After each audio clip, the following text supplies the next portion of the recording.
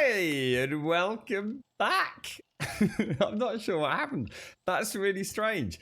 I lost connection to Twitch on OBS, like literally as I was saying hello, at the same time as my IRC client to Twitch died as well. But I didn't lose connection to the server or the internet in general. So it was just like, it's just like my connection to Twitch just literally died. Isn't that strange? How very bizarre. So I was just saying before I got so rudely disconnected, we must have a horde night because I've got loads of Magnum ammo in here. So let's go and check over next door. Now we are missing, if I remember correctly, we are missing a fidget spinner. And I don't think we'll have time to actually get it manufactured because I don't think I've got enough iron. What's a blade trap? I'm certainly not going to get the concrete knocked out, am I? A little bit of oil, a little bit of iron. So let's go and see if we can get some iron made up. Really, oh my god, it's getting so hot in here. It's I think we were supposed to have rain all day today, and the girlfriend was like a little bit stressed because of the garden amongst everything else that's going on. I think she focuses on little things like that because it's something that's like, you know, you've got some control over, isn't it? And I said to her yesterday evening, like, honestly, I don't care what the weatherman says. The humidity just went completely crazy here, and lo and behold, today it's like a furnace out there already. It's going to be a nightmare, an absolute nightmare in here. What have we got? 564. Let's go for 150. I mean, we do need a lot of these, but I think iron bars are also important. It's 525. I could go and start knocking out. Do you reckon I can make it in 5 minutes? See, the thing is, if I don't have that fidget spinner, I'm really concerned they're going to start pounding against that one wall. Let's see if we can speed this up a little bit. So if I'm going to use the mini bike to rapidly... yeah, my apologies if I've missed any... I've probably missed loads in chat, because obviously without... The IRC client went down. I can see the previous hellos. Advina, good morning. Daxos, good morning. Shades, good morning. Silver the Slime, good morning. Missy, good morning. Drill Sergeant and Bob and Wookie, good morning to you all. If I've missed anybody there, then it's because of the disconnect. So I hope I'm not going to have one of those days, you know. Let's hope it was just a glitch in the early morning matrix of life, right? Because let's be honest, none of us are really here, are we? Blade traps. There we go. How long it takes me? Oh, 3 minutes to make one. That's horrendous, bro. That's horrendous. Let's see if we can pop everything back. Ding, ding, ding, ding, ding, ding, ding, ding. I mean, we are ready, aren't we? We just won't have that. I suppose 4 minutes. Let's see, what time is it now? 8:26. So if I can make sure I'm back here by 8:30. See, the things I need to knock out a concrete block, don't I? Good morning, Des. How are you doing, sir? How are you? Much cooler in the peaks, though. Yeah, I think we're going to get what you had yesterday. Today, to be honest, by the looks of it, Wookie. And elsewhere in the country as well. Because we were really miserable and grey all day yesterday. And until much later on, where the sun just suddenly popped out early afternoon. Oh, hang on. I don't actually need to knock anything out. Can't I just wire direct? Oh, I can wire direct to that one, you know. What's the situation with this? Is it taking... It's taking a little bit of damage. Maybe so if I can get a little bit of steel, I'll tell you what we can do. We can buy ourselves some time. Get this. It's really annoying me. I thought that was going to get fixed when we upgraded them. Wookie, if you've got 30 seconds, is this what you were saying about typing in POIs? See these like hatches, mate? You can only see them at certain angles. And if they're put up, they're like this kind of like weird shadow. See that, dude?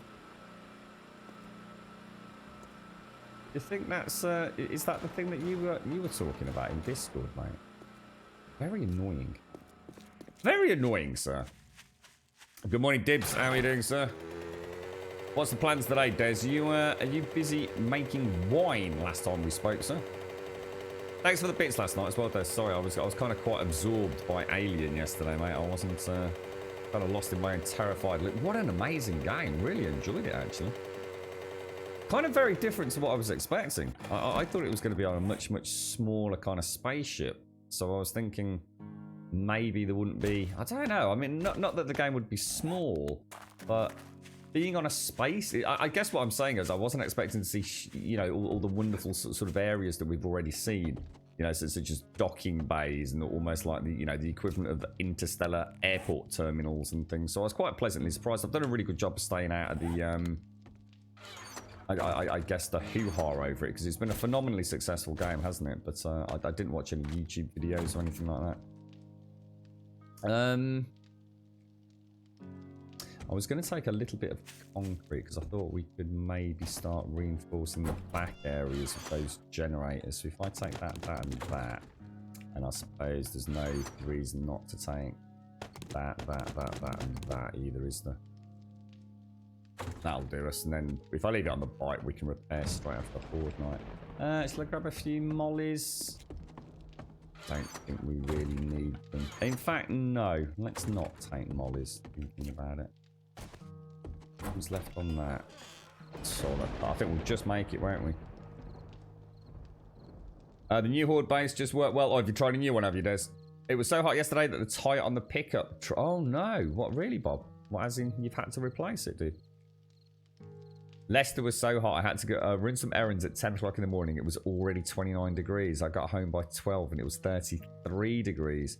Wow. Yeah, we were just like really, really grey all day here, Dibs. And then later on, it's like sort of like Leicester, Nottingham, even Birmingham. It's like all the weather everyone had been talking about there. So suddenly caught up with us like really late in the day. So...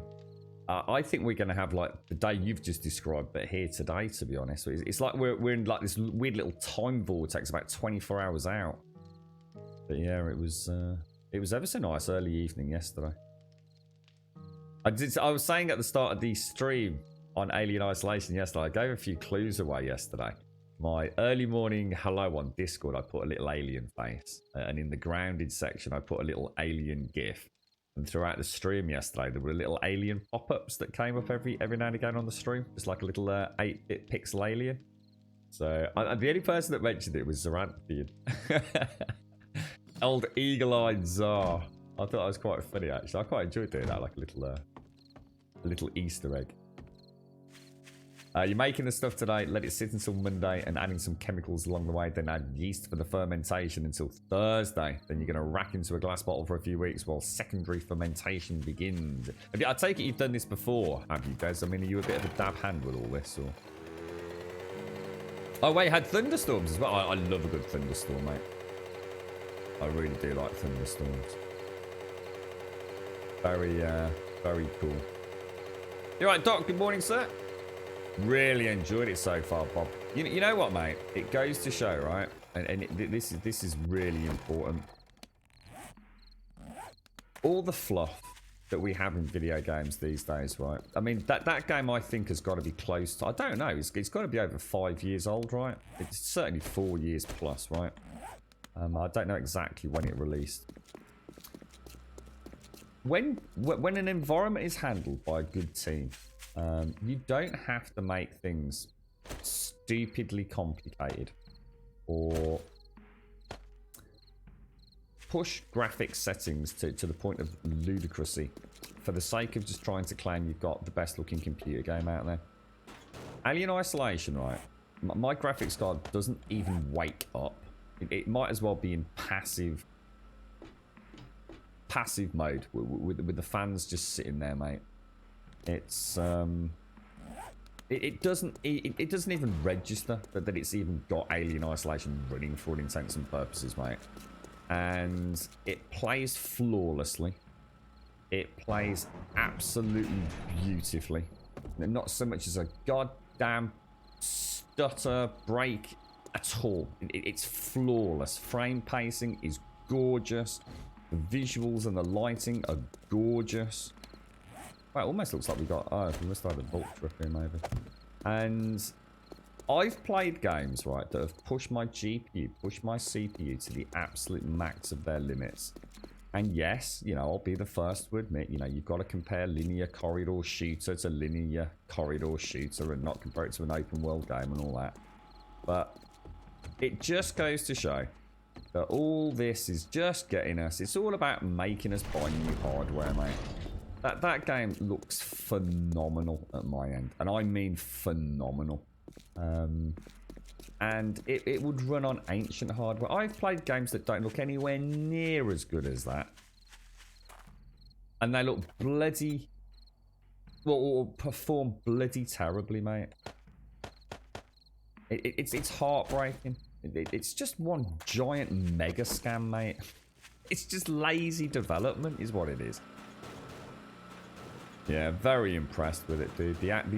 One of the things that I was super impressed with was the audio. The audio is just amazing. I mean, there were moments where, for all intents and purposes, there was nothing particularly, you know, worrying going on. But my God, when that musical score and that haunting kind of sci-fi scratchiness kicks in. And it, honestly, I said yesterday during the stream, I honestly felt uncomfortable at times. It wasn't about being scared. It wasn't like, oh, when's the next jump scare going to happen? Because to be honest, there weren't that many of those anyway. It was just haunting, dude. The whole musical score just puts you on edge. It sort of like burrows into your kind of soul almost. And it's just a really uncomfortable feeling. Right, so this horde, we're going to stay inside the kill box at all times. We're not even going to go and have a look outside, okay, no matter how much we're tempted to. We're staying in here, and we're going to see what happens. Have I got repair kits? Yeah. Good morning, Sadie. Good morning. Have you got Casper today, mate? You seem to be in very early. Oh, no, I never play Saturday and Sunday, Dibs. No, that's kind of like it. Unless the girlfriend's got a night out planned, which is obviously very, very, very rare, and especially with COVID. No, Saturday and Sundays have always been film night, mate. So no, we won't be playing tonight. You're trying to lure some Nords to my abode. I figured wine, cheese, and maybe some mead. It's all part of your cunning master plan, is it, Des? Oh, dear. Did you have a nice night yesterday, Vina? Because I know you went out, didn't you? 28 degree, and then came home early evening. Did you have a nice day out with the friends? And how about you, Shades? How did you and Hickey get on? 28 degrees here in Pennsylvania, very low humidity. Oh, that sounds gorgeous, Big K. That does sound nice. That does sound nice. I love the sun. It's just the humidity, isn't it? Even that, I don't mind if I'm out and about. It's, you know, being stuck in the house, though. Good morning, TM. How are you doing, sir? He's arriving in an hour, is he, Serdy?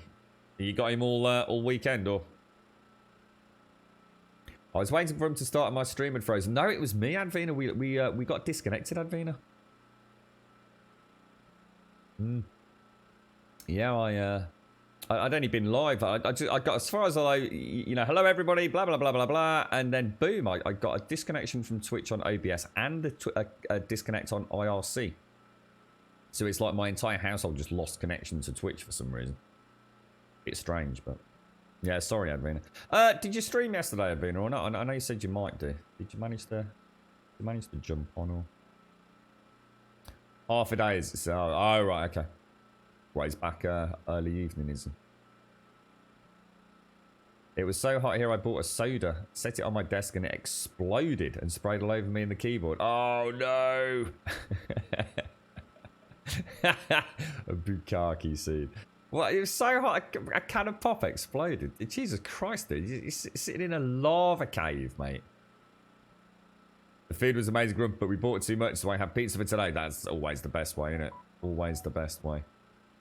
I'm on a bit of a soup regime at the minute, and to be honest, it's alright because it means I don't have to sit in the kitchen slaving over anything for too long. Quite enjoyed it. Too hot for anything else, to be honest. You installed your new Eufy smart doorbell yesterday. Tonight I got alarms, and there was one at the door at 3 in the night. It was 2 deer walking around the house. Oh my god, Tia. Kind of nice though, right? That's got to be cool knowing that. I bet it messed up the key. I bet that's super sticky when it dries as well, isn't it, Bob? Has it messed up your keyboard? Or I actually noticed my spacebar stopped clicking, but I gave it a bit of a whack earlier, and then it started clicking again. So I might have to do a double clean on that as well. Yeah, they're definitely hitting things around the way. Oh, I didn't put... Oh, God, I didn't put things on.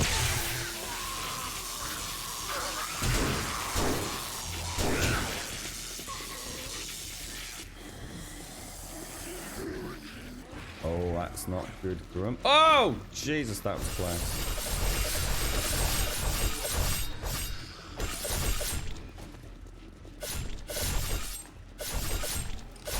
Not the best start, that. Not gonna lie.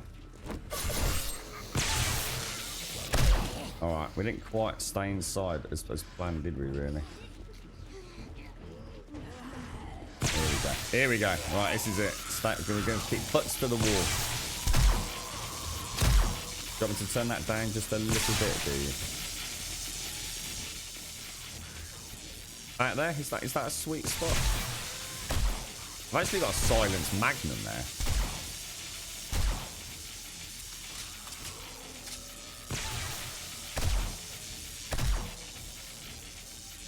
Wouldn't let me click the switch. Oh wow, look at that green glow there. Oh my god, that's amazing. Isn't that gorgeous?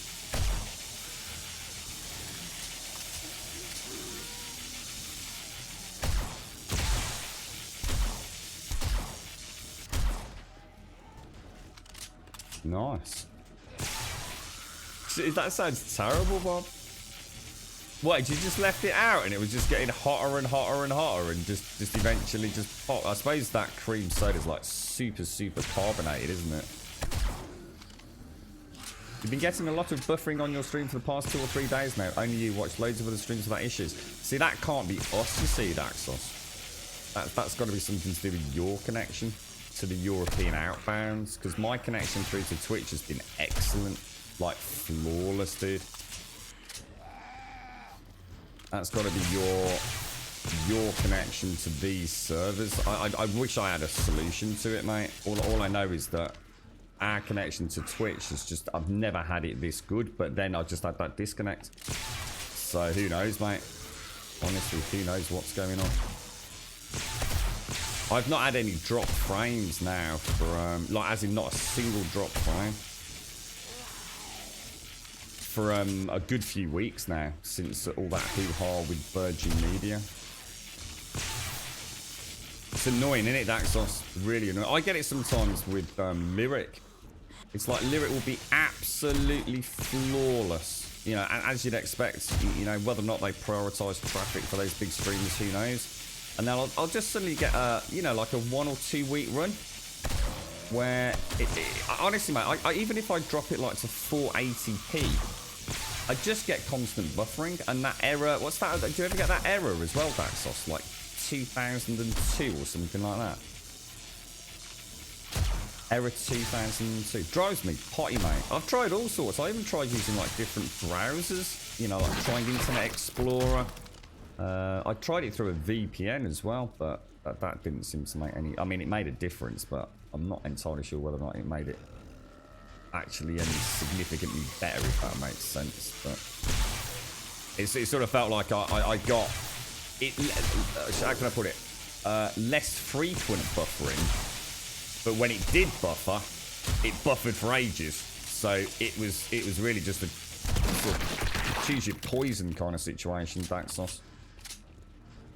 Oh, yours. See, I don't. I see when Lyric goes. See, the weird thing is, it's not just Lyric. Obviously, you know, it might happen if you know. I think the last time I noticed it really badly was when Co was playing some Warframe, which is going back a long time now. When I mean, he might play Warframe last week, but I didn't watch him last week. And Co's channel, I literally couldn't even watch Co's channel. It was driving me pie, because I was really trying to find out a little bit more about Warframe at the time. You know, it's a game we quite often talk about. I thought Co normally has a good, you know, a good discussion going on.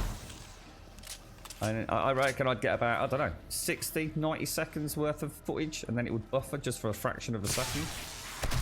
But it's like the picture would come, you know, so the picture would start, as in the video would start streaming, but the voice would be like, I don't know, like maybe a second or two delayed. I've tried all the tricks as well, Daxos. Like I said, you know, I've tried VPNs, I've tried different browsers, I've tried the turn it on and off again, I've tried the refresh 25 times.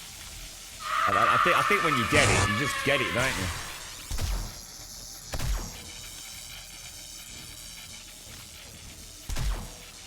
I suppose all things considered, considering the amount of bandwidth that goes through all of this. Jacobs, thank you for the bits, my friend. Considering all the traffic that goes through Twitch, the fact it even works half the time's a bloody miracle, really, isn't it? And just think of the sheer bandwidth on this service right here, right now. It must be unbelievable. You're right, Jacobs. Thank you very, very much, sir. Thank you for the biddies, my friend. If you ever come up with a solution, Daxos, let us know as well. You know, it might be one of those really weird things as well, you know? Open YouTube simultaneously and it miraculously solves all Twitch issues.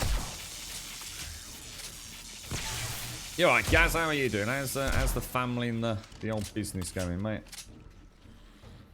I can hear a lot of damage, guys. I can hear a lot of damage. Using you're right, Leland. If you're using Twitch Mobile on Android, it buffers for whatever reason. Now, I don't have an issue with my mobile app, but you know what it keeps asking me to do, Leyland? It keeps asking me to update my Twitch app, and my Twitch app has been flawless recently. So I'm really reluctant to update it. You know when something just works? I really don't want to update it at all. Like, I keep clicking no, not now. I guess at some point it will just stop me watching though, won't it? It'll just say if you don't update, you can't watch. Yeah, my Android's not been too bad, as in my Twitch app.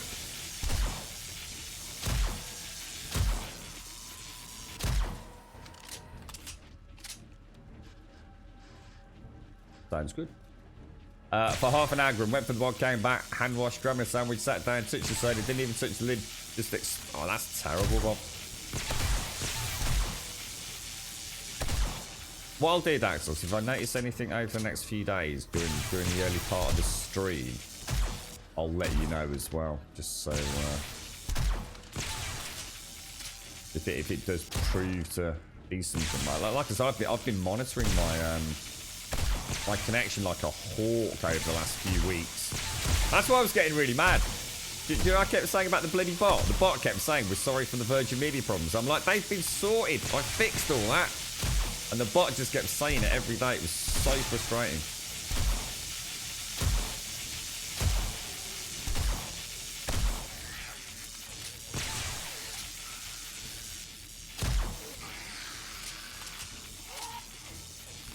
Well, you reckon you've got a hurricane weather, Des?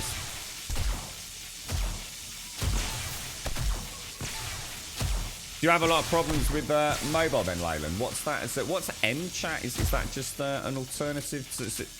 How would that work? So you... What is MChat a way to watch Twitch video? Or do you mean you have like MChat as the voice chat, or sorry, the text chat, and then normal Twitch for the video? I've never heard of it, mate.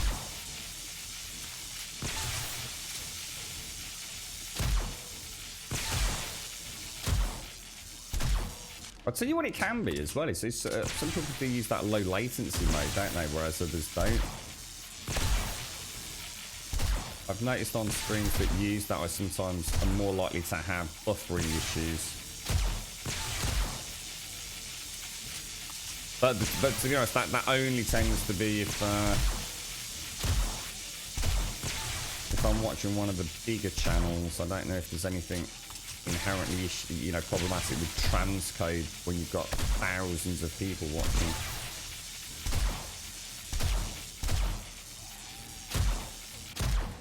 Have we heard anything about Dr. Disrespect? Is he actually back up and running anywhere now, or is it all quiet still? I mean, I don't actually watch the man, but it's interesting to see if he does come back to the streaming world. Obviously not on Twitch, but...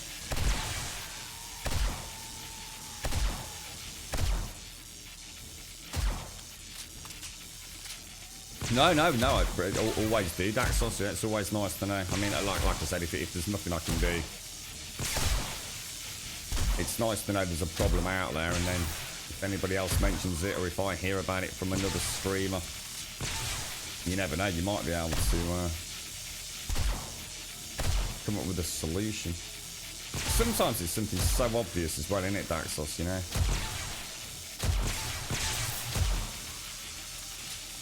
I've made all sorts of silly oopsies with my settings this end and forgotten to change them back when I've been testing and then think, oh no, but everyone's had a really shit day watching. I am a tinkerer, Daxos, as you know.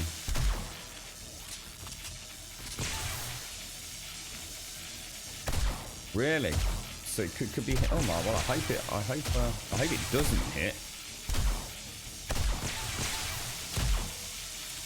This Magnum sounds so sexy with the suppressor on it. It's going to be very interesting to see the damage here.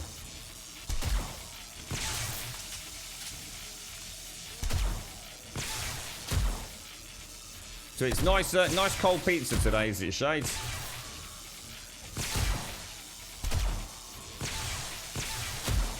I can feel the hunger pangs just saying pizza.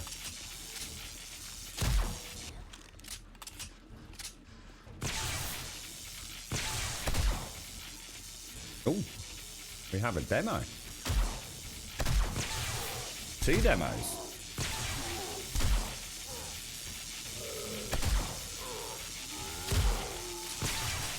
Three demos.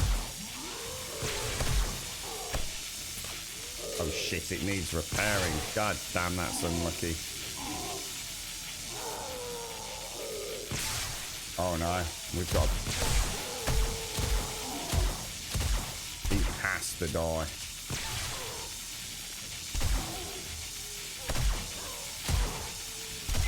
Oh no. Oh, you jammy git. My first demo that I've killed. That's my first solo demo that I've killed ever. When he started dinging. Holy wow. They changed it. Oh, that felt really good. He must have... he already took a lot of damage from the first round, didn't he? Holy wow. Cool, man.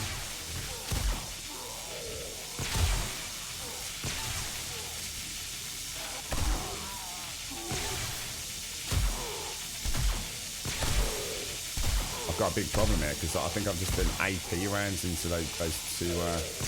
zombie police there.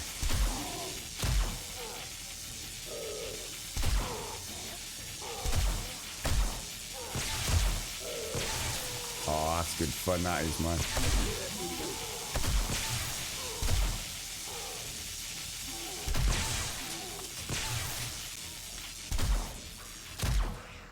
Nail biting, bro. Nail biting.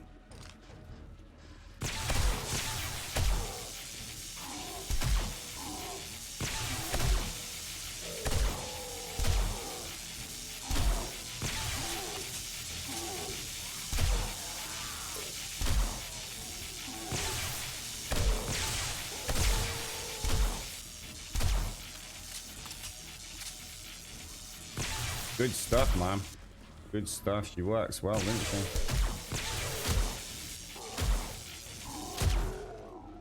Gotta be spot on with the shooting and you should be alright. That was nice actually getting my first ever demo kill. Close trigger. First ever.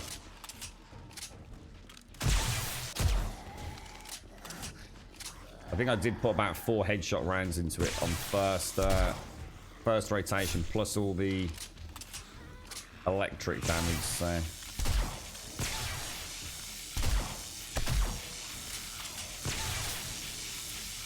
The electrifying fences, I think that was Alpha 16, wasn't it? Was Alpha 16 the big power update?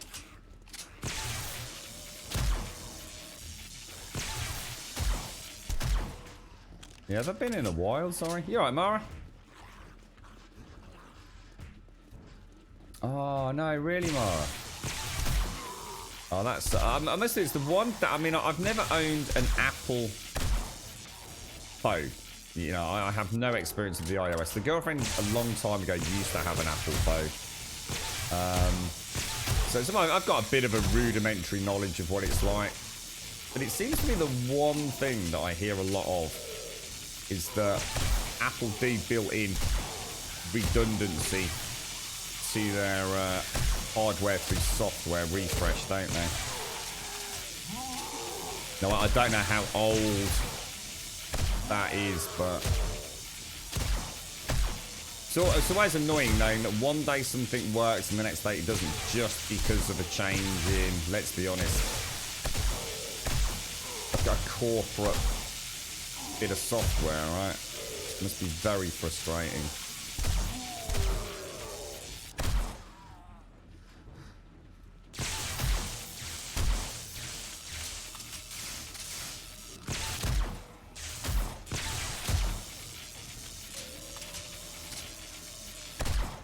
If I had the money, yeah, if I had an endless bottomless pit of money, I would definitely try an iPhone.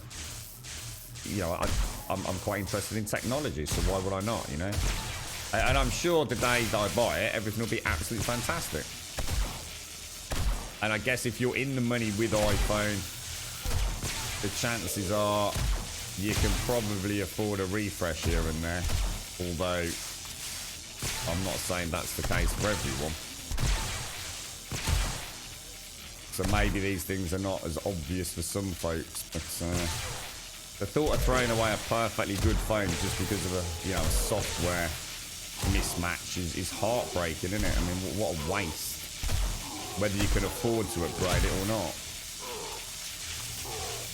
I had my what was that? I had my Samsung A14 for like 5 years, mate. And I know I couldn't upgrade to the latest Android software on it. Or at least I don't think I could.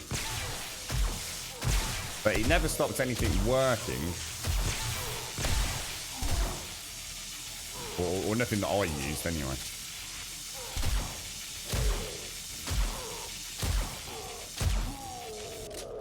That was a very enjoyable horde night, actually.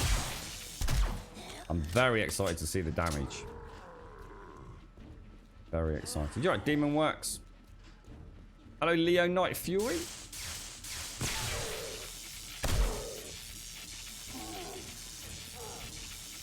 I don't use iTunes, I use Spotify, mate. I used to use iTunes. I think the only Apple products I've ever owned was like, what they called an iPod. I think I seem to remember I had an iPod a long time ago. I didn't have any issues with iTunes. Is it a bit? But that's a long time ago, Doc. Is it a bit of a nightmare? Is it? All right. Well, frontally, everything's gone fine. So let's go and turn everything off, and then we'll go and have a tour around the back. I'm going to deliberately not look.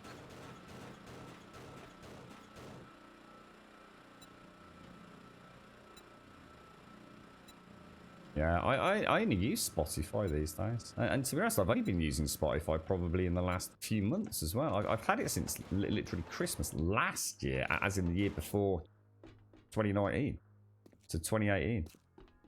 Oh, wow. How did that happen? Gosh, we must have just had a rogue. Oh, my God. Guys. Oh, guys, they haven't touched it. Oh, they have completely ignored it. We've just got the normal little bit of splash damage, and I'm going to assume that this mirrored on the other side as well. Yeah, straight over there, look. Oh, wow. So I think two things. Hatches. I still think it's down to hatches. Hatches and standing position. I'm reasonably confident, because we haven't even had they've just completely ignored this. I mean, that was me hitting it to knock it out. Wow. Excellent. So the only oopsie was that I did apparently have a zombie down here that I must have missed. But as you can see, no major issues. We can reinforce that a bit by upgrading that block this time around, can't we? So winner chicken dinner. Excellent. That's fantastic. That means I can crack ahead with the Shades Oasis. Brilliant. Brilliant. Was it Alpha 15, was it? Really for power? Yeah, I always get mixed up there. Thanks for that, Bob. Yeah, Alpha 15 for power, was it? And then was it Alpha 15 for power and Alpha 16 for like vehicles, was it, or something like that? Yeah, I should imagine the iTunes I remember, Doc, is very different to modern day iTunes. So yeah, I can only begin to imagine. I like Spotify, but I haven't really played about with it a lot yet. It just seems to be so. I just think of a song in my head, and boom, it's just there. Spotify seems to be an amazing service. I think I'm gonna cancel it now though. So we are for obvious reasons on a serious cost cutting regime at the moment, but I can live without Spotify. I can't live without Netflix though. I can't live without Netflix. It's too good value. It saves me money. It literally saves me money because I really like my films. I have to watch a couple of films a week, or at least something show wise. I've always been the same. I love cinema. And the alternative is just buying cheap DVDs on eBay or something like that. But by the time you've taken into account postage and packaging, or bought a Blu-ray, it's going to cost me more. I know it's going to cost me more than about £10 a month that Netflix costs me. And I can watch something at the same time that the girlfriend's watching something. I can watch it out and about, mobile, or download it. That's the one sort of paid monthly service that I can't go without it. I mean, first world privileges or what, but it is what it is, I just can't imagine. It's like Umbrella Academy. I'm really looking forward to watching that. I know a lot of you were probably watching it yesterday. Yours is from 2012 and from Samsung. Yeah, but I think mine was the Samsung. Oh, no, I said the A14. Why did I say A4? I don't say it. It's the Samsung A5. I think I was thinking of alphas. Mine was the Samsung A5, the 2014 edition shades. And that was my biggest treat to myself ever in the mobile phone world. I've always pretty much just had like disposable phones up till then. So yeah, the A5 was a real treat to me. It's quite a delicate little phone as well, which is very unlike the kind of phones I would normally purchase. So 15 for electric, 16 for vehicle, 17 of which we never talk. It's a bit like that one ring to rule them all spiel, Bob. iTunes is a bloated sack of confusion, is it really? Yeah, I haven't seen it for years, mate. I've not seen iTunes for a long time.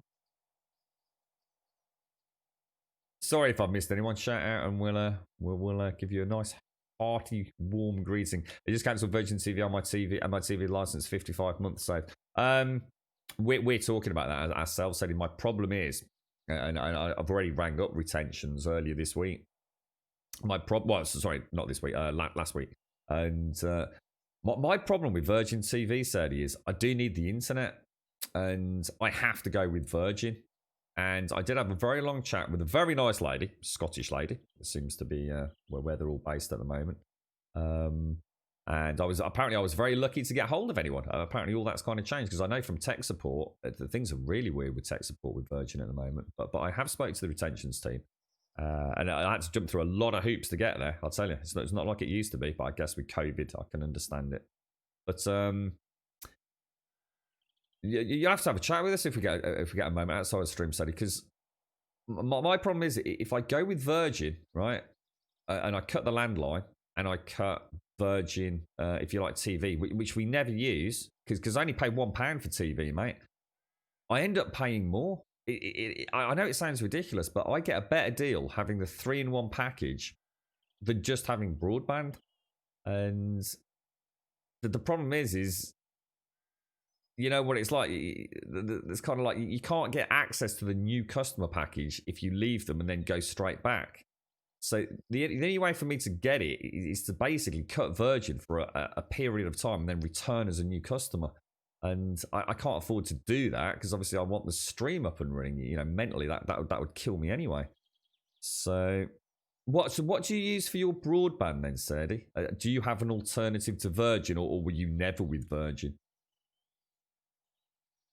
Yeah, well, our landline doesn't cost us much, to be honest, mate. I mean, we pay a lot, I guess, the equivalent of line rental. But again, the girlfriend spends so much time on the phone that I honestly think it might end up costing us more if we didn't have the Virgin landline. Because we get free calls to any landline phone number in the UK, or at least any landline that she calls. I've not read the small print, but we never get charged, you know, a phone bill for anything. And even to mobiles, dude.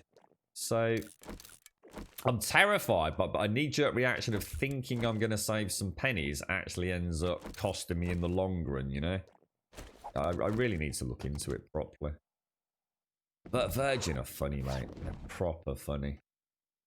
It's such a weird company to liaise with. Oh my god. Oh no. Oh, I thought. Oh, just for a moment, I thought it was the Vulture. I thought that was the Vulture. I thought I'd just hit the Holy Grail. Well, you know, T6 Magnum's a nice thing, but it's not going to replace a Vulture, is it? That was a much better horde than last time, but I think mainly because we removed the trapdoors and because bums to the wall. I think that's the only two things that can really have had an impact, right? I mean, the damage this time around compared to last horde, I mean, it's unimaginable difference, isn't it? I think I'll go and put everything away and come back for those, because there's a nice bit of loot there. Do you use iTunes for anything, Doc, or is it just something you know because you had a bit of a poke around with it one day? Yours is a Galaxy 9000 and what? I don't even know what they are. I never had a Samsung phone prior to this one, but they were in the realms of luxury, I suppose. As in my A5, sorry. Do you use Virgin for broadband?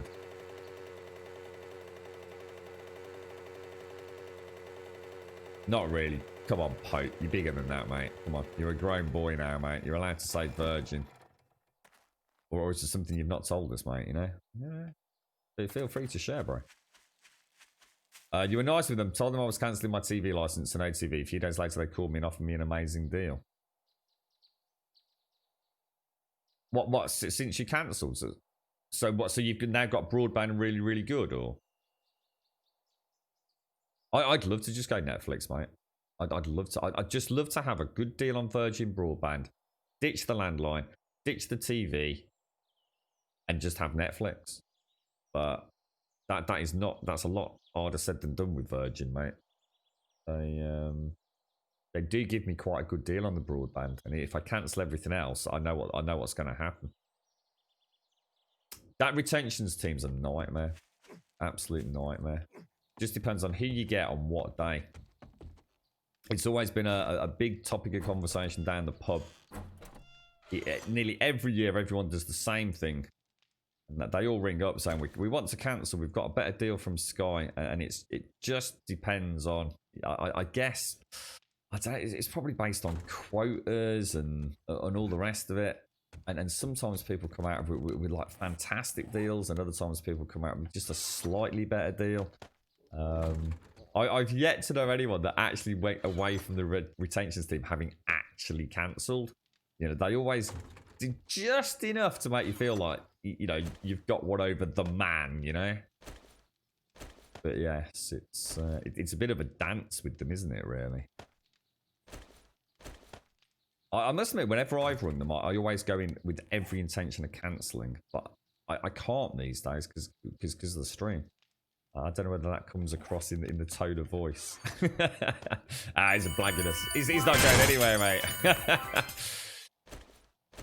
It's part of the reason I did sign up for their deal as well. I was offered like a partnership with them as content creation. With this rather interesting contract they sent over. You don't make any money out of it. Not at all, really. In fact, I'm not entirely sure why anyone would sign up for it other than an ego boost, I think. But yeah, I flat just ignored the correspondence after a certain point with that. So that's on the bike. You're right, Trump. Thank you for the bits, and Jakobs, thanks for the bits earlier as well, my friend. Appreciate it. Thank you kindly, mate. Right, I'm gonna start mercilessly scrapping things. We'll start with anything sub tier 4, I think. We might as well start consolidating down, right? Now we haven't got a huge What's that? Tactical assault rifle. Yeah, we haven't got a huge amount of... How fast does it take to scrap a weapon? Doesn't look like weapons take long to scrap, does it? So, ditch. 4 seconds a piece. Should we just have a bit of coffee and ditch a load of these?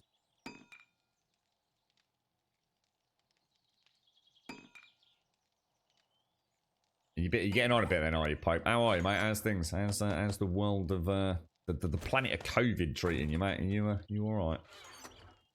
All right, what have we got? Ditch.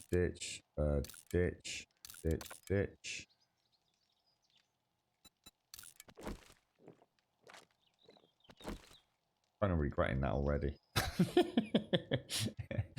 Should have done that. Alright, ditch. Gonna do 4 at a time. Did you buff it, Bob? Your TV cost was £40. Oh, wow.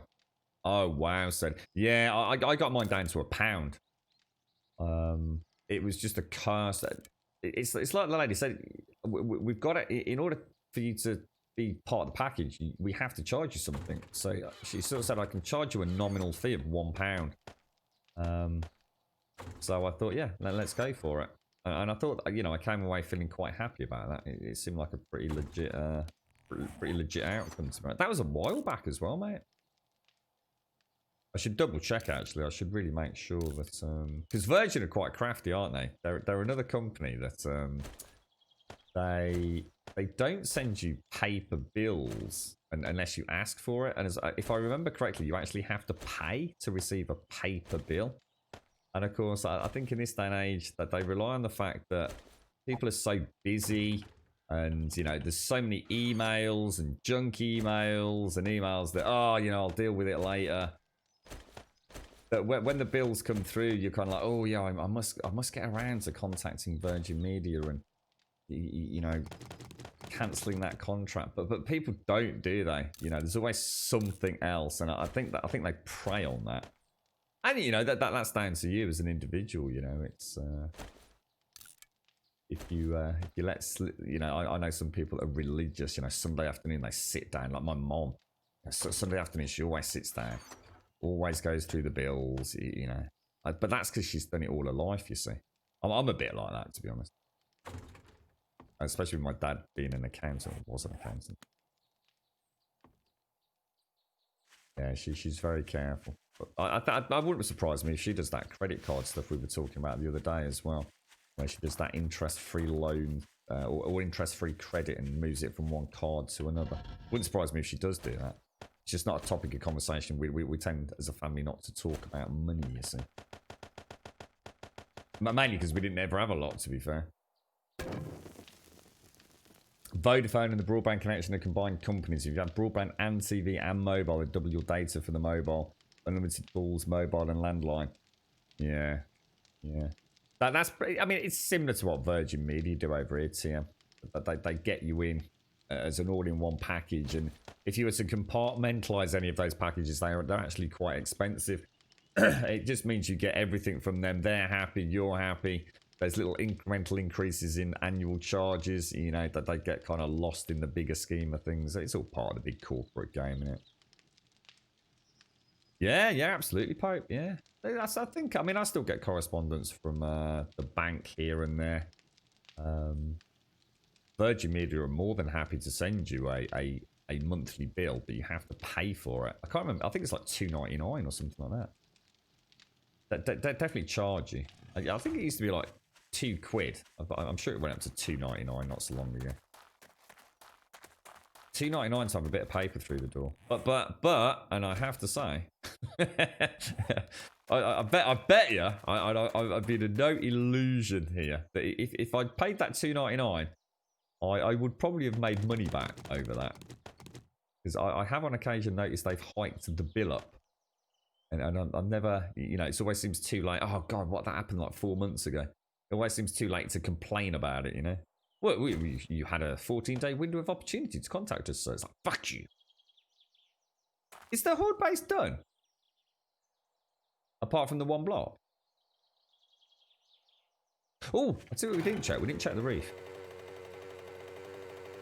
Is the horde base literally repaired? I know, guys. I really want to get rid of them. I really want to get rid of them. In fact, where's the rest of them? I might put a little box at the back of the forge, guys. Yeah, they've been niggling me for a while. Oh, it's £2. Yeah, I think it was £2 where we. I don't know whether it's any different in Scotland, sadly, but I'm sure it went up to £2.99 here. I vaguely remember an email. Customers who receive paper documentation. Now TV, yeah. I mean, to be fair, we only have Netflix and Virgin Media. We've got Amazon. We have got Amazon, but we don't pay for it, and I still don't know what's going on now. I hope we don't suddenly get hit with a fucking bill or something. It'd be fucking catastrophic, mate. But yeah, we had the girlfriend did an Amazon Prime. What's it called? Like a free trial of Amazon Prime. And I mean, to say she's checked, double checked, and triple checked to make sure she's not been charged anything is the understatement of the century. Because I've pestered her about it, and she was a little bit concerned herself.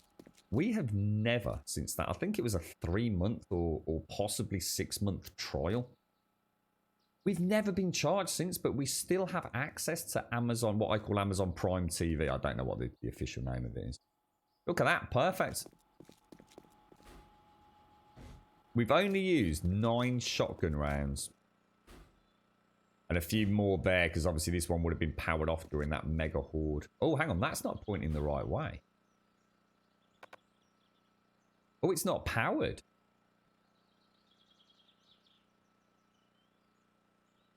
Oh, now that's interesting. Because I don't think we lost the relay, did we? Do you think we lost the connection from the engine to the relay? That is strange. Well, that's what we're I mean, I'm going to be honest, Eddie. It makes me really uncomfortable. And there have been a couple of times when I'm going to be honest, a little bit of anxiety is setting over it. Because the only reason I've not felt bad about it is the fact that we very, very rarely watch anything on Amazon Prime.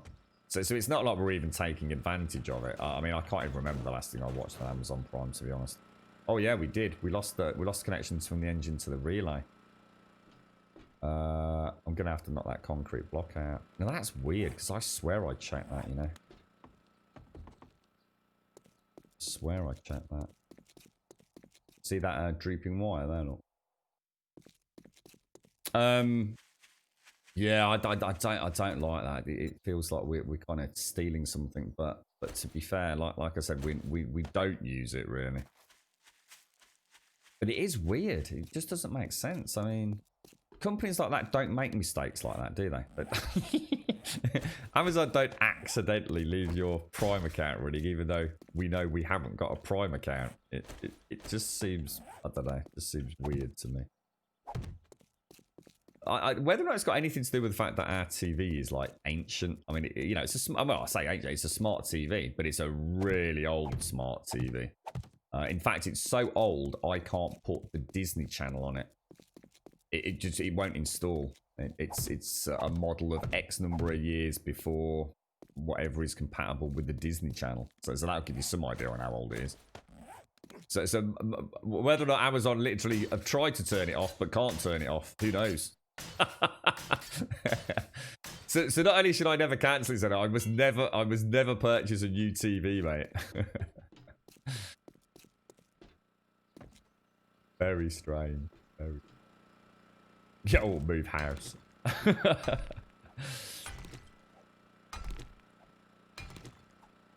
Yeah, we don't get a lot of Pope, to be honest, mate. We still get a lot of junk mail. The bank still likes it. The banks in England still do like to send you a little bit of paper once in a while.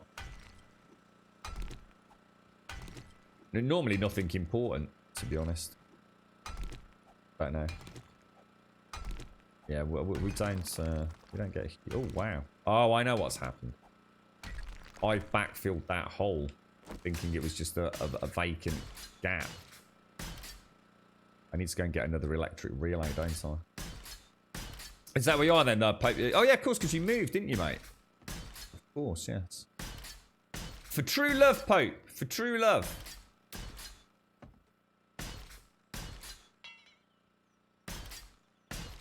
How's it all going, Pope? How is life, mate?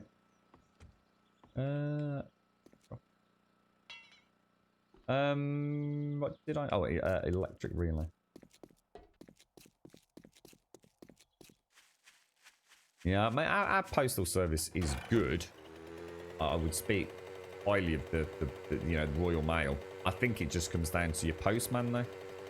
I've never had as many issues in all the places I've lived in the UK as I have at this particular property. But I just have a complete fucking asshole of a postman.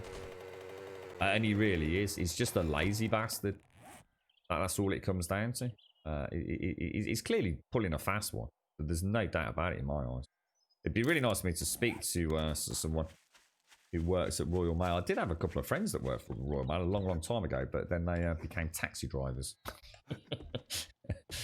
So I don't know whether they weren't paid a lot down Royal Mail or whether some sort of taxi driving was particularly more profitable. But he's definitely running a scam as far as I'm concerned. It's just a lazy git. Don't think I have a relay. I've only got that, haven't I? So a relay is presumably just some electrical parts and a bit of iron, is it? Relay. 2 iron, 1 electrical. Damn, bloody. Back to the forge.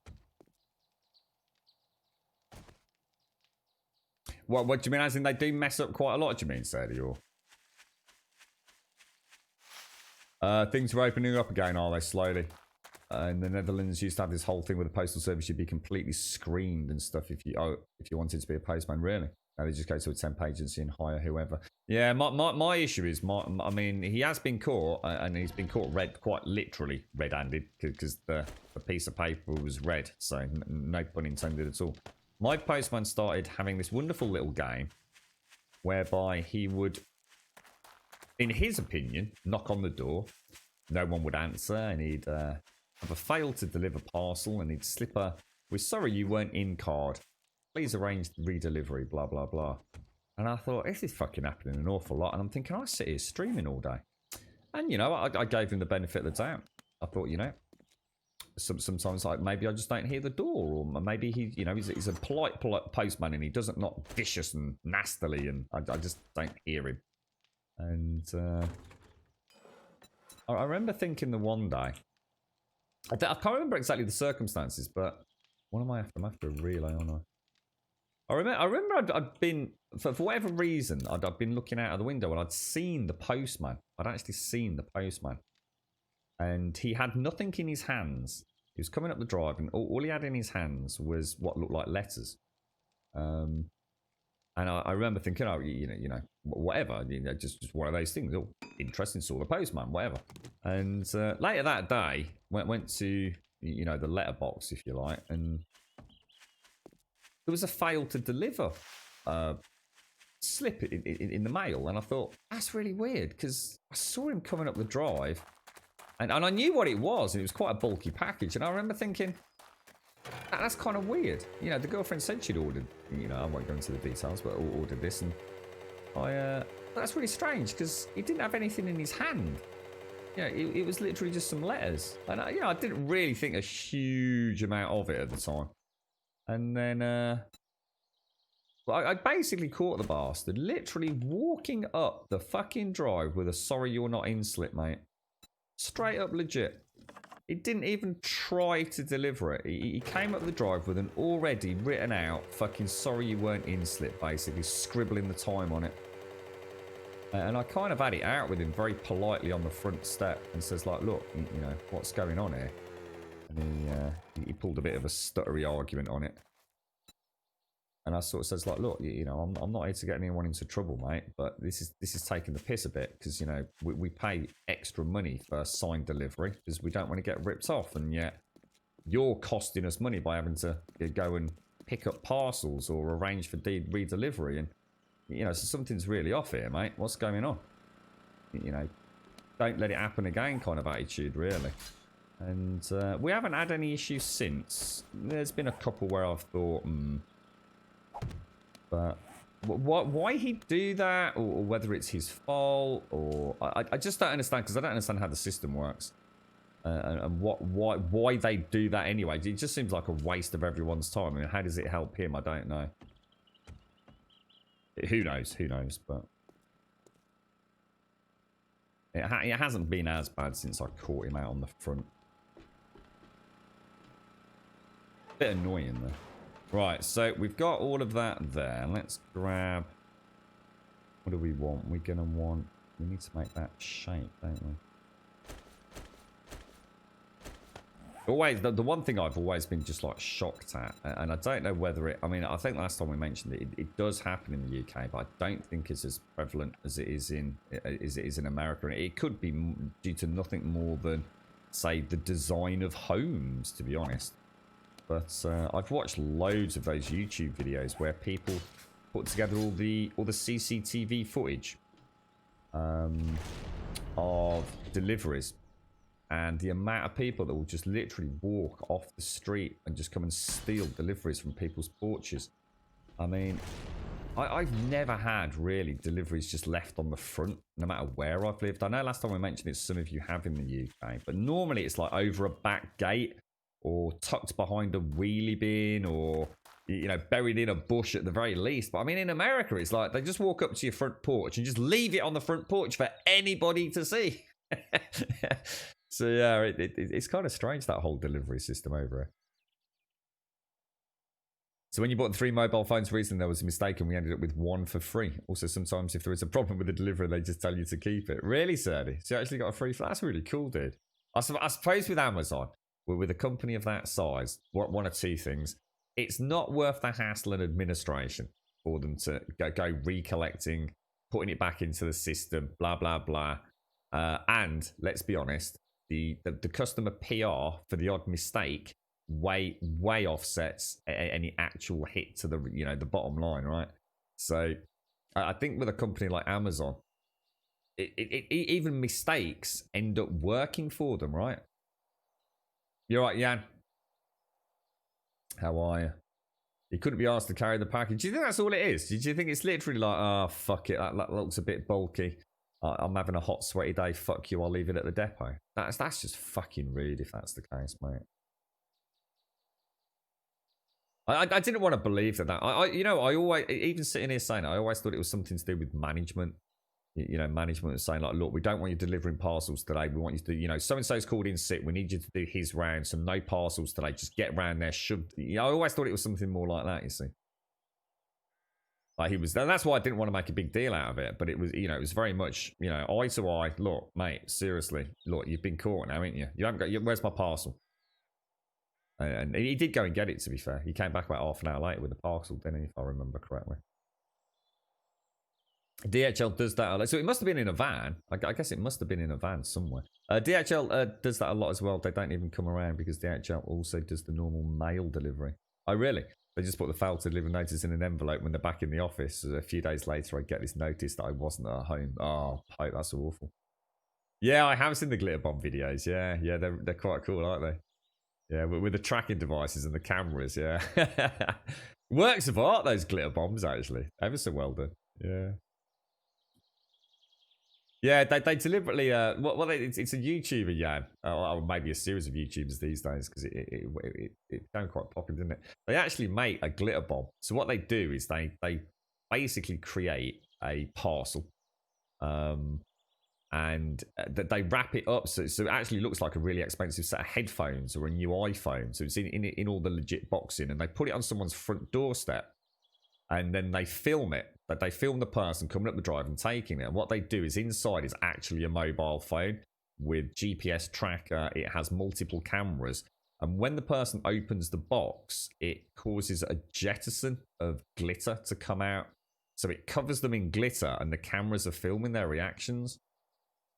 And the GPS tracker, presumably in most cases, is used to inform the police as well. So yeah, it's a deliberate trap for thieves, basically. Yeah, it's quite interesting to watch, actually.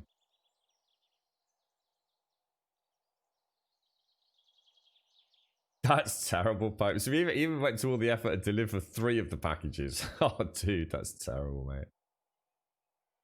Yeah. Oh, that. Oh, yeah, and fart spray. That was it. Yeah, quite a lot of effort went into the fart spray, didn't it? I seem to remember he was very proud of like the next generation fart gas, wasn't he? It's like a little spray, pheromone liquid spray of dung. You had an ups note. Ups leave a note on my door that they were unable to deliver my package because, get this, they were unable to locate my address. I remember you telling us about that, Daxos. The note was on my door and my address was filled in at the night. That's just mad, Daxos. That's got to be the ultimate troll, right? Yeah, that's it. The fart spray. You like the bicycles connected to a tree with a very thin wire? Oh right. Oh, I've never seen that, but I've never seen that one. I think that's everything done over here. I think that's literally the horde base. We didn't take any damage to the bottom. We obviously took the hit here, didn't we? So we'll pop that back. We're going to do a little bit of a nice, slow, steady tier 5. Always like to do a little bit of pew pew, keep those Dukes tokens stocked up. And then we'll come back and do a little bit of building later, I think. That's weird to see the difference in that horde base that time. I suppose a lot less zombies, so less conflicting pathways. No trapdoors and bums to the back of the wall. Seems to have done the trick, doesn't it? I'm just super chuffed because it means I can crack on with the... I still might play it around the pillars though, because I really don't want anything getting into the Shades Oasis.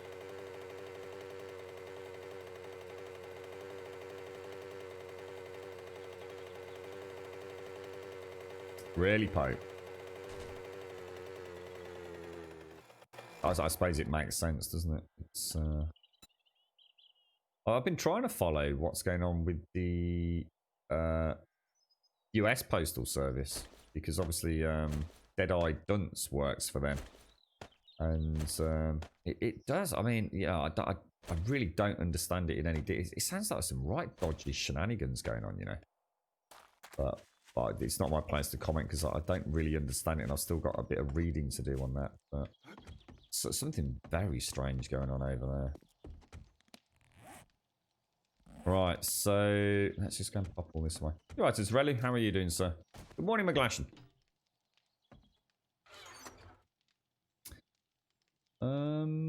Dink, dink, dink, dink, dink, dink, dink, dink, dink. A dinky, dinky, do. We'll go and put a box with those in it, so they can come with us. Put away, put away.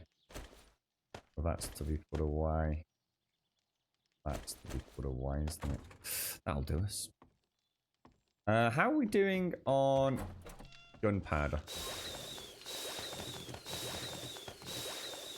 2,548 minutes. Looking good.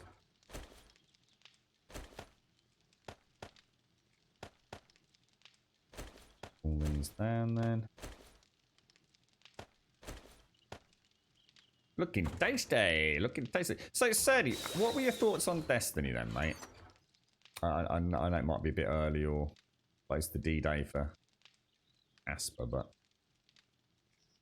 what did you think? See, I honestly didn't think you'd enjoy it that much, unless you just fell in love with the shooting, which was what I was hoping you'd do, because I still think it's one of the best feeling shooters out there. Do you think it's something you'll stick with, or?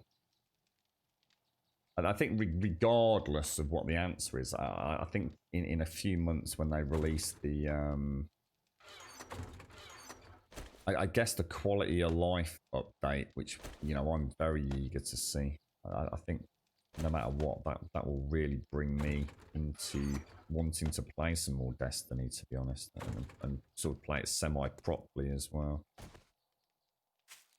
From what I've seen, I just like the gameplay, you know. Doesn't have to be anything above and beyond. Does it feel good? You know, do you have fun shooting things? And yeah, I did. I had an immense amount of fun shooting things in that game. Any thoughts on a PR box room? They're just so expensive, Adlina. That's all it is, mate. Just so damn expensive. Any other time, you know, with everything else that's happened with work and everything, mate, it's it feels like a bit of a luxury, to be honest, Adlina, if I was to be honest with you. They are not fucking cheap, mate.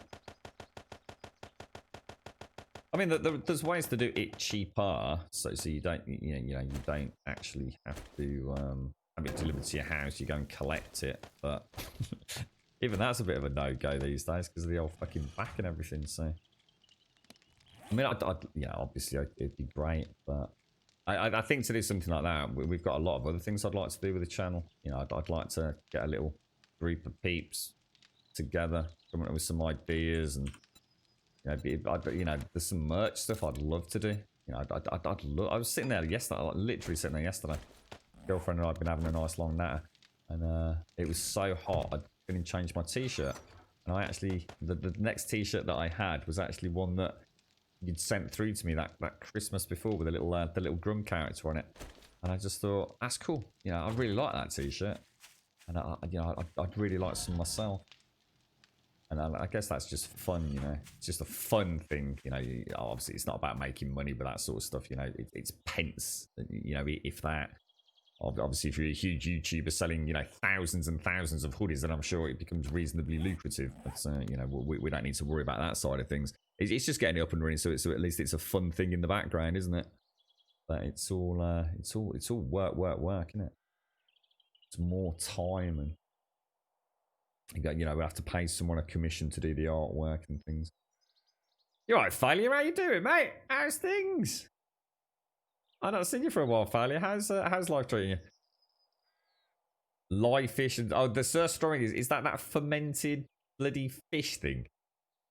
So you played about 3 hours and you really like it. Good. Shooting and bad guys are great. Yep, I couldn't agree more. It's a bit hard to know how it works, as in where to go. That's my problem. Yeah. Great, you can skip all the cutscenes. Yeah, well, I mean, obviously, I mean, you know me, I like the cutscenes, I like the story, but yeah, it's you just feel like there's a lack of direction, don't you, mate? And like I was saying, you know, yesterday and a couple of weeks back when I was looking into it, that's not us saying that, that's them saying that. You know, all we're doing is reinforcing exactly what the dev team feels. That's you know, it's kind of escaped their control, and what's happening is it's actually affecting their ability to create content there. So they need to sort of consolidate the existing content. So I think the game's going to be really fun. And here you go. I think if you like it now, Seth, that's wonderful, because I think it can only get better for you, to be honest, fella. You come back sometime.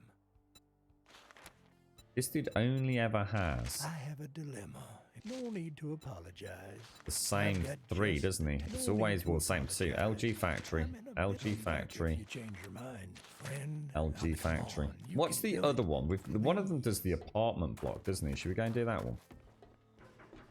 Let's go and drop this stuff off and grab the chopper. It's been a bit of a poop year, to be honest, Failure. Very much a bit of a poop year. But yeah, it's yeah, it's I suppose it's not too terrible.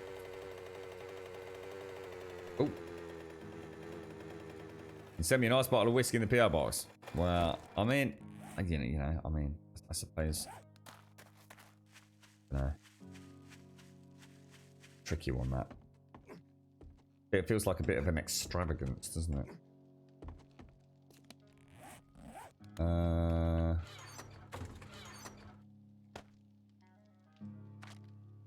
I mean, I suppose if it was ever going to happen, I'd be in, and now would be the time, right? I mean, we've got stuff that, you know, is going to be outgoing over the next few weeks. But I'm sure there would be ample left over for a PO box for a few months. I don't know. I'm not sure if I feel comfortable with that. I'd have to ask the people involved that made all that happen, I suppose. Throw that in there. I suppose the other thing is it's the uncertainty of the future, isn't it? My mind is meandering. That's not good. Right. Let's put those back on the bike. We'll take those as surplus. Oh, because we've got the 2 tier 5 shotguns as well now, haven't we? Beast mode. Both with extended drums. Yeah, I'll keep that bit. All right, let's take the jar. Which one do you think? Which trader tends to get? Is it the one over with Shades and Missy, or? Let's see what Trader Rex got. Oh, hang on. Have I got fuel on this? Oh, you got to be kidding me! Naughty boy, Grum. You didn't empty the saddlebags when you got home, mate. I thought I already was your friend, Trum. Oh, careful. Oh, what the hell? Really? Has my ladder gone off again? It has, hasn't it? Oh no, we're okay. If you get a PO box and get rid of all the sex toys, I can't remember. It's something like that, Sadie. But to be fair, there are different ways of doing it. I think if you do it only for 6 months, I can't remember. You're not a million miles off, mate. You're not. But I don't know what that gets you. And there are different versions of those PO boxes because you can. I think you can have them. So, like I said, I mean, I would have done it cheap. I would have gone and picked up the parcels, but I just can't do that. You know, I can't. There's no way I can manage that. Especially if it's a big parcel, even if it's something light. You know, it's bulky. It's not like I can even jump on my bike at the minute. What can I take out of here? Well, tell you what. Let's make another. Hang on, we've got some nails, haven't we? Let's make another. What's it called? There we go. And then we shall make a what are we trying to make? Wooden storage, wasn't it? I'd also said he has touched on a point. I'm not sure I want as PO box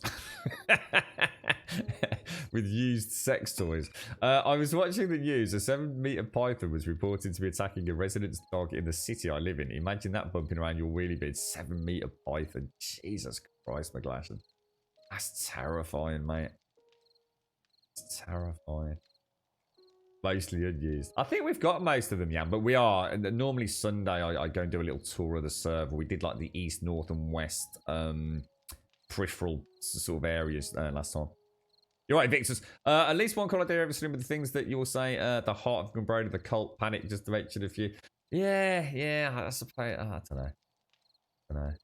I don't know whether we need like a little logo or I don't know. It's a tricky one, isn't it? We need a little. We need that little think tank, don't we? How's things going, Evixus? You alright, bro? How's the farm? Hey, you're less of the micro penis.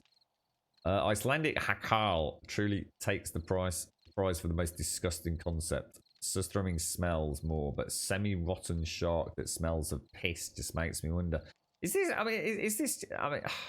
It all seems to have like a similar theme, doesn't it? All very strong smelling, kind of fermented fishy things. Is this like a particularly wholesome?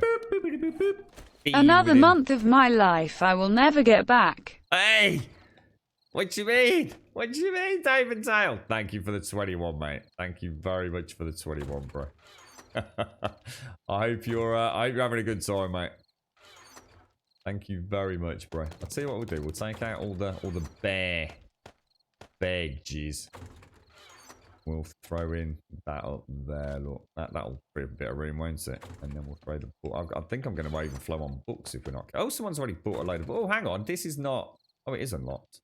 Oh, this one isn't. God damn it. Someone's had some books from us, which is fantastic. Whoever took them, thank you. We've got too many goddamn books over here. In fact, if you've been over to look for books, Missy, Shades, Adam, anybody, let them know. I did forget to open the other box. There's actually a third box you can get into. So that's going to go back to the forge. That's going to go back to the forge. Organics. That's 135. 760. Oh, hang on. We're not doing anything until we sort out that Magnum. We need Magnum rounds. And we need Magnum rounds, like, urgently. Damn. Didn't realise that. Thanks ever so much, Dave. And thank you very much for the 21, sir. Thank you very much for the 21, bro. I hope all is well over there, mate. You got a nice weekend upcoming. I was thinking about having a beer tonight. Actually, and I really mean having a beer. It's been fuck knows how long since I had a drink. And this time isn't a case of like, it'd be nice. I actually really fucking could think I might hit one up. What am I doing here? Oh, tips. 4,663. Casings. 2,931. Alright, so we just need to remember we need to come back in plenty of time to get these manufactured. Because it takes a long time to make ammo these days, doesn't it? And then we've also got the building that we can crack on with and the Shades Oasis. We've got lots to do today, actually. The Japanese eat fermented fish sperm. I suppose if it tastes nice, right? There are some things. Bob, I've just suddenly noticed, actually. This knife looks a little bit like your knife. Just suddenly clocked it. I don't normally run around with my knife in my hand. You see what I mean, look? In fact, this is very much like your knife, mate. Because you said you had a saw on the back blade, didn't you? Which has now become like a concave cutout. And the cutting part down near the hill, yours is just recessed further. This is very much like your knife, Bob. Just, you know, yours is a more exaggerated version of it, right?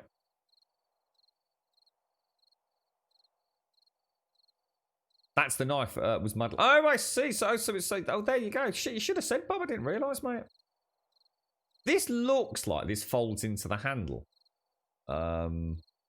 Is that right? Is yours a folding one, Bob? I didn't even think to ask about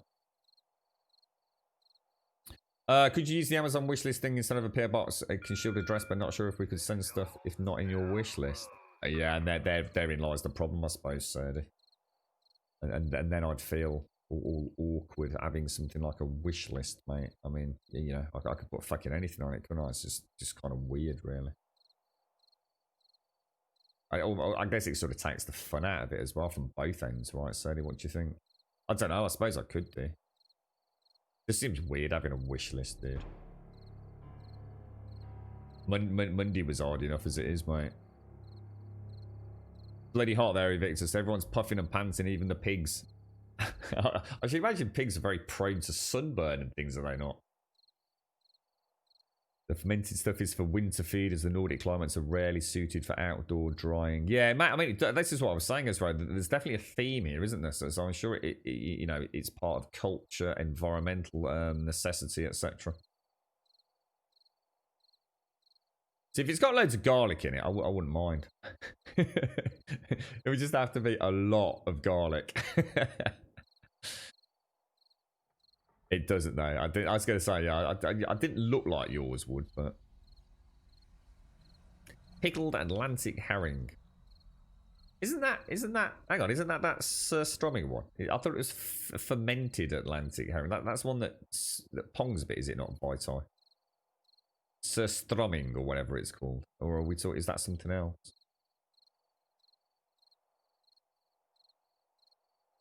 Yeah, I don't know. So yes, it's a good point. I've got no idea, mate. I actually have no idea about how all that. I suppose it's something that so many channels have that it's almost probably part and parcel of Twitch these days. But I've never looked into it. Oh, that's the Swedish one, is it? Oh, so there's a difference, is there, Vito? So the pickled Atlantic versus the fermented, hideous, smelly one.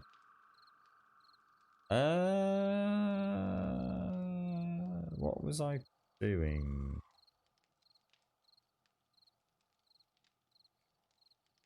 Oh, we're going to go to the trader. But actually, there's no point going to the trader at this time of night, is there, if I think about it? In that case, we'll just go and dig out a little bit more of the tunnel for the Shades Oasis, I think. So Surströmming is the extreme version that's partially pickled and partially fermented. I'd give it a go. I would give it a go.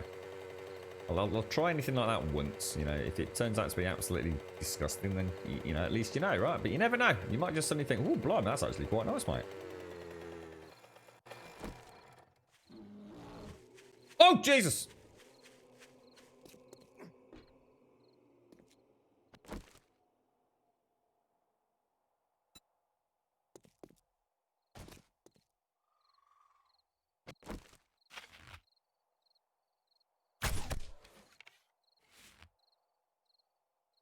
Did I just fucking... I was going to say, there's no way I just killed a fucking bear. The bow and arrow, is there?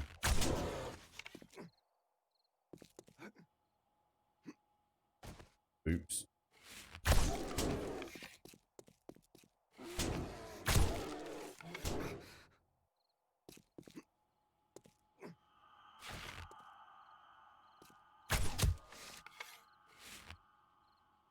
Shit, where's he going?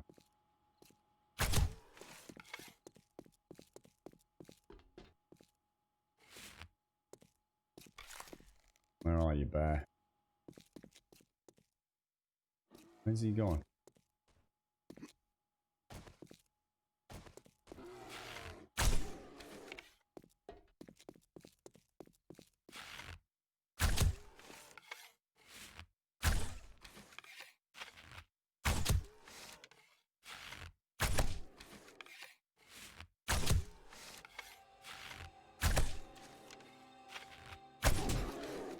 Bear does not care.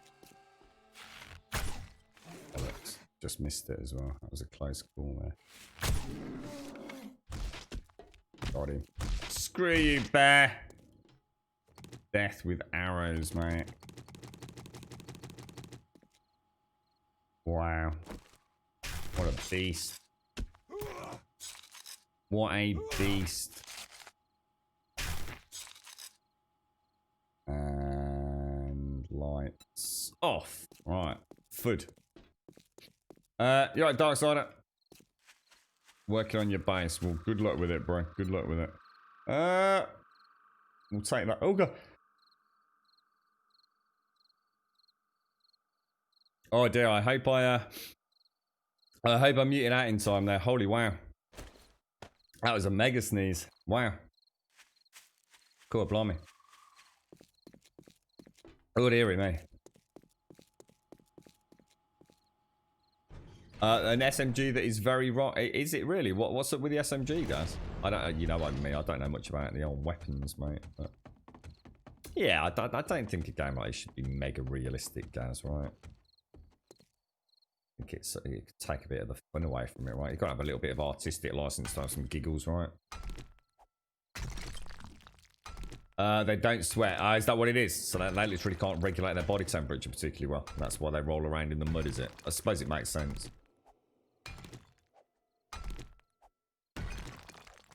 Does make sense. That's pretty much it, right, Pope? There's a little bit of a side. If we drink all the juice. Well, Casper's here, but Casper wasn't here. It was the postie, was it?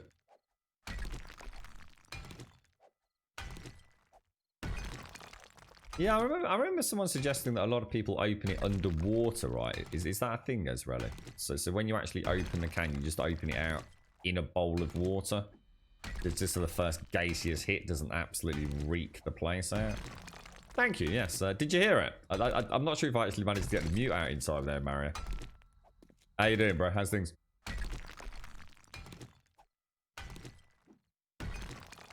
Whew. Came on very, very quickly and very violently, that today. I really have got to figure out a way to get my... I just can't read chat. I literally cannot read chat, and it's been like this for months, and it's starting to make it really difficult. My microphone's like completely blocking my chat monitor. I actually have to lean all the way around to see it. I just can't think of a solution. Now we need to tunnel along here, so we're bang in the middle of that almost. And then we'll go beyond it, then dig down, and then we can always backfill it. So.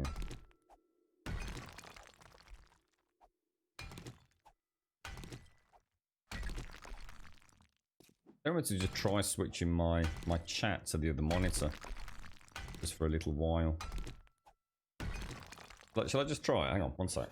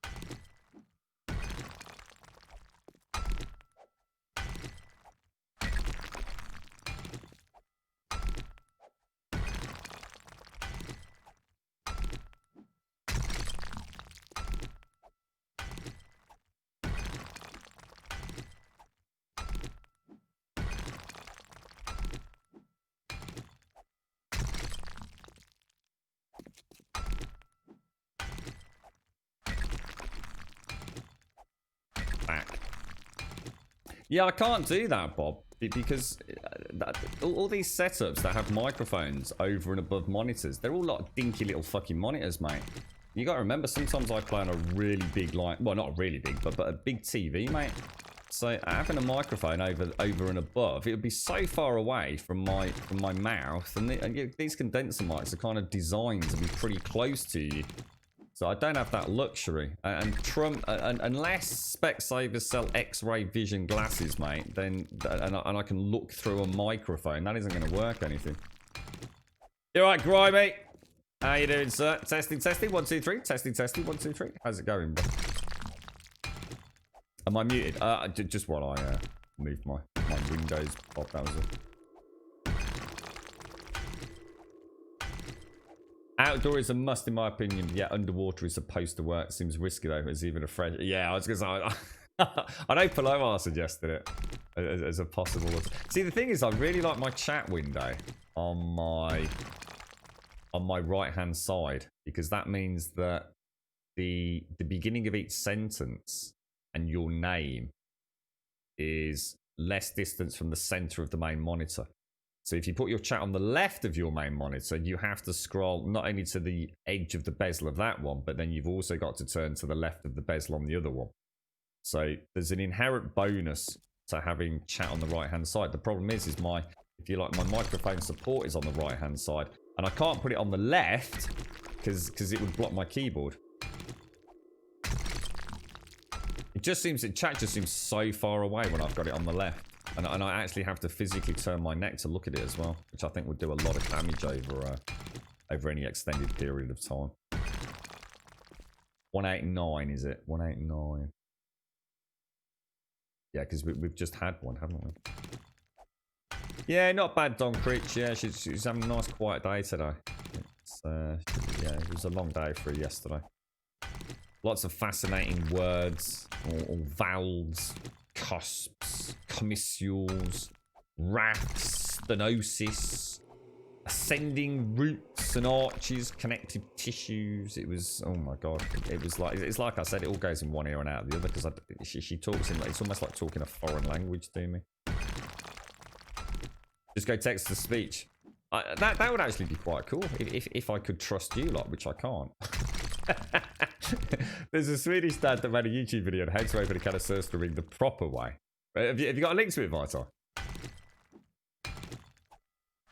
Well, you know what I need, guys? Right, imagine this, right? So what I need is... Have you ever seen a Rode arm, a microphone arm? So basically, it bolts onto the desk, at the edge of the desk, and then there's an arm that goes up and an arm that goes down, and that's where the microphone goes, right? The problem is where the mount is, it's literally in the middle of my fucking monitor, mate, because of where that monitor is. So what I really need is from the mount, I need a, what I'd call an, what would you call it, like an S-shaped bracket.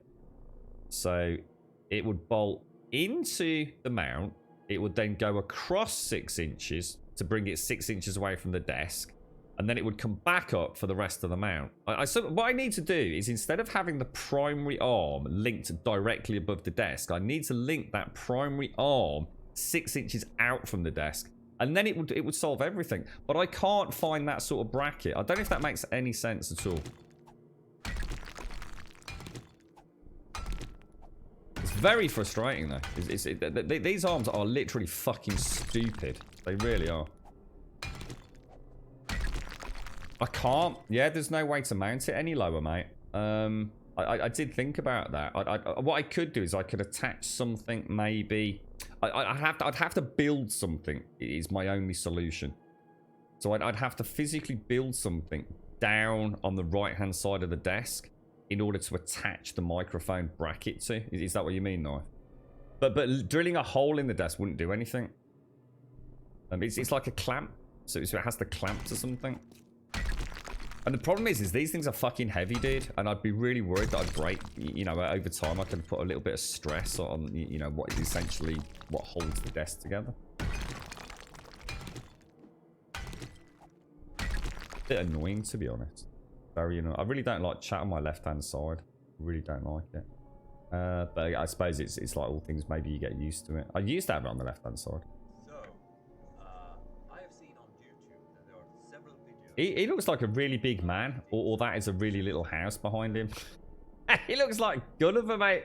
I watched that later. I was like, he looks gigantic. That's a really weird sense of perspective on that. A floor stand. Well, I did think about a floor stand. I have thought about it, but I now have this road arm, which you were all kind enough to buy me. So I'd be reluctant to get rid of it now, mate. The only problem with a floor-mounted one is I don't like trailing cables. It's why I never went down that route in the first place, to be honest, Alison. This has made my sitting position a lot more comfortable, but actually now to be honest, it's now making it worse, because what's happening is I've started leaning in and around the microphone to read chat, and that's not good. I can't get comfy like I used to be able to. It's actually made things worse, so I really do need to come up with a solution. Like I said, I need some sort of bracket, but I don't think they make them. I think it's just that. Oh, hang on, we've probably gone too far. We'll go back one more. Why not stick it to your forehead and angle it around so you're like an anglerfish? That's brilliant, Zar. Thanks for that. I just don't know why we don't invite you to these discussions more. So you should always be our first port of call, really, for all things R&D related. Brilliant. Yeah, fantastic. Thanks for that. Back to bed, mate. Where's your mate? So, yeah, I'll tell you what we'll do. We'll go out. I'll draw it for you. But we'll have a little bit of precision engineering. Let me make some frames. I'm gonna show you how it all works. Twitch chat can solve my problems. It's like Alison says that. I mean, there's plenty of ways around it. It's just that you know, this thing was actually quite expensive. You all chipped in for this a long time ago. In fact, it was Paloar's idea, wasn't it? And it has made my sitting position infinitely better. Infinitely better. The problem is, not if I want to read chat. Where can we go? Go into the snow biome. So nice when the red laser dot sights on the tactical, I tell you. It really is a night and day difference. See, I like my cable management. How you doing, Zar? How's things, bro? Have you got anything exciting on this weekend, Zar? Right, so I'm going to build my desk here, okay? So this is how it kind of works. So let's just say that's the desk. So this is the front lip of the desk, all right? And you got to bear in mind, I do have a really big TV right in the middle of it a lot of the time. So if you can imagine, we've got the desk, and the desk comes back X amount of blocks. This will be quite, actually I quite enjoy this. This will be good fun. Might as well do it properly, actually. So let's say that is the desk. That's the top of the desk. We'll have to imagine it below because I don't want to play about with the structural integrity. Could just take a picture, but this is far more fun. Just take a picture, put it in Discord. Nah, this is more fun, mate. So that's the desk, and let's just say there's quite a large monitor in the middle here, yeah? And then I have what is essentially an angled side monitor there, and an angled side monitor there, like that. It obviously doesn't. Why is that coming all that way out? All right. Okay. So when I say a big monitor in the middle, we're talking like, you know, TV size. All right, most of the time, and then that's my side monitor. So this is my side monitor here. And this is another side monitor here, yeah? Does that make sense? And this is my big screen in the middle. A lot bigger than the others. These things are like ancient, like sort of square monitors. They're nothing fancy. And here is my stream keyboard. So my stream keyboard sits in front of this monitor. My normal keyboard sits in front of this monitor. And what happens is, here is where the Rode arm bracket is. So that's the Rode arm bracket. Now, obviously, the bracket itself doesn't block the monitor because the monitor's on a stand. So this is like the stand area. I mean, in theory, we could really go to town with this. This is like real life design. What we could do is we could knock them out. So imagine that's the stand at the back there. The monitor.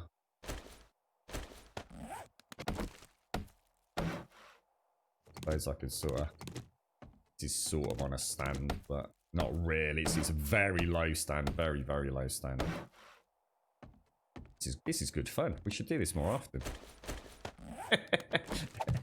Using 7 days for some in-life engineering work. So does that make sense to you? So I kind of sit in my very broken ass chair here. And so Grummy sits here. And I've got my big screen up there. And over here I've got my OBS window. And over here I've got my... well, it's not quite centered, but you probably get my point. Let's do that because that's going to annoy me.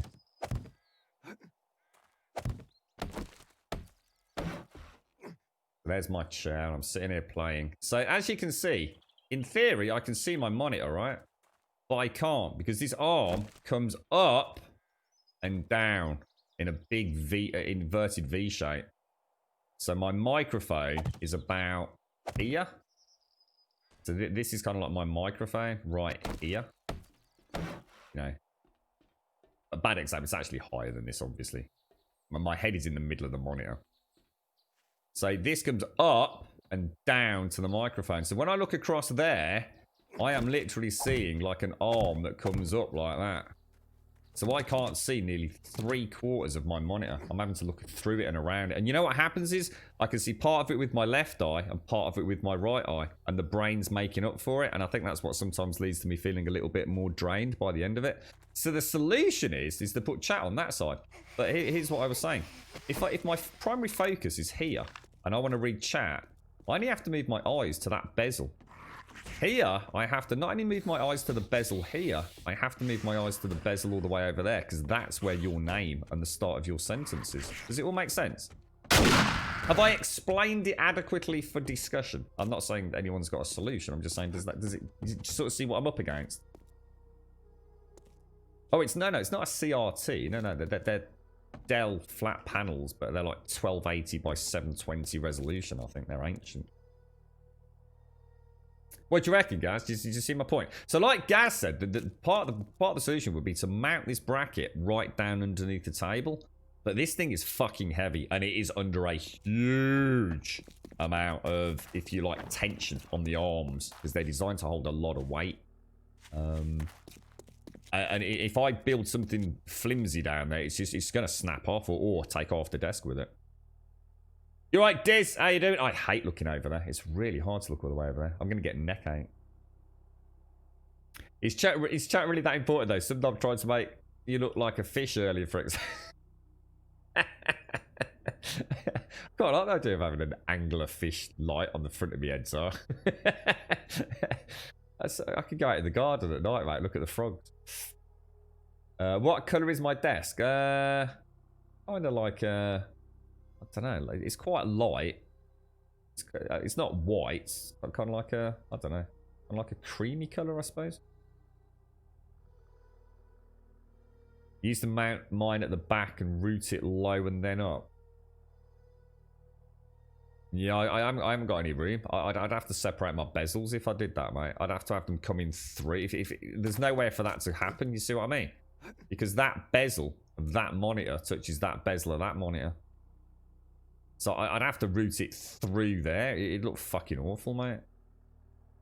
The only other way is to loop it up and down so it's above me. But because my screen's so big, I'd be blocking my screen, dude. Can be mounted from the seat. Therein lies the problem. Therein lies the problem. I don't have any solutions because the monitor's big, dude. So no matter what I do, this monitor is fucking gigantic, mate, compared to a computer monitor. Yeah, we were talking like 48-inch. You know, if I'm playing, like, say, a PlayStation 4 game.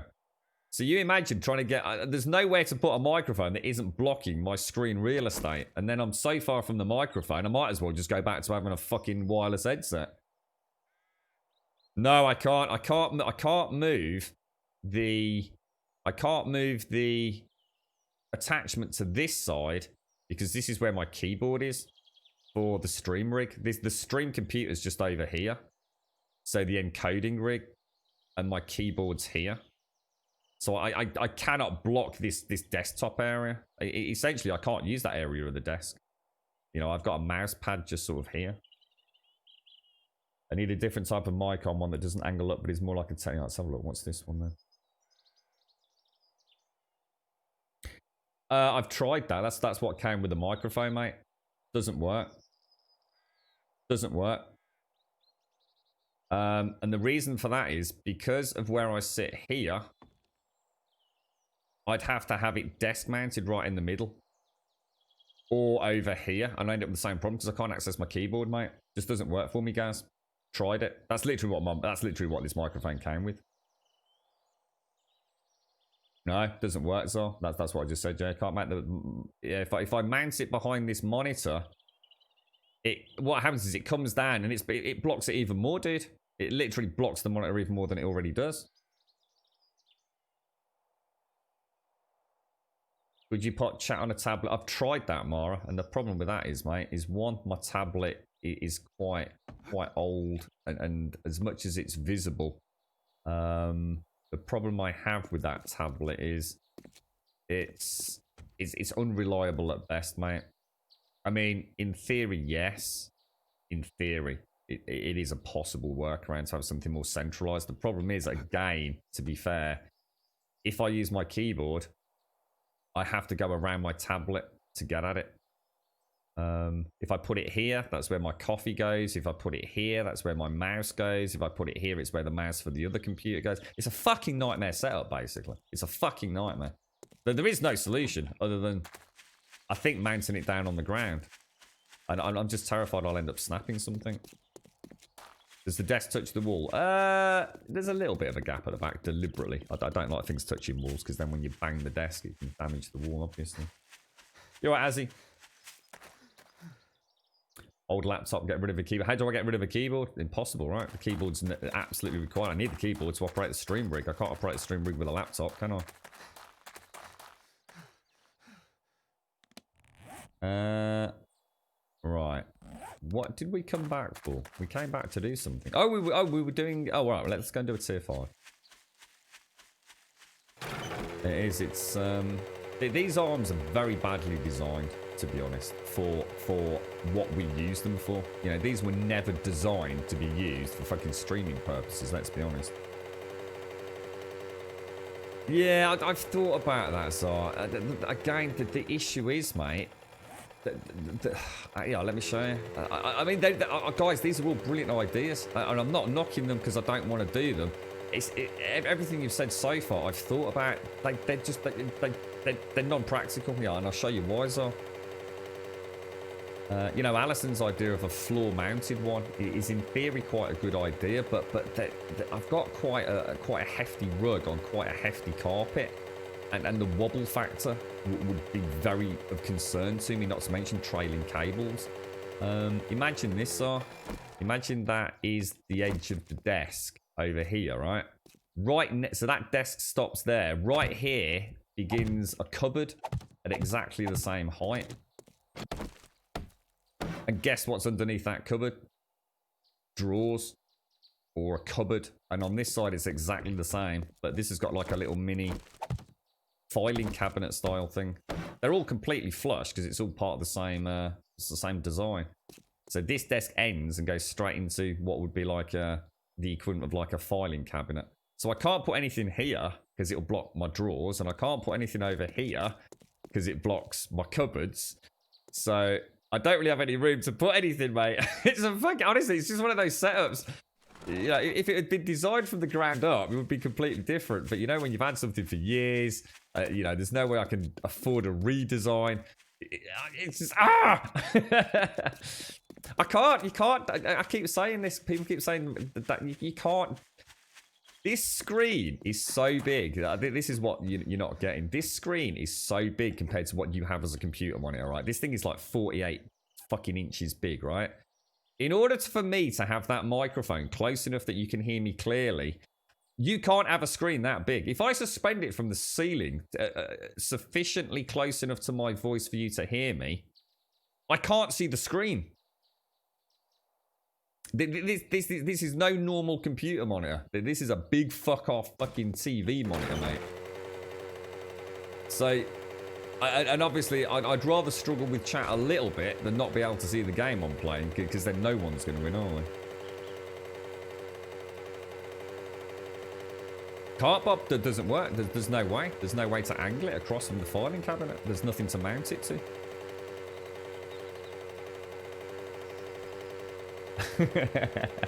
It's back to desk in the cupboard under the stairs. Shh. It's my Harry Potter setup. Yeah, there's just no way. There is no way to get it unless there's a special bracket for the road that brings the road away from the desk. If anyone knows of a super duper awesome, like what I'd call an S-shaped bracket, so it would, I guess if you think from this point of view, what I need is, rather than, so that's the bracket that attaches to the desk. So the desk's down in the grass. This is like a little domed bracket that you clamp to the desk. And my arm comes up in an angle and down. What I need to do, I need to be able to bring that arm out here. So I need what is essentially a sort of S-shaped bracket. And I just can't find one anywhere. You see what I mean? So I take my attach point where it goes up and down with the microphone, and I bring it away from the desk 6 inches, and then everything's fine. Literally everything will be fucking fine. But I need something that will fit into this mount that comes up, back up again for the rest of the mount to fit. And I just don't think they make them. If anyone knows of anyone that does, let me know. Mount it to the chair. But mate, I wouldn't put any additional weight on this chair. I mean, this chair is barely held together by spit and piss, mate. This chair had 5 wheels. It's got 1. And the only reason I've left the 1 wheel on it is for reasons that I won't get into here today. This chair's an old chair, mate. This chair replaced the chair that I came into the house with. This was a chair that was in this house, and this house is like heralds back to like the 1950s, I think, mate. It's just one of those things, guys. I've sat here. I mean, I literally sit here, and I'm telling you, I can't come up with a solution. You guys, I appreciate you taking the time to try and figure something out. It's just one of those things. You know, it's just one of those really awkward setups that does not lend itself at all well. It's so annoying. So annoying. I need to really redo the whole setup, but it's not going to happen, mate. I mean, I don't always use the big screen, you see. Obviously, if I'm playing a more, just PC style game, but sometimes it's nice to play, Far Cry on a big TV, sitting just a few. I probably only sit, about 18 inches away from that monitor as well. So you can imagine, that's probably why I get so into my computer games at times. I mean, it literally takes up all my peripheral vision. I have to move my whole head to see my chat. You're right, Jay's the tech. Was that a microcopter? It is a gyrocopter, mate. No, it would reduce visibility, Silver. Yeah. Yeah, it will actually reduce visibility because no matter what, it's coming down over the top of the monitor. A classic stand with a telescope arm. Only way to have it mounted low without blocking anything. I think that's it, guys. Yeah. Yeah. It is that, or what Knife said. If I could somehow floor mount it and have it brought up, and then that would be quite nice actually, because then it would fold all the way back down. But unfortunately, this mount isn't designed to be bolted to a floor. You'd still have to bolt it to a shelf somehow. Bit annoying, really. Right, we'll leave that there.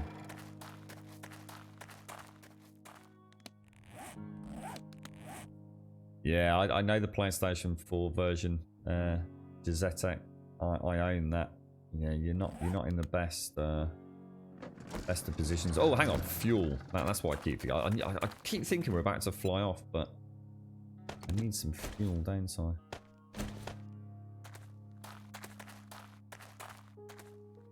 I? 4 litres of ton of water a day, and rarely uses the bathroom. Explains a lot. What?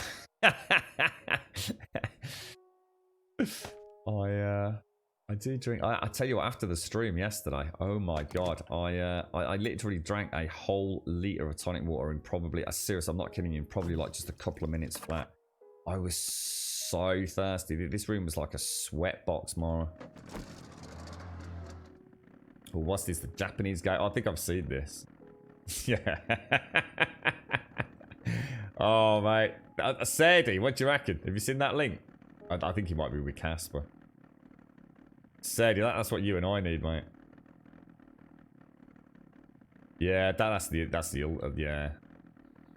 Yeah, that's right, Silver. I mean, I mean, Czar's idea of mounting it to something else. But the problem is unless it's a desk, I mean, I've got like a little side table, if you like. But the thing is, you'd have to open a drawer in order to have something to bolt the clamp to, you see. You right, Joshua? To be honest, you didn't actually know. In fact, I'll probably find out about that later. To be honest, Shades. No, she didn't mention the coke. Now you've oh god, you put the seed of worry in my mind now, Shades. I totally forgot about that. No, she didn't mention it. In fact, I'd completely forgotten about it until you mentioned it. That was nice. That was. I really enjoyed that. You know. I normally only drink, you know, a mug of coffee during the stream, or sometimes two. And I just sip my tonic water as you know throughout.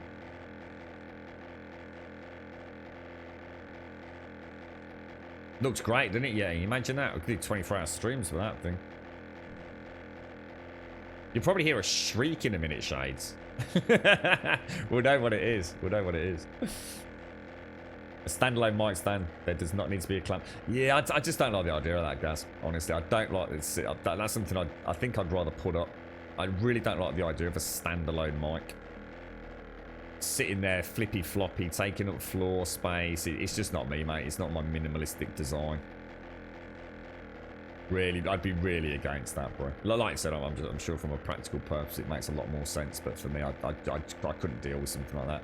And having wires trailing across the floor and maybe knocking it and things. And, you know, those microphones are very, very heavy, mate. I really wouldn't want a standalone, no matter how secure I can make it.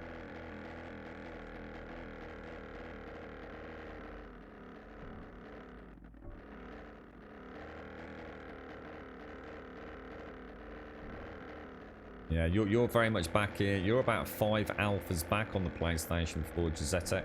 A good 5 alphas back, Alpha 14 equivalent for you. Yeah, take care, Sadie, if you're out and about, mate. You're right, Alison. How's family, Alison? Oh, let's have a look. What's that, Bob? Sorry, Bob, I missed that. The other thing I really should sort myself out is a mouse on my right-hand side. Yeah, that's basically what this is. This is the... If you want to know exactly what it is that you bought me, it's the Rode PSA-1. So have a look for the Rode RODE PSA-1 microphone mount. And so it's very similar to what you've just put there, but it is a very good solid one, and it's perfect for my microphone. Just not perfect for my desk, unfortunately.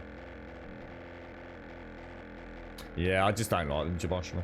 Yeah, I just like you say, you know, should have considered that back in the day, but I can't have cables on floors, mate, or even, you know, just dangling across a desk. My OCD would go fucking crazy, mate.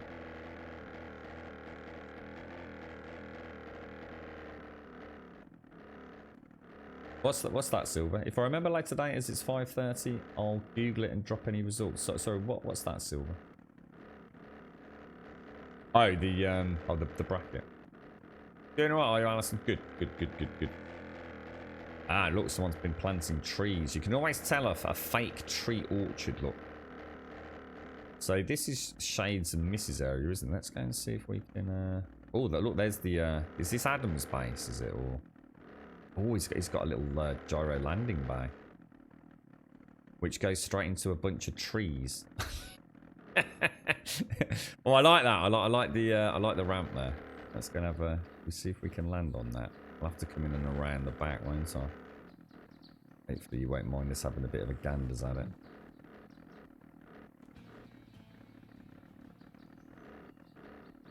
You're right, Tasama. How are you doing? I've made a bad mistake there. I might struggle to reorientate. I'm gonna have to land in over the top of his, aren't I?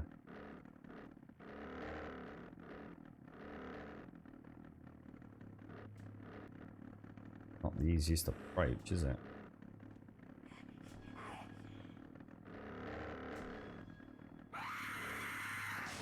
Oh, just caught it. Gutted.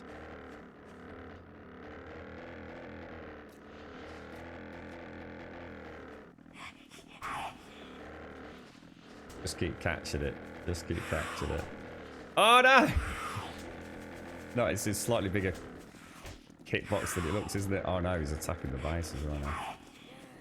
I'll jump off and go and kill them so that won't affect his base. Because that's a screamer he's got there, isn't it?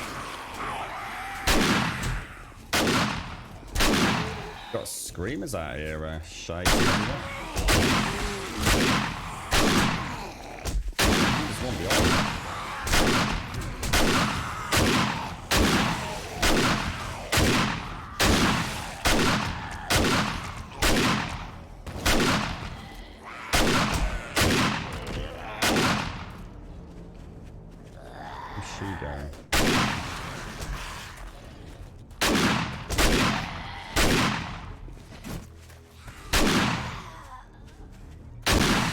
Okay, now.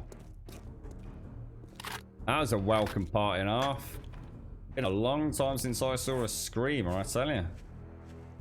Long time since I saw a screamer.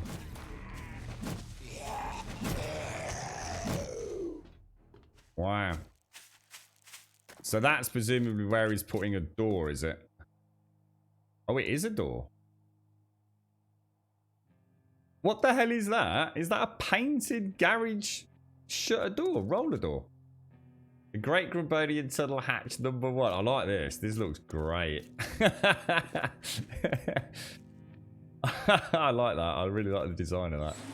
What's that on there? So that's tips around the outside, is it? So you can paint the roller shutters now. I didn't know that. I like this. This is clean. Yeah, I like that. I do like that. And then that goes down. Is this Adams? Is it Missy? It's nice and compact, isn't it? Yeah, I'd say candles or torches, almost guaranteed. Yeah.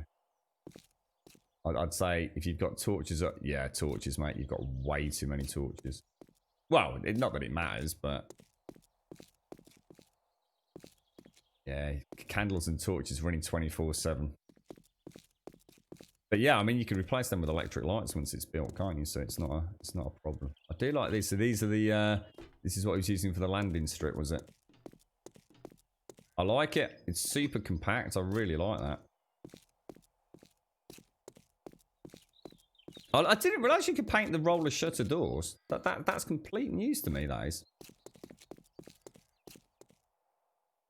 I had no idea. Is that new in Alpha 19, Shades? Or oh, by the way, hello, Shades. Sorry, I was busy getting killed by zombies when I landed. I didn't want to see any damage. I like the idea. I really like the idea of putting the wedge and then the tip inverted to create that kind of buttress at the top. That's a really nice design, that is. Yeah, I do like that. It's your fault, Gaz. To be fair, mate, I'm just going to call you. It's because your hit collision detection box on the gyrocopter is larger than the graphic is. So if you could actually build your game properly, that wouldn't have happened, mate. Just saying, mate. Just saying. You don't think it's painted? What, really? What, that is the... No, the roller shutter door didn't used to look like that. That can't be the new roller shutter door texture. That's ridiculous. It's fucking wood.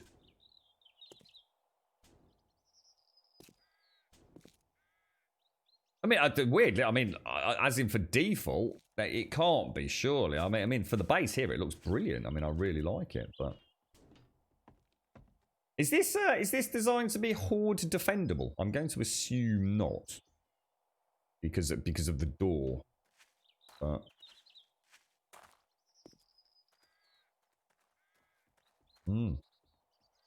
No, I like that. I do like that.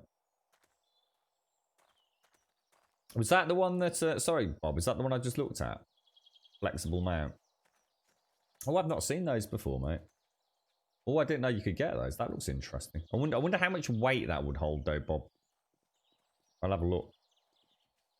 See, the problem is, I have to say, Bob, I mean, I was reading a lot of reviews when I read about the Rode and the PSA-1 and a bunch of others, and, you know, some microphones like the Yeti, so some of these cheap mounts, mate, that they just droop. I must admit, the Rode arm takes a hell of a lot of weight, mate. And it doesn't move an inch. You know, I mean, it doesn't move a millimeter. It's rock solid. So this is the Great Tunnel, is it, Shane? So let me. I might just have to go and grab myself a. Oh, I can't get back. Oh, I can. I just need to go and grab myself a tablet. Well, thank you for the host, Mario. Thank you very much, sir. We'll take a. Oh, yeah, why not? Let's have a look at this. Oh, hang on, it's got. I just noticed it's got a. Have a quick look. Always freaks me. It always makes me feel like I'm walking down a tunnel. So, like, imagine the ladders of the roof. How does this? Oh! I think I'm in the main hatch, trader, forges, and kitchen. Yeah, there's Mrs. Apartment. I still think every time I see those bookcases, I think that's just such a lovely design. Oh, I love those ceiling designs. There's the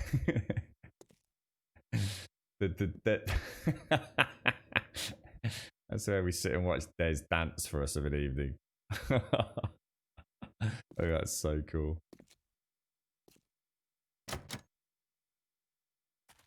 Mrs. little chill out desk. Lovely little kitchenette. She's got all the mod cons in here. What wallpaper in the bedroom? It's just the whatever that one is, mate.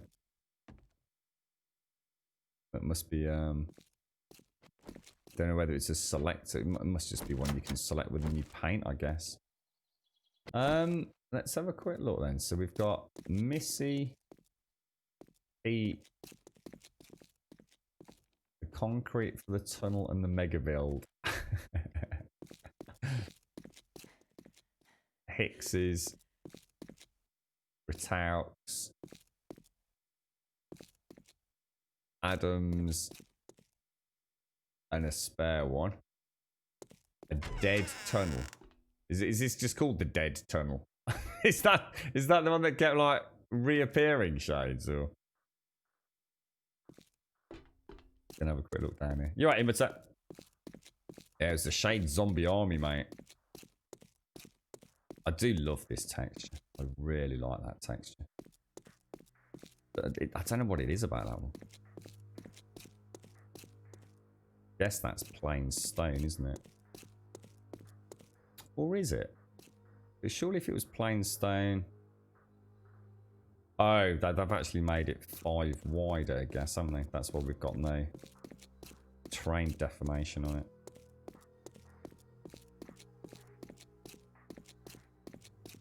I don't know what's out, to be honest, Green Beer. I haven't paid much attention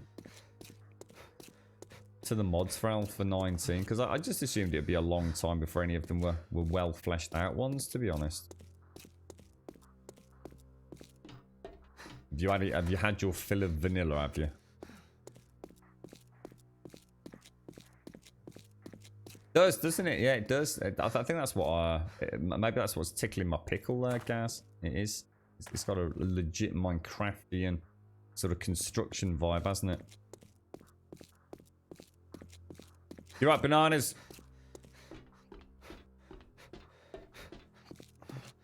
Are you out and about, Missy, or you just putting your feet up?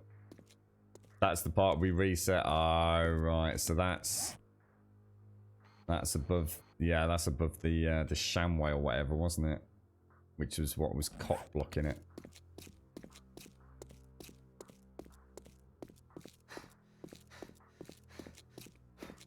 Yeah, so yeah, I remember you saying this. You don't worry about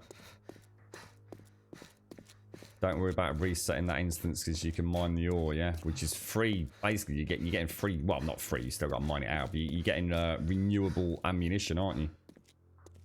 That looks like a hell of a nitrate mine, Missy. And I mean one hell of a nitrate mine. Oh, Good Girls is so good, so good. Let me know when you finish, Missy, because there's something I want to say. I won't say anything now. Let me know when you finish that season 3, if you're on season 3. Look at Shades, moving like a badass Shades. So this is the new tunnel to Grum, and that's where I just came from.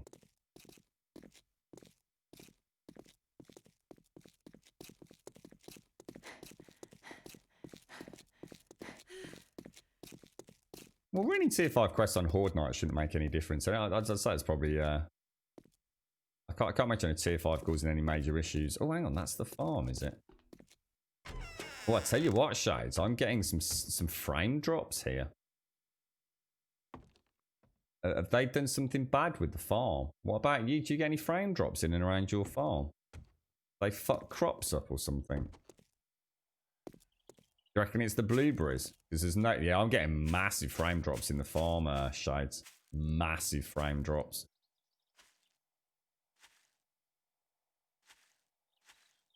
Second I entered that area, I could feel it. Do you have that, or is that you always do periodically? Let me just test something. God, that's awful. Yeah, back to normal.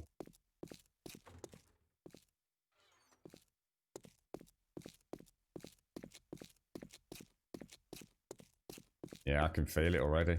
Wow. Jesus. They're not even rendered. Fuck me. I like these boxes. I do like these boxes. I love the mushrooms on the ceiling, Shades.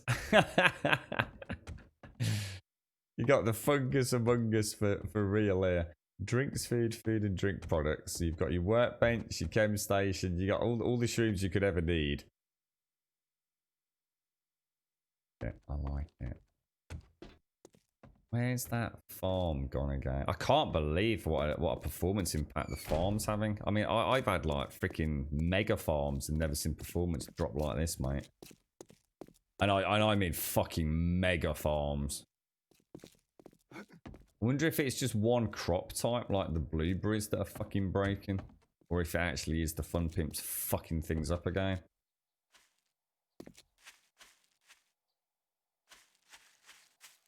You know, I'm starting to wonder if it's the new yucca or blueberry.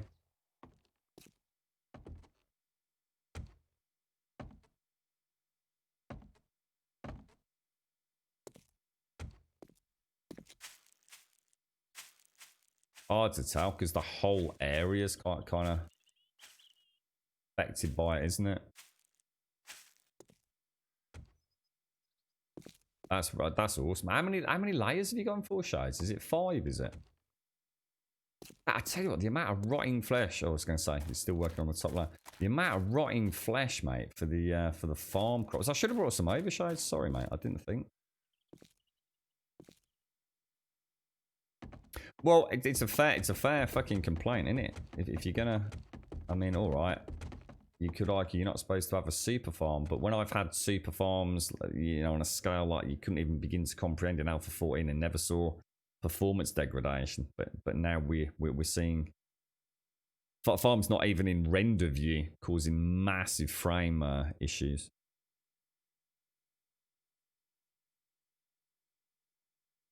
And that is gigantic, Shades, up there, mate. Let's hope they fix that. Let's hope 5 floors, 4 running with a harvest, yeah. They work on central shafts, Jaboshua. So this is what we've always called the Shades Oasis after we first saw Shades' original design. So if you go into the middle of all these farms, look. actually a little a single shaft of light goes all the way up, look, and it just has some iron bars on the top and then all the way down. And obviously Shades has popped a wooden frame in there just so she doesn't fall through when she's doing the harvesting. So from that central block you can go out 7 blocks in what essentially turns out to be a pyramid shape.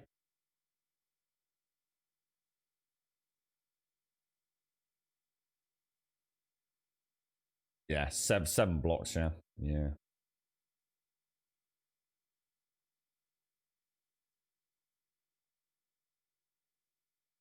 Got 16,000 from it already. Freaking hell, Missy. It just looks so insanely densely packed in terms of nitrates. It's not often I see it as a node like that. Incredibly dense. That looks really good. That looks really, really cool. I'm gonna get some coffee down my neck.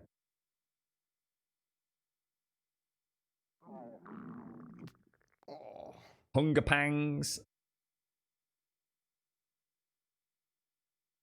You're all the way south with the tunnel and have started to turn east.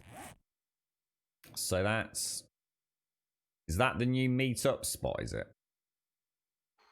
I've got a meet-up down. Oh, yeah. Yeah. Yeah. Where's my actual horde base? Up there, isn't it? So I need to bring that east and then probably drop it down a little bit. Yeah, I will be able to do that. Oh, delete that one. Oh, meet up here. Delete.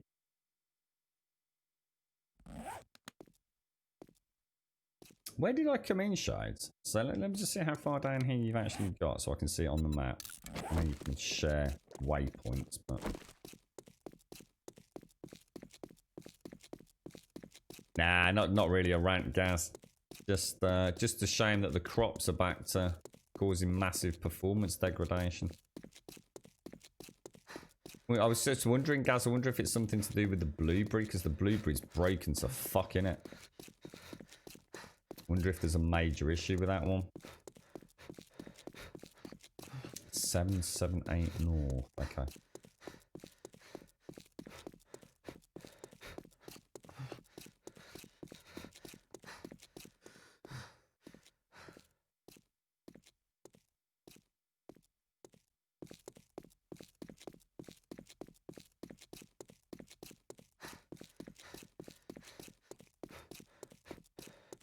Ooh. And this is the turn, is it? Let's see if I can so that's the... So if I just mark that, so quick waypoint. Oh, sorry, no, that's not right, is it? Save waypoint X. I'll just call it tunnel turn for now.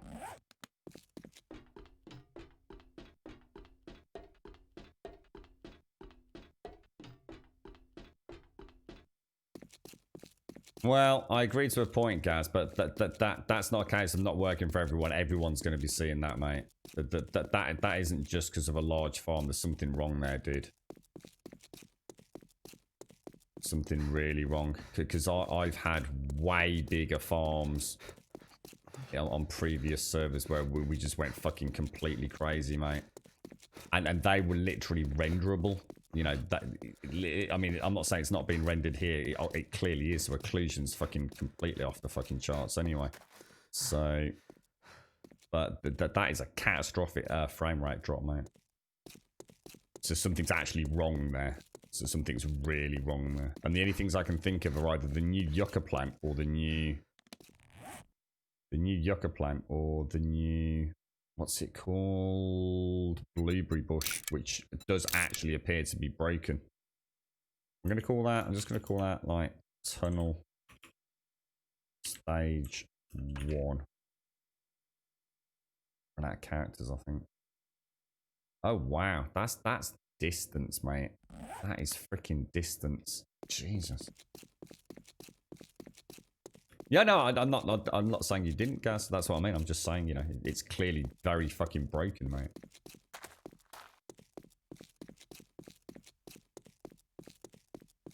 Hopefully, hopefully it is one of the new assets just causing really bad performance degradation for some reason. Your money's got to be on the blueberry, innit? It started this update, so it's got to be blueberries, mate. They stick out like a sore thumb. There's something going horribly wrong. I remember the tomatoes that were introduced in Ravenhurst. I think it was Ravenhurst. Yeah, it was Ravenhurst. Tomatoes in Ravenhurst, the first implementation of those did exactly the same thing. And it wasn't even based on significant quantities either. Just a small number of tomatoes just caused a massive frame drop. Or average frame drop. I'd put money on it being blueberries. You remind you of Doom 3D, yeah. Kind of nice, isn't it? This is what the game looks like with proper anisotropic filtering as well, instead of the Fun Pimp's failed efforts. Please visit the kitchen. Right, I'm coming back down. Cave of the old Victorian house. I don't think I've had any frame rate drops in any of the POIs, have I? Or there's something that happened the other day.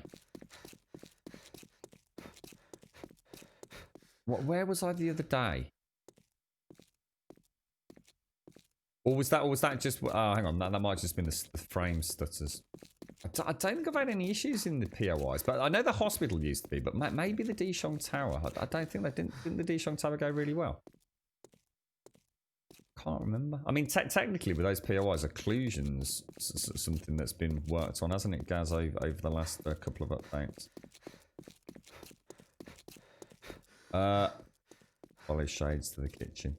The red animation looks a lot better. A lot better. It's kind of got that kind of like slow-mo vibe, but it actually looks really good. They've definitely done some tweaking, haven't they, to the character animations. This kitchen. Could have been anything with those tomatoes. Yeah, exactly, Gaz. Yeah. I think they did fix it. I do seem to remember them fixing it. Oh my god. Look at your... that looks like some sort of freaking horrendous Resident Evil movie. Oh my god, shades. What goodies have you got in here? Oh my lord. What the hell even is that? Pumpkin bread. Can I have a slice? I'm going to take a slice of pumpkin pie. A slice of pumpkin bread. I've never eaten any pumpkin pie or pumpkin bread. How many fucking meat stews have you got? 10, 20, 30, 6, 12, 180 meat stews. I've got to take a steak and potato, mate. It's literally just a plate of chips with a slab of steak stuck on the top. I mean, it don't get any better than that, really, does it? What are these as well? Shepherd's pie, just like my dad used to make. Thank you, Shades. Jesus Christ. Oh, and that's the food drop. Oh, is that where people throw the extras, is it, Shades? So you can cook up like things like the chili dogs and things. That's awesome, mate. That's awesome. Yeah, I'm sure they fixed it, guys. One of the major issues was, weirdly enough, with those tomatoes was if you completely reduce shadows. Reflections. It was definitely something to do with reflections.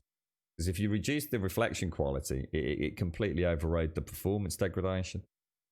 And if you remember that it was almost like they had.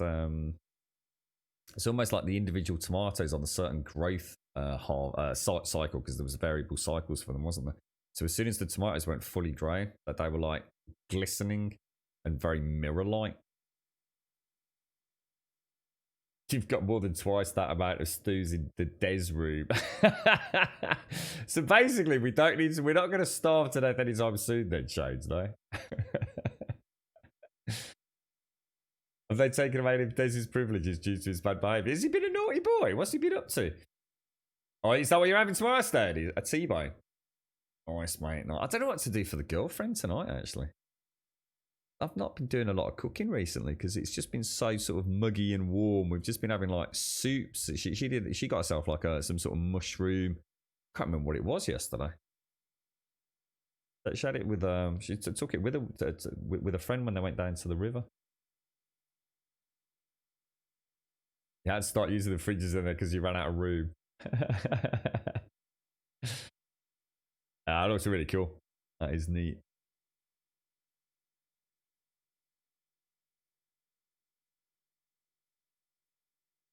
Yeah, and it won't. I mean, we definitely won't be hitting with VRAM because I'm running on a 1080 Ti gas, and that's not even breaking a sweat in this game. So I'm not showing other people would be getting other issues. That is not VRAM related with what we're seeing there. That is absolutely 100%. I would say Blueberry fucked up related. Yeah, good point actually. Yeah, Shades. Looks good, mate. So, am I allowed to pop in here and help myself to feed? Am I, Shades? I don't even know how to get out, Shades. I should probably go back near Desi's place. This looks fucking awesome down here, ladies. It really does. It really does. Where was? Here we go. I need to go back this way because I need to. I forgot to close his vault door. Shades. You're on the liquid diet. Oh, maybe I did close it, or maybe someone closed it behind me. I don't remember closing that.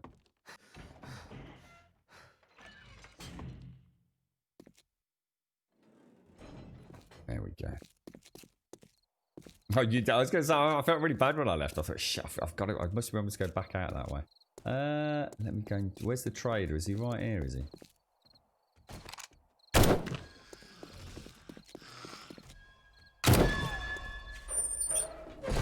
Let's see what he's got in here.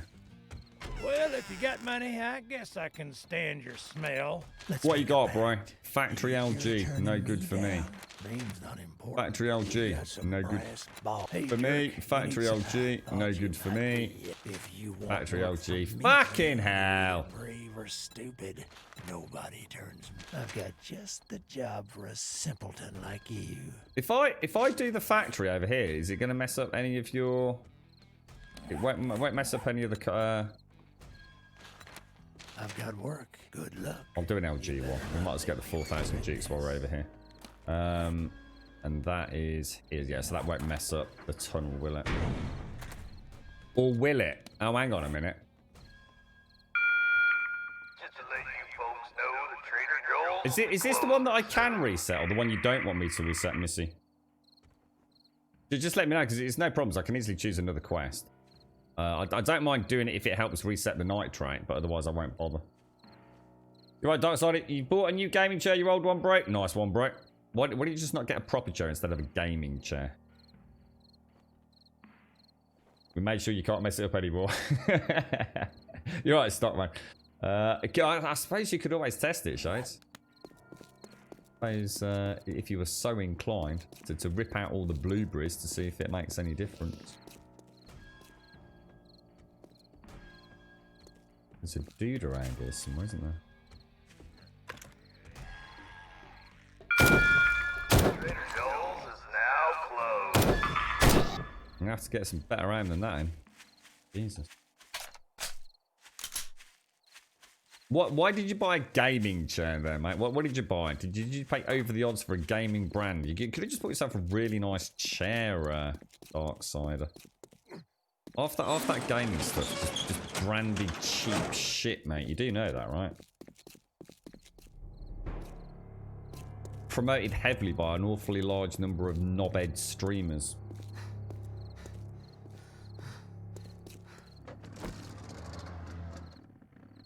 It's up to you, Missy. Oh my god, his takeoff is literally through 1,000 trees. What the hell?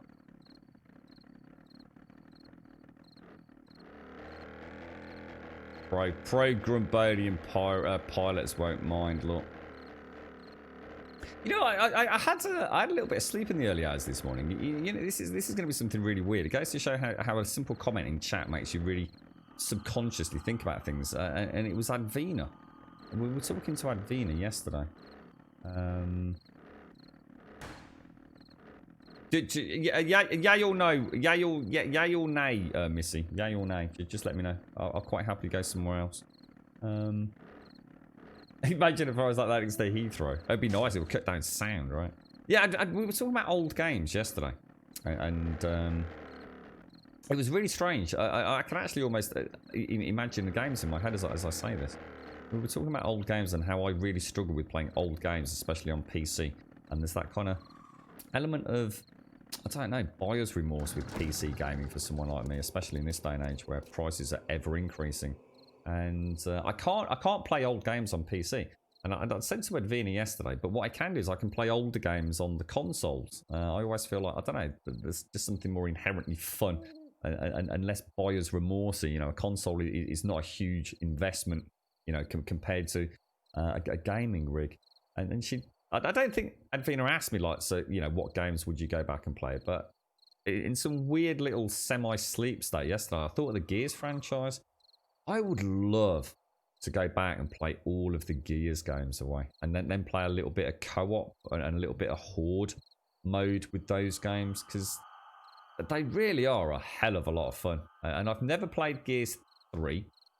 I've never played, I think, was it Gears 3? Yeah, I've never played Gears 3, never played Gears 4, never played Gears Judgment, and never played Gears 5. I would love to go back and play them. And as far as I know, I don't know if Mario's in chat or anyone that knows about the Xbox Game Pass. As far as I know, they're all available on the Xbox Game Pass and the remastered editions, I think.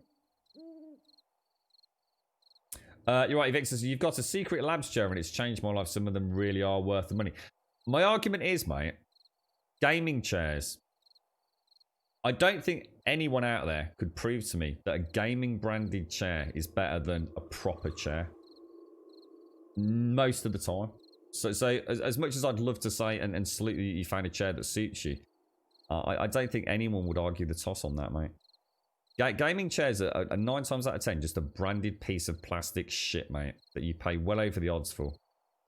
I'm not saying there aren't some good gaming chairs out there, but, you know, each to their own. But I think people that go out and buy a gaming branded chair, you know, in that £100 price range or £200, £300, £400 price range, I'm pretty confident you could get a much better ergonomically designed posture, satisfying chair outside of the gaming range. It's pure marketing fluff. Gears 3 is the game of all time. Yeah, I've never played it, mate. Never played it. See you in a bit, Missy. Enjoy Good Girls. All of them are. Gears 1 has its remaster on there too, yeah, because I've played that. So I could play the enhanced versions of 1, 2, 3. Oh, 2. Oh, hang on. So Gears 1 has the remaster, 2 and 3. So was there not a Gears 2 remaster then, Mario? No. Because they did they upgraded them through backwards compatibility, didn't they? So they didn't resell Gears 2 as a remastered Gears 2, whereas I think there was a remastered Gears 1. Is that right? But the Xbox backwards compatibility team did do a lot of work to 2, 3 and all the others. Is that right? And that's what I'm saying, Chew. So, look, I'm not trying to say like all gaming chairs are bad. What I'm saying is that I think most people that buy a gaming chair for some reason think they're buying something that is actually a good chair, and they're really not. You know, most of them are not good chairs. For the amount of money, you could have bought a significantly better chair that just hasn't got the gaming fluff and branding around it, like DX Racers and things like that. You know. So see, and to be fair, we do need to be careful in the commentary, because a chair that I hate might be perfect for you. So, for example, a DX Racer, which is the really well-known brand of chairs, isn't it, within the Twitch community because of sponsorship deals with Twitch streamers. That one of those chairs might be perfect for someone, you know, with a particular posture or a particular ailment or whatever. So it's not saying all things are bad, but I think if you were to look at the average cost of a so-called gaming chair and what you're really getting for it, it's little more than a £50 piece of plastic from Argos, probably some Go Faster stripes on it, and an LED button somewhere just to make you think you're buying a gaming-related piece of, you know, merchandise. It's it's a scam, is what it is. But it's branding. You know, you can say all branding is scam-worthy to many, you know, to some degree, but. That's more at the lower echelons. I mean, what's that new chair that's coming out by? It's a collaboration between Logitech and Herman Miller, isn't it? I think it's like 1,200 euros or something. I mean, I'd love to see the reviews on that. 1,200 euros for a chair. I mean, fuck me.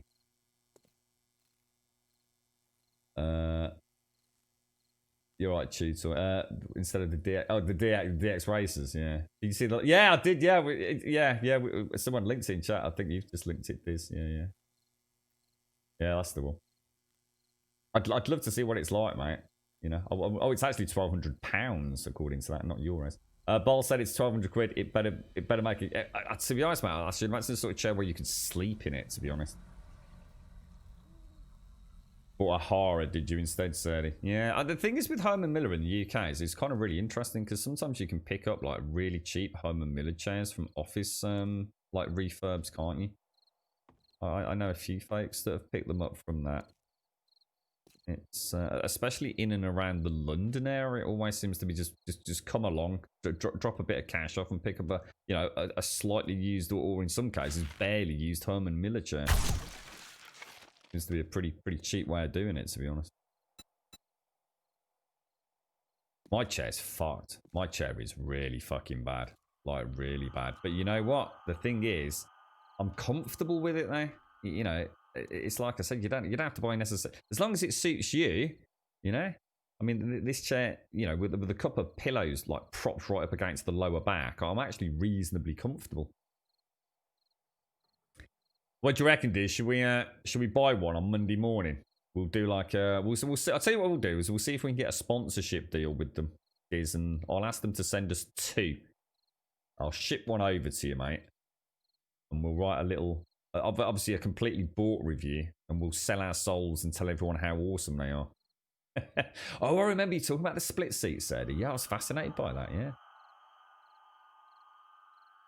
Any particular sort, Diz? I mean, will you consider splashing out, or... What's that, Frosty? How do you make the hot bar look like that? What do you mean, dude? The toolbar? This is vanilla, Frosty?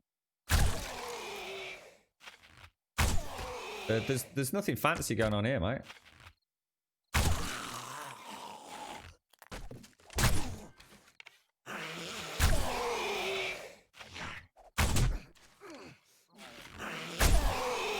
Archery really is pointless in this game, isn't it? Like literally fucking pointless. Just pointless, look. Utterly fucking pointless. Right, let's grab that. Grab that. There's just no reason later on, is there? It's just such bullet sponges now. It's nice to take a first shot, but I think about anything above a standard zombie, you might as well just scrap it. I mean, it's a stealth plus archer is still great for an opening round, but... I miss the old days of still being highly viable. So, I mean, it's just 1 9mm round, plus it's equally silenced, plus just a walk in the park, innit? Scrap the bow. Fuck the bow at this point, I think.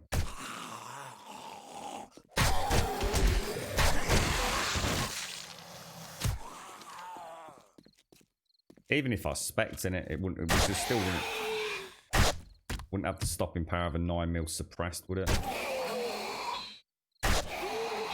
I suppose we just have to put the bow to sleep, sort of middle game, really, don't we? It's still nice for wandering hordes. I think I'll always have it on my hotbar, and it is nice for an opening shot on the rooftops.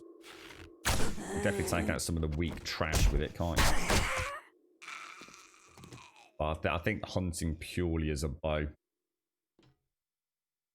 I knock that off. Let's go full stealth for the next section, see if we can knock a few out.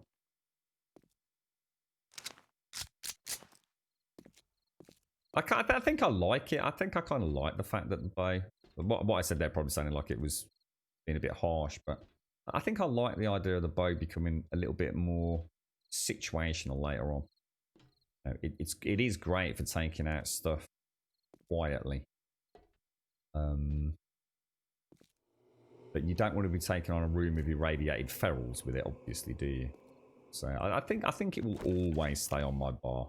There's been a lot of times where I've cleared like the helipads and been able to take out at least, I'd say, what, 1/3 plus of the zombies up there without even waking the rest, and then it's just a case of, you know, switch over and carry on with the auto shotgun. So I guess early game it feels like it feels a bit underpowered early game. I think the spears are probably better. I think a mix of spears and arrows early game, and then you slowly start changing to the louder weapons, don't you? I'll tell you what would be a dream come true early game. I don't know how the game stage drops work, but can you imagine getting a suppressor early on in the game? My god, dude, that would be glorious. Yeah, the can the bow take explosives, can it, as well? So let's have a look. So we've got stone, iron, steel, the flaming and exploding arrows. We should have a go with them guys, actually. Cool. Good call, sir. Good call. Oh no, I brought all my glorious Shades food with me. Let me go and drop some of that off outside. I don't want all that.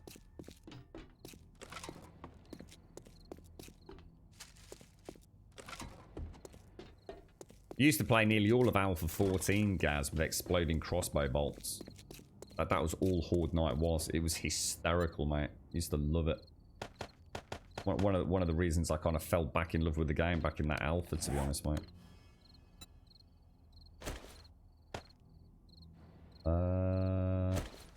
Tim of the Turret's the one that's missing. You got Amaranth?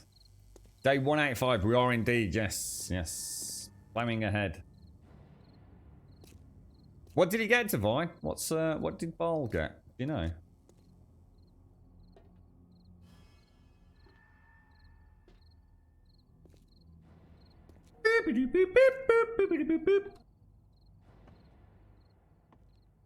Yeah, I think I'd be the same, Diz. I think mesh is the way to go, isn't it? Definitely. Yeah.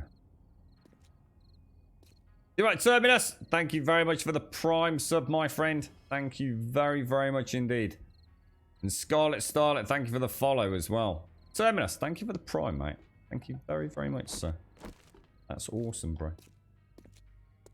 I don't think I've used, you know, now Gaz has said that, Sadie, I honestly don't think I've ever played with the exploding arrows. Are they new? Or, I mean, obviously I've used exploding crossbow bolts loads, but yeah, I'm not entirely convinced I've even seen that when I went into the radial menu there. I knew about the flaming arrows. Oh, the Omega Racing. I don't think I've seen those, to be honest. I'm not sure. It's like I said, Divine. Yeah, if it suits you, then it's like headsets, isn't it? The best headset in the world could have the greatest sound ever. You know, every review tells you that headset is the greatest headset. But, you know, if it doesn't fit the shape or curvature of your head, or if you're a spectacle wearer, you know, it could be the worst thing you've ever bought, right? I suppose that's what I was trying to say to Evictus. You know, it's not a blanket statement. It's you got me wanting to go back now. You couldn't aim the flaming arrows. What? Because of the flame effect on the tip of it made it hard to see where the hell it was going, or? That is a lot of zombies just waking up from that. That seems a bit off, doesn't it? Well, there goes the end of stealth then.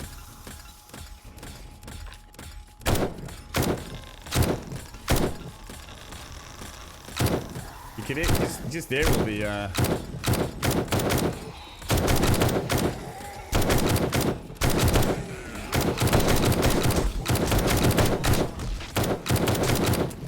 oh, bloody hell, that was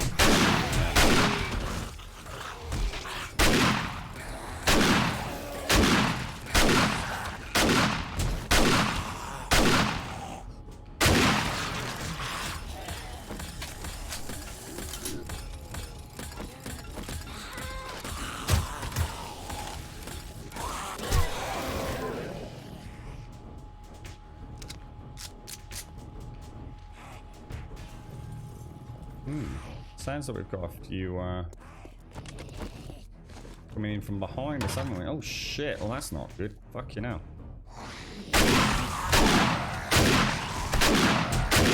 Yeah, that's going badly, mate.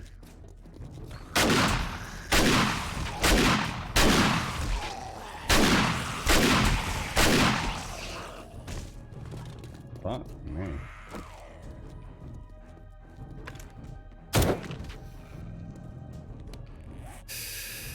Ooh, yeah. Looks like they breached through that door around the corner, didn't they?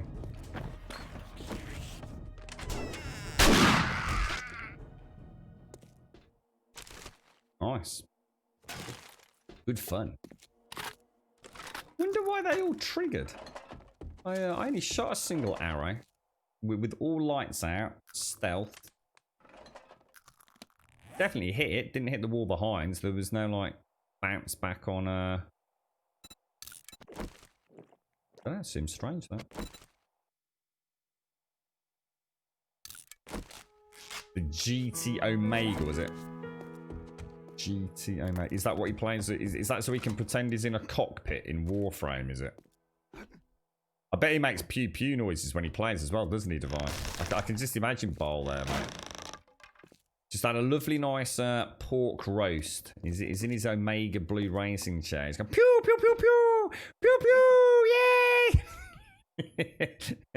On a Sunday afternoon, right? I bet he gets into that. I can just imagine him. I'm almost able to go back out and go and get my my antibiotics.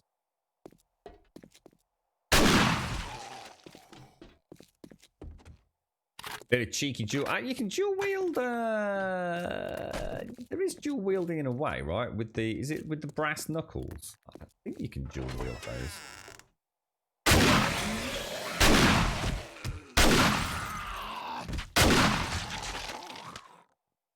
I think. I'm not sure I've ever even held brass knuckles.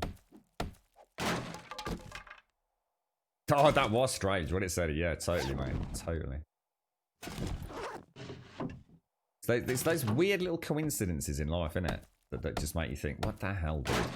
How's Casper, dude? Is he alright?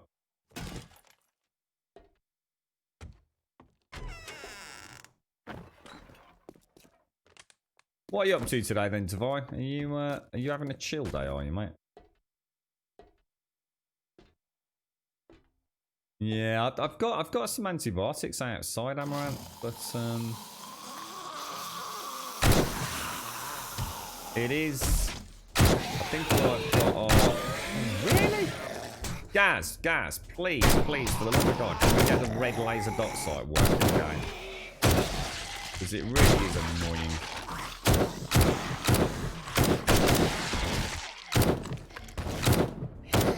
Oh, for goodness sake. At least try, Grum. I'm so used to having the red laser on this thing.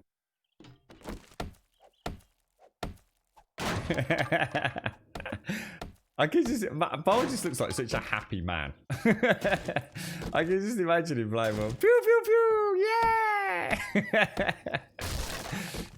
Just proper content with life, mate. I like that image of Bol. I like that. Rest day, playing Grounded, and then you got night shift. How you getting on with Grounded, mate? Are you enjoying it? I've shelved that one for a little bit. We'll wait to see where it goes.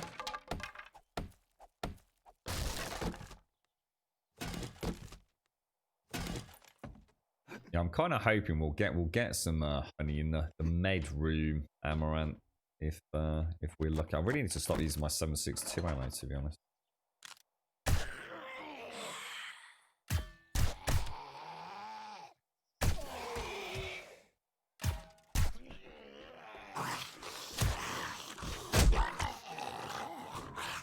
Stay down, Nobber.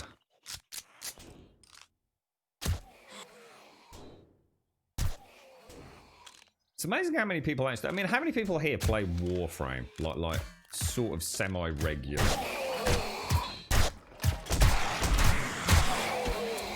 Oh god, I'm the reload. Unlucky, mate. Unlucky.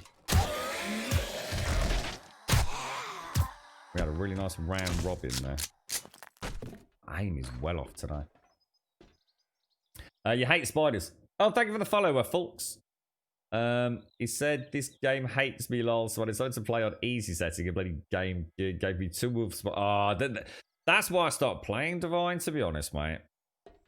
There's clearly a problem with the respawn, and it's, I mean, big shout out to Shades who linked the patch notes, and I went, as in the well-known problems, and I delved deeper into the known issues, and it is the respawns are massively breaking the game, mate. I mean, I've got a lava spawn, like, literally, like, in the main camp. You know, yeah, I mean, yes, I could get past it. I could spend a whole stream mercilessly hunting them down. You know, I could make some armor, and I'm sure I could kill them. But the problem is it's not just a one. You know, if that was like in the middle of the game and you'd been invaded or something, you know, like a horde night, you wouldn't mind, would you? It'd be part of, you know, part of playing through the game. But I know for a fact, because it's a broken system, I could kill that lot, and then 3 minutes later, another pack could spawn in. So I haven't got time to waste trying to make a game fun. You know, I've already said, I think if you were to talk to me about Grounded, I would say it is an excellent tech demo, but a terrible game. As it currently stands, you know, it can definitely go somewhere. It's definitely got, you know, the enchantment factor. But in terms of what it is like to play, anyone that claims otherwise, I honestly think you've either had a very lucky playthrough or you're just so hungry for something new that, you know, it is, you know, it's a honeymoon period, but I think we all know we're all going to get hit with some horrendous bug at some point. And I personally don't have time for that. I don't want to feel like my time's just been pissed up the wall. I personally will wait, you see. I'll just wait for the bug fixes to come, and then I'll jump back in and hopefully have an absolutely fantastic time with it. It's testament to how much I'm enjoying it, because I am enjoying it, that I even say that. Because normally a game like that, I would brush it off and say fuck that and never touch it again. But I'm actually eager to go back when they do fix things, because I think it has got some potential, like legit potential. Unlike all the other ones that we claim might have some potential, because we've got a bit of buyer's remorse, or because we're hungry for something exciting and new. You know, I think that's the positive energy that sometimes gamers have, isn't it? We want things to be good, so we only see the good. Excuse me. You're right, Pope. Warframe. I meant to start to play it, but now it's a few years on, and I still never started. Yeah, it's a weird one for me, Pope. I've actually like installed it, I think 3 times, so I've only ever actually played it for a total of about an hour. It's just like really weird. Is it TennoCon today? Is it? Oh wow! Well, I think I might actually see if I can catch some of that then, Diz. Halo yesterday confirmed free to multiplayer. What, Halo Infinite? Well, I'm not surprised. I don't think they've got any choice, have they, Mario? Is that the new Halo? It would have to be it would have to be free, mate. It would be dead on arrival if it wasn't, with all the other competition out there. Surely that was. I kind of assumed that was the case anyway, Mario. James spent 4 hours building up array in the main tree last night. How did he get on with it? So over near the all the. I mean, it's a great place to build. With all the acorns there. I mean, that's an infinite supply of armor, right? And food as well, I think. 7 days glitches, but the spawn is not broken like in Grounded. Yeah, well, yeah, I mean, to be fair, Grounded's only just come out of the door. I mean, this game's, I mean, Grounded in 7 years, we can compare to 7 days today, can't we? Bit of an unfair comparison, really. Grounded's, it's only 11 people working on it, and it's, you know, it's only just seen the light of day, hasn't it? 7 days is 7 years in the making with a fairly hefty team these days. You can't compare one game to another anyway, even under ideal circumstances, to be honest. But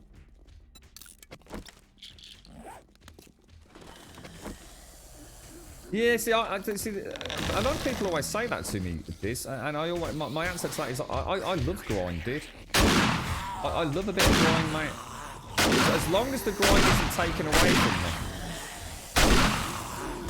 if I can grind for 20 hours and get something in a video game, I'm a happy man. The only way that can go wrong is if they then suddenly change it 3 weeks later so anybody can get it. Like through a cash shop. If you're going to give me a grind, give me a grind.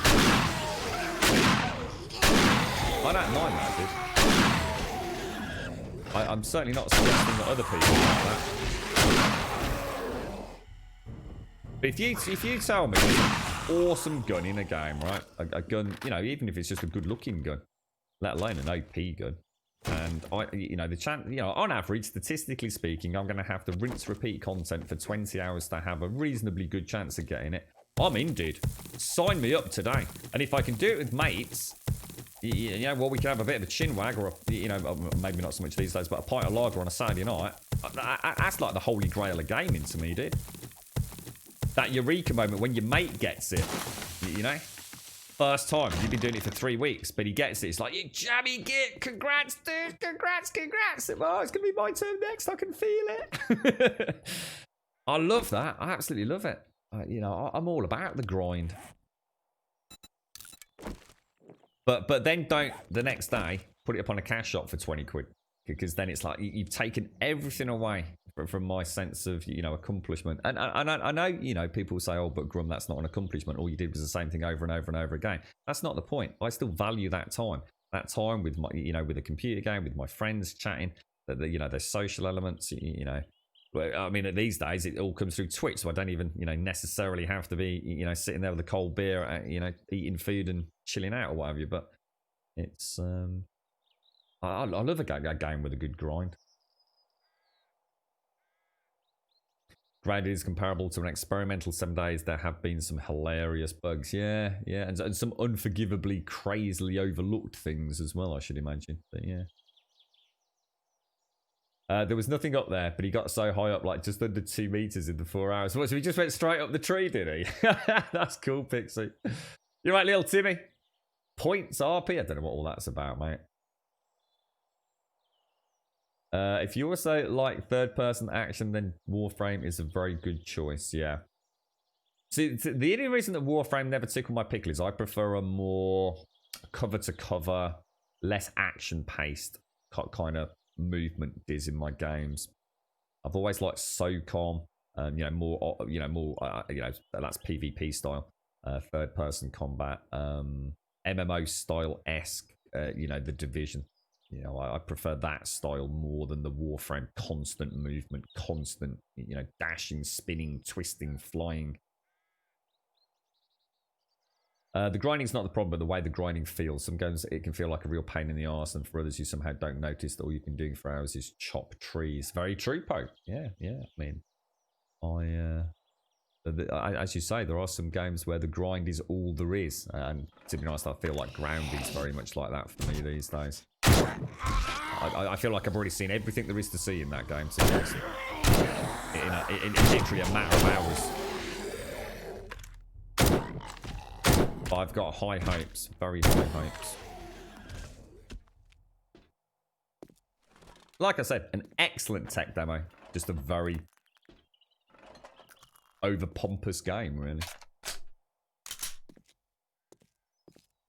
Yeah. You know what, Diz? I might commit to it. At the moment, we've got so much. I've got Alien Isolation, which I'm fully in love with at the moment. Really enjoyed that last night. Like, really enjoyed it. We've got... I mean, I don't think I'll be playing Horizon Zero Dawn, but Horizon Zero Dawn, We've still got Ghost of Tsushima.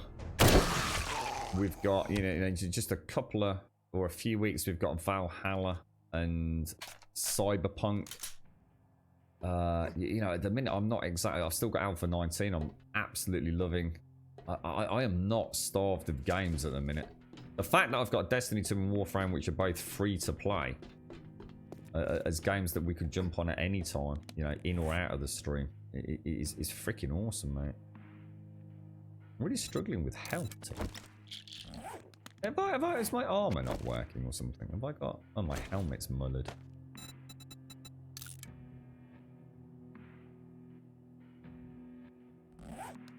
might be having something to do with it. I don't know. Are you using all commands from other channels here, little Timmy? I'm not sure what you're trying to achieve here, mate. I remember I hated the grinding arts. As you hit a tree once encumbered, you can't move. And he just felt the game was so slow. I just want to ride on my dinosaur, but it feels like I need to spend 5 weeks before I can even tame a compy. I think that just depends on the servers you're playing on and who you're playing with, right? Because I must admit, I've never had that issue myself. I think if you get the right dinosaurs early on in the game, which normally isn't that difficult, to be honest. You know, if you've got a team of peeps that know what they're doing, I think that's mentally how the game is perceived. You're not supposed to really be able to do much on your own. It's all about, if you want to dig, you don't get a good pickaxe. You know, if you want to get stone, for example, you go get is it a Doedicurus? You know, that is your pickaxe. I can't remember the names of the dinos, but that's how that game differs. You're not supposed to be able to hack rocks and farm materials efficiently yourself. You know, the game has limited tools to get the basics, you know, when shit hits the fan. But, you know, if you're supposed to be farming large amounts of materials, it's all about getting the dinos. And most of those basic dinos for stone farming, ore farming, and I guess the vegetation farming are all actually pretty easy to get, bro. If I was to be honest.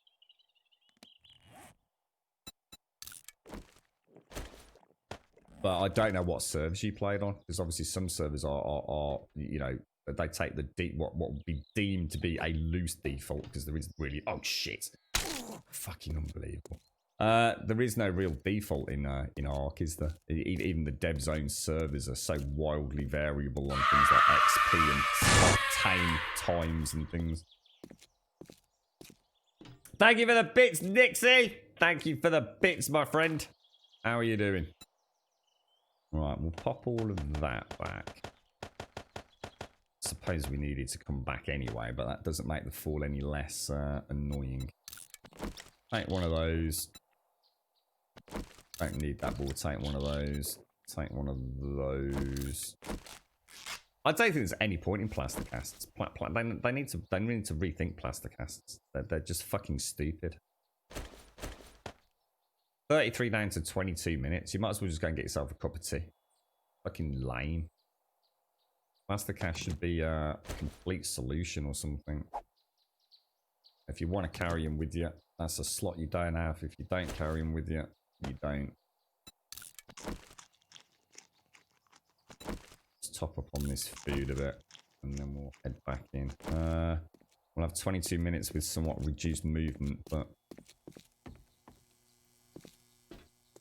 Yeah, it's crazy at the moment, isn't it? It's the next few months are just going to be, you know, there's something for everyone, really, isn't there? Plus, like we say, you've got all those old, you know, games as a service equivalent games just constantly ticking over. You got the big update for Destiny. You've got that. Is it TennoCon you just said for Warframe today? You know, you've had the new league in Path of Exile recently, haven't you? It's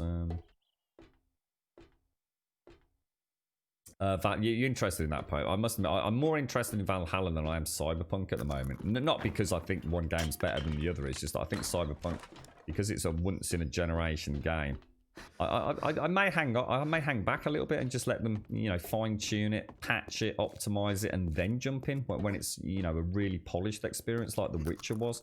You know, The Witcher 3, for example, came on loads in those first 6 months.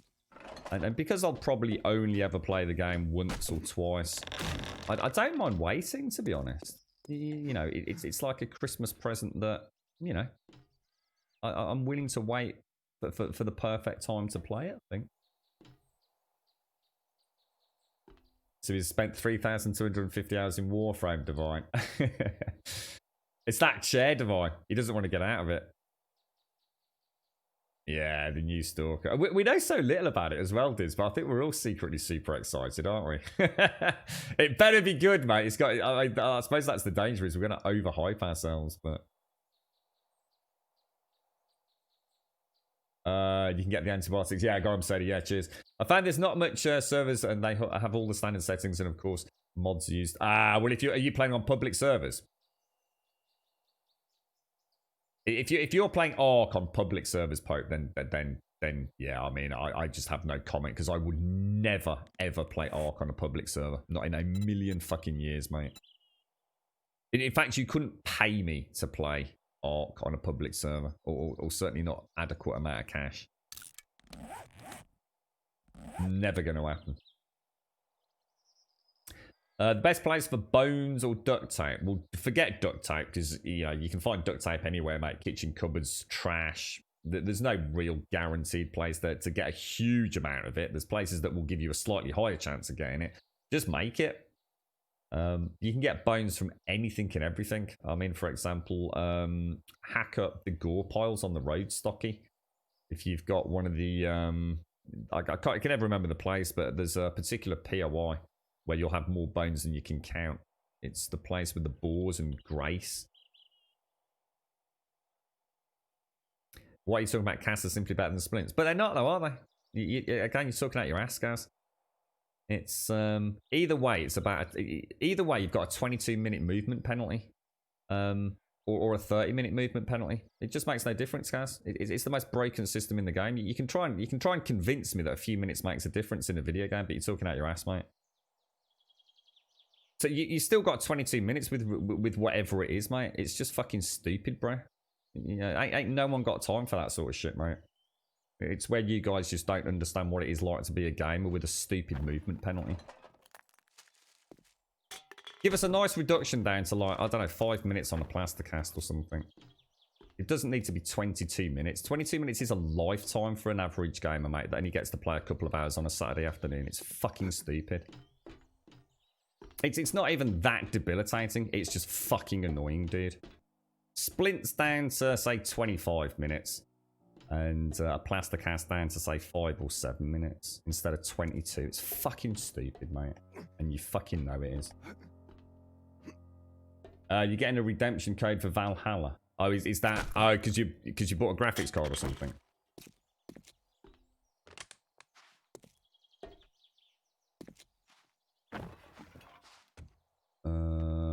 Let's grab these.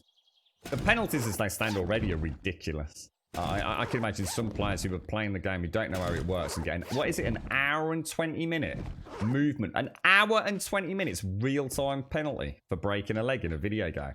You lot must be fucking smoking crack cocaine if you think a new player is going to think that that's a fun gameplay mechanic, mate.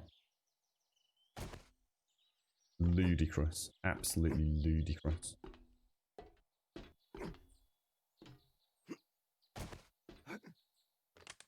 Alright, let's back into the thick of the action.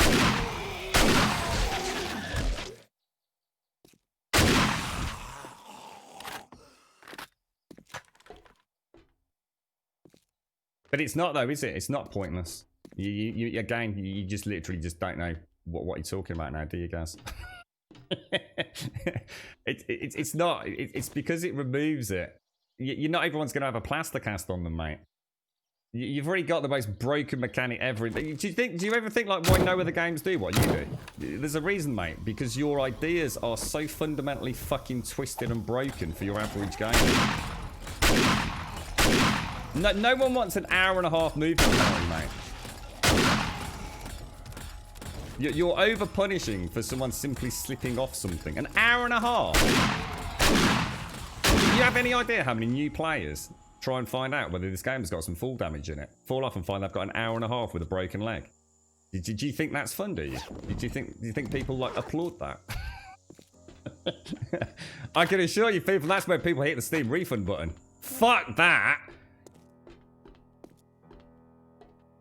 The 5-minute penalty's only there if you've got the best in the best to heal it. I mean, you can't have it both ways, bro. Half the stuff that we do reduces it to 5 minutes, doesn't it? I mean, your abrasions and things... You know, we have a way to solve them. So why not have a way to solve the broken leg? I mean, this is what's wrong with the fun peeps. You say one thing about one debuff, but you don't follow it through with all the other debuffs. It's just mad, mate. I swear that there's just some sort of, like, broken mentality over there. There's got to be someone on that dev team who just doesn't fucking play video games.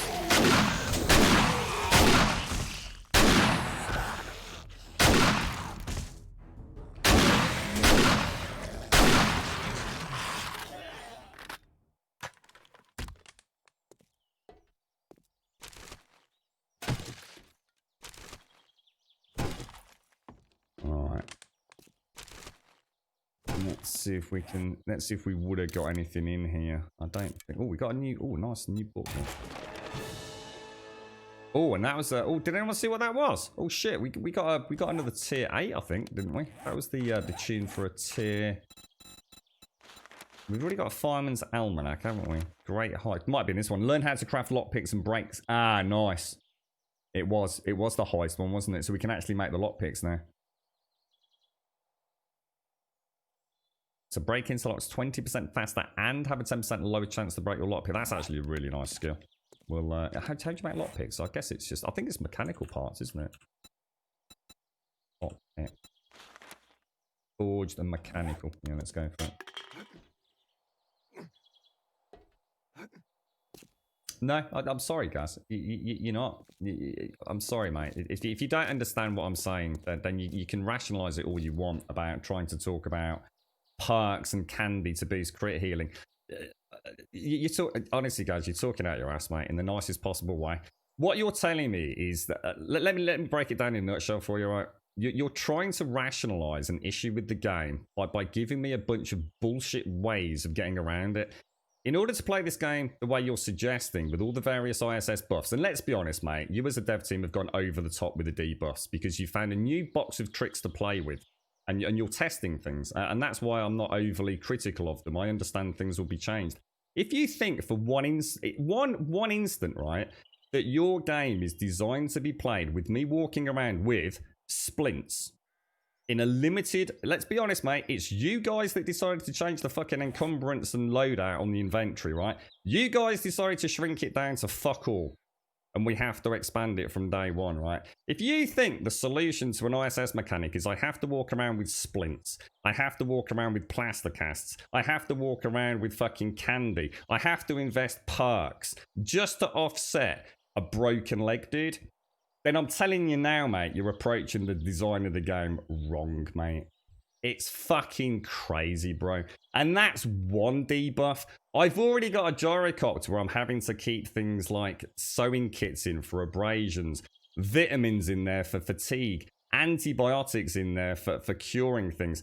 At some point, mate, you've played so much with your box of tricks that my entire inventory is just designed to offset stupid fucking things that can happen. It's too much, guys. You know, it doesn't need to be an hour and a half for a broken leg, mate. You know, just have it like 30, 15, and 5. It's still, you know, you've still got a fun game, mate. You know, 30 minutes with a broken leg. It's a big difference to a new player between that and an hour and a half. If I'm a new player picking up this game and I break a leg and, you know, I can't make a splint and I don't have a plaster cast, that's an hour. All you're doing is you're punishing a new player. I couldn't give a fuck, guys. It makes no difference to me, mate. I just have splints and things downstairs. I couldn't give a fuck about a splint. Sorry, the plaster cast. It makes no difference to me. I'll just pop a splint. I don't even need a plaster cast. But if you think as a new player that an hour and 20 with shuffle movement speed, you've told me yourself, guys, over and over and over again. You know, apparently, I won't say you said it, but the Fun Pimp's excuse for getting rid of wellness was, read this, it was too punishing to the early game player and not punishing enough to the end game player. And yet, in Alpha 19, you bring in an hour and a half broken leg timer. I mean, what the fuck, dude? What the fuck, dude? Because splints, because I find splints, guys. I find splints all over the place. Whereas, you know, casts I have to make. I tend to find splints, whereas I tend to very rarely find casts. So I use the cast if I, like, break a leg really early on and don't have a splint, guys. That's the only reason to explain it, mate. No, I don't hate, guys, and I really don't like you saying that. That's a really horrible thing to say. Don't say that, please, Misty. It's not about hating, guys. It's about talking about what this game is like as a new player. New players are going to turn this fucking game off with an hour and a half movement penalty. I honestly, I am assuming until we started having this discussion that was a placeholder, that was something that's just in the game, you know, until later on. You know, while they play about with the ISS. If this game was to go gold with an hour and a half movement penalty for breaking a leg, then you might as well fucking just forget it, mate. It's fucking crazy. It's just fucking crazy. An hour and a half of anything in a game is fucking I mean, you literally give us benefits like in minutes. So let's again look at it from another element. Your bonuses are measured in 3 minutes. You know, like from drinking coffee, drinking red tea. That they're calculated on 3 to 4 minute buffs per swig. They're the positives, right? Your pills are like at best 10 minutes. But your negatives are measured in hours. What the fuck, dude? It's madness, mate. Yeah, again, it can all be balanced if you have things like like a medical station back at home, so something designed, or resting in a bed accelerates healing. There's plenty of ways that you could stick with excessive timers and that. It's just madness. It's. And the only reason I've never had a chat about it before was because I just assumed, like I said, it was placeholder while you play with ISS. If this continues, if this is actually the final solution for broken legs, then that dev team is just fucking lost the plot, mate. Just lost the fucking plot.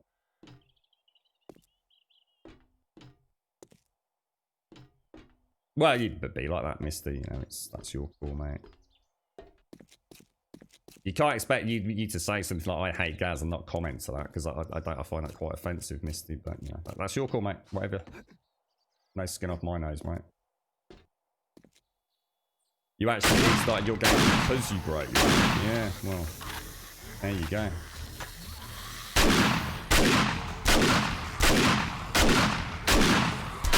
They'll balance it. It'll get balanced at some point.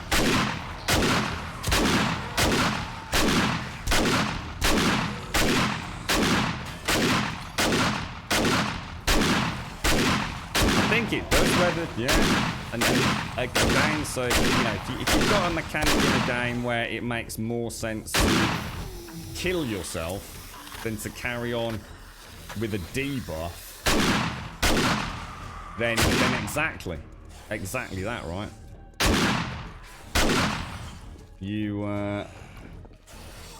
You've got to say something's not working right. If a player's going to sort of like top themselves to get rid of a debuff, would you rather spend an hour and a half with a broken leg or kill yourself?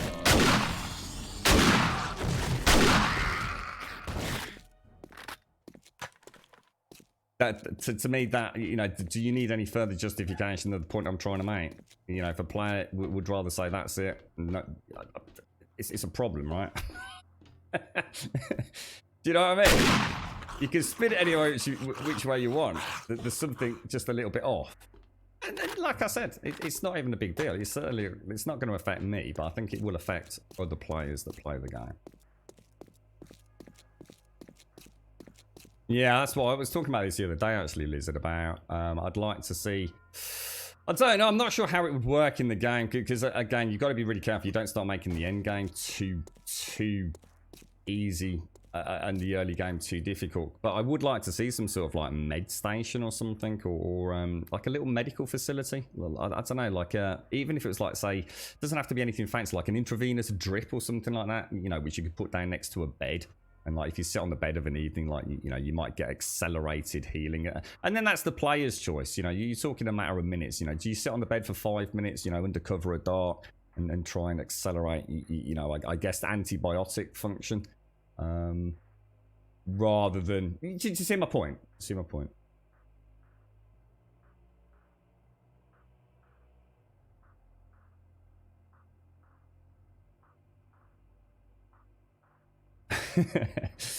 The walk is. I think the biggest problem with the broken leg is not so much the walking; it's the fucking jumping. The amount of time I've not been able to get into my base back in the early days. I can't get onto my ladder. I don't think you can jump as high, can you, with a broken leg?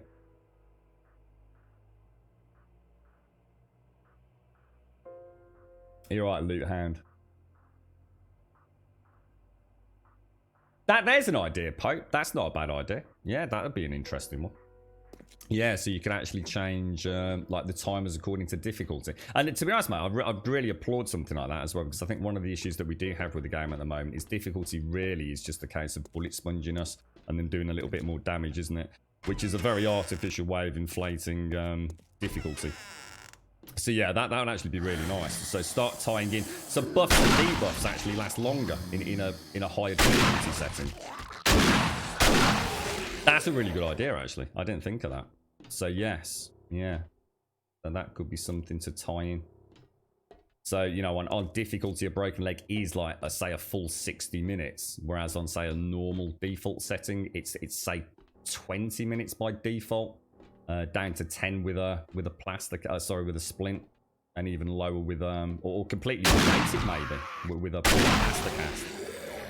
But then sort of ratio that up in game difficulty. That's a really nice idea.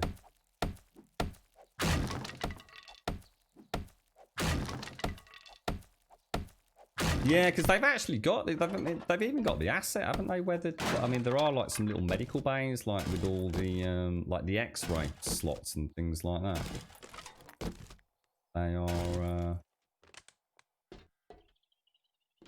It's not like they'd have to add an asset, is it? They could make that like a manufacturer. I'd just be worried it might make it's like I said. The problem is.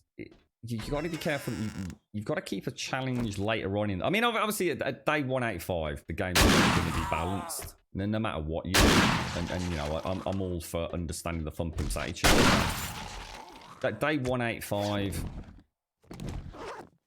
you should be in control of the game. There shouldn't be too many challenges coming at you.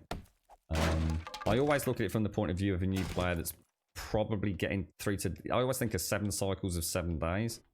And I think that seems to be a sweet spot for me. For a new player playing on relatively basic settings, they should be able to have had a good taste of most of the game within 49 hours. I'm not saying have, you know, all tier 6 and everything, but 49 hours is a fairly nice chunk of change for most people in the video game, isn't it? And balancing beyond 49 and certainly beyond the double rotation and 98, I think, is where you start entering the realms where you have to say the fun pimps no longer really need to be worrying about that.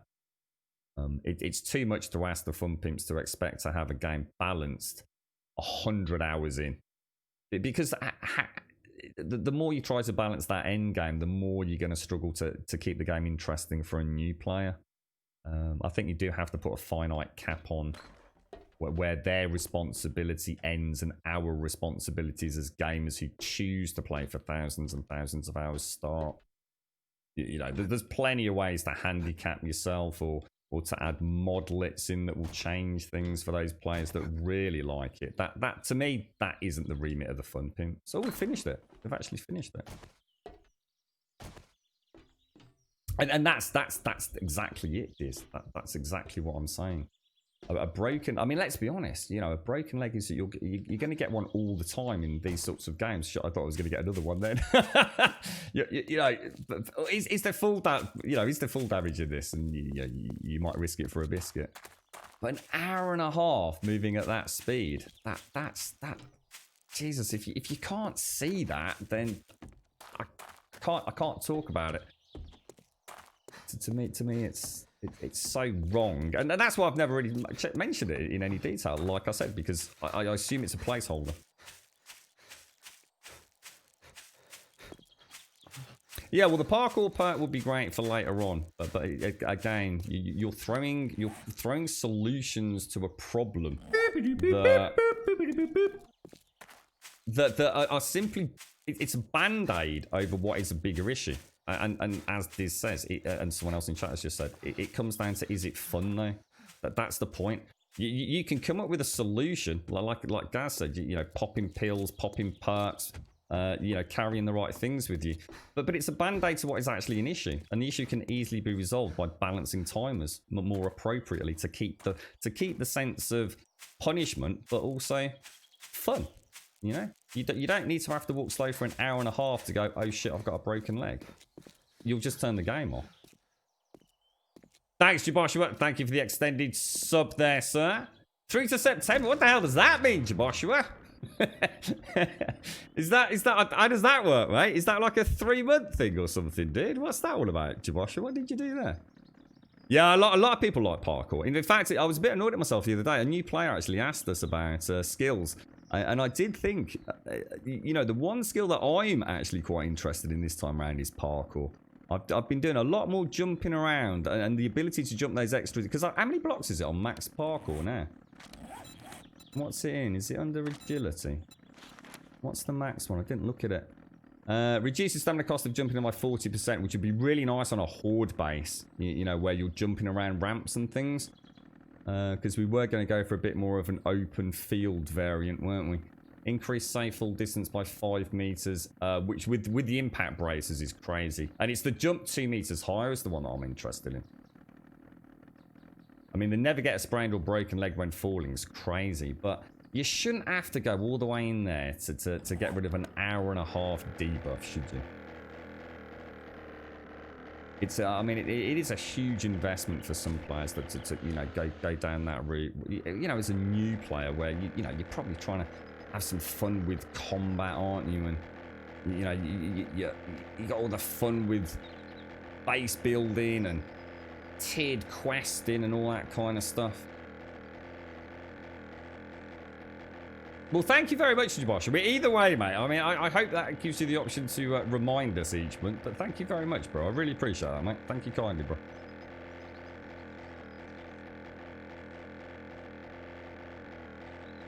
Yeah, we've mentioned that a few times, Stuart. It would be really nice, wouldn't it? It's a tricky one, isn't it, for the Fun Pimps? I think if they were to add like a big overarching story, that's a huge investment. You know, getting a writer on board, working alongside all the other teams, you know, it's not like a knee-jerk reaction. Oh, hang on, am I going the wrong way? I need to cash it in first, don't I? You know, I think adding a narrative story-driven and quest-driven kind of element to the game is... I mean, it could make the game, right? I mean, you end up with a voxel-based kind of The Forest kind of thing, don't you? But way more... well, for me, enjoyable than The Forest in a lot of ways. I mean, I really enjoyed The Forest, but I think this does give a lot more scope and scale. But yeah, it would be nice, wouldn't it? I mean, it would be nice to have a playthrough of 7 days. You know, they might make it so you have to get certain things, like you might have to be able to build a gyrocopter to get to a certain point. You know, a certain POI. The only way to get to where you need to get to is on the gyrocopter, or they might even add in like a boat or something, you know, and the only way to get across that water is to get the boat, and they tie that into quests and, you know, faction reputations. I mean, I think when the game, let's assume none of that happens and the game goes gold, right? You know those huge Skyrim overhauls that people have done, and even got jobs out of doing those overhauls. I think that could be something somebody could do. I think no matter what, the Fun Pimp's going to give us all the tools at our disposal to play about a lot with all the mechanics. And I could envision sort of somebody embracing the gold product. So, you know, they've not got to worry about revisions and updates. And actually creating something like that, I firmly believe that could be a future for the modding community. You know, we've seen what, you know, people have done with Bethesda's creation engine, and created whole new lands in Skyrim.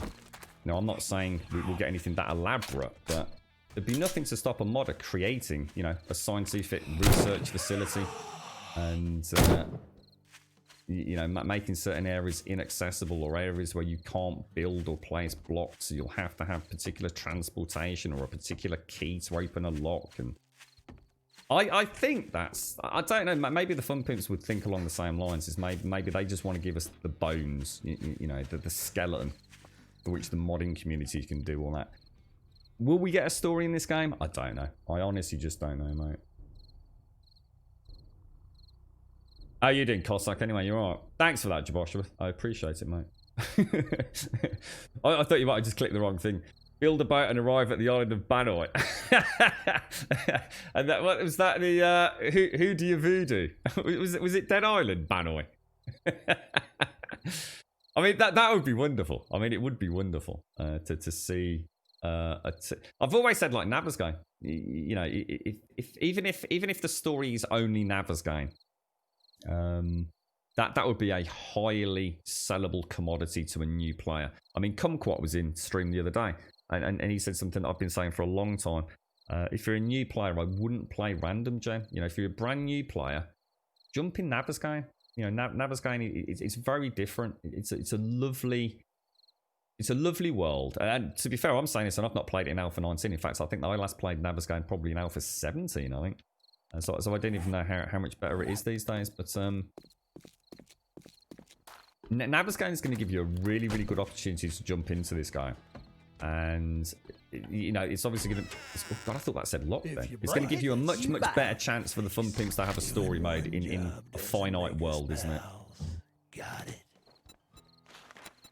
Now, obviously, at the minute, I mean, what have we got quest-wise? We only actually have... I don't like you. Whatever, mother. Look, block it. You must be a half a zombie already. Or got shit for brains. Yeah, we'll leave him because he hasn't got anything new. I forgot what I was going to say there. So I really hope you'd have a different POI there. A lot of that sounds like stuff in Darkness. I've never played Darkness Falls as really. I've never actually played it. I mean, if anyone would recommend it, we can give it a go at some point. That's right, Joshua. Thank you. I appreciate that, mate. Thanks ever so much, mate. Thanks for committing, bro. You're right, Primate Games. How are you doing? Primate Games. Primate Games. Is that Primate Games that I see bouncing around all over Twitter? You've got that rather gorgeous YouTube channel, Primate Games. Is that you, mate? Hopefully it is you and not just somebody with the same name on Twitch. I'm sure I've been reading a lot of tweets from you recently, mate. Don't you just hit some nice milestones on YouTube, Primate? But feel free to advertise to your heart's content, mate. I'm assuming it is you. Yeah. You like it? Probably worth a try at some point. Yeah, is it Wars Wares UK? Is one that seems to have been quite popular in Alpha 19. Darkness Falls was the big one for Alpha 18, wasn't it? That's all anyone ever really spoke about. And back in Alpha 17, it was all War of the Walkers. It seems like each kind of each iteration or each alpha, there seems to be like not one mod to rule them all, but there seems to be one mod that tends to be quite a vacuum for a significant portion of the player base. And Ravenhurst as well was another one. Yeah, definitely, Pope. I mean, you know, Navezgane. I mean, even internally. I mean, to be honest, mate. I mean, I could knock it out in a weekend. You know, in terms of some basic questing, if they were to tell you, you know, a few simple things that you know, a concept they got for a story, and what they were going to try and achieve questing, putting together narrative and quest descriptions and a little bit of background story. You know, I've always been out, you know, doing that kind of stuff for a long time. It doesn't involve a massive, you know, we're not talking about trying to create the next The Last of Us or something, or Heavy Rain, or Beyond Two Souls narrative script all tied into graphics, mocap, facial animations and things. You know, a loose story with a nice simple directive. You know, a little more than go and save the scientist from the, you know, the lab. And bring him or her back here, or bring her key card back. It can all be done fairly simply, and you know, Navezgane, it doesn't have to be the greatest writing on the planet, does it? It doesn't even have to all be. A lot of games don't even do voice acting for it. You know, a lot of games you'll find it through pieces of paper or loot and journals and diaries and things like that. Tape recorders. They do want to go down the route that, or laptop USB digi-sticks and things you can pop in and get a little bit of a digi-diary from someone.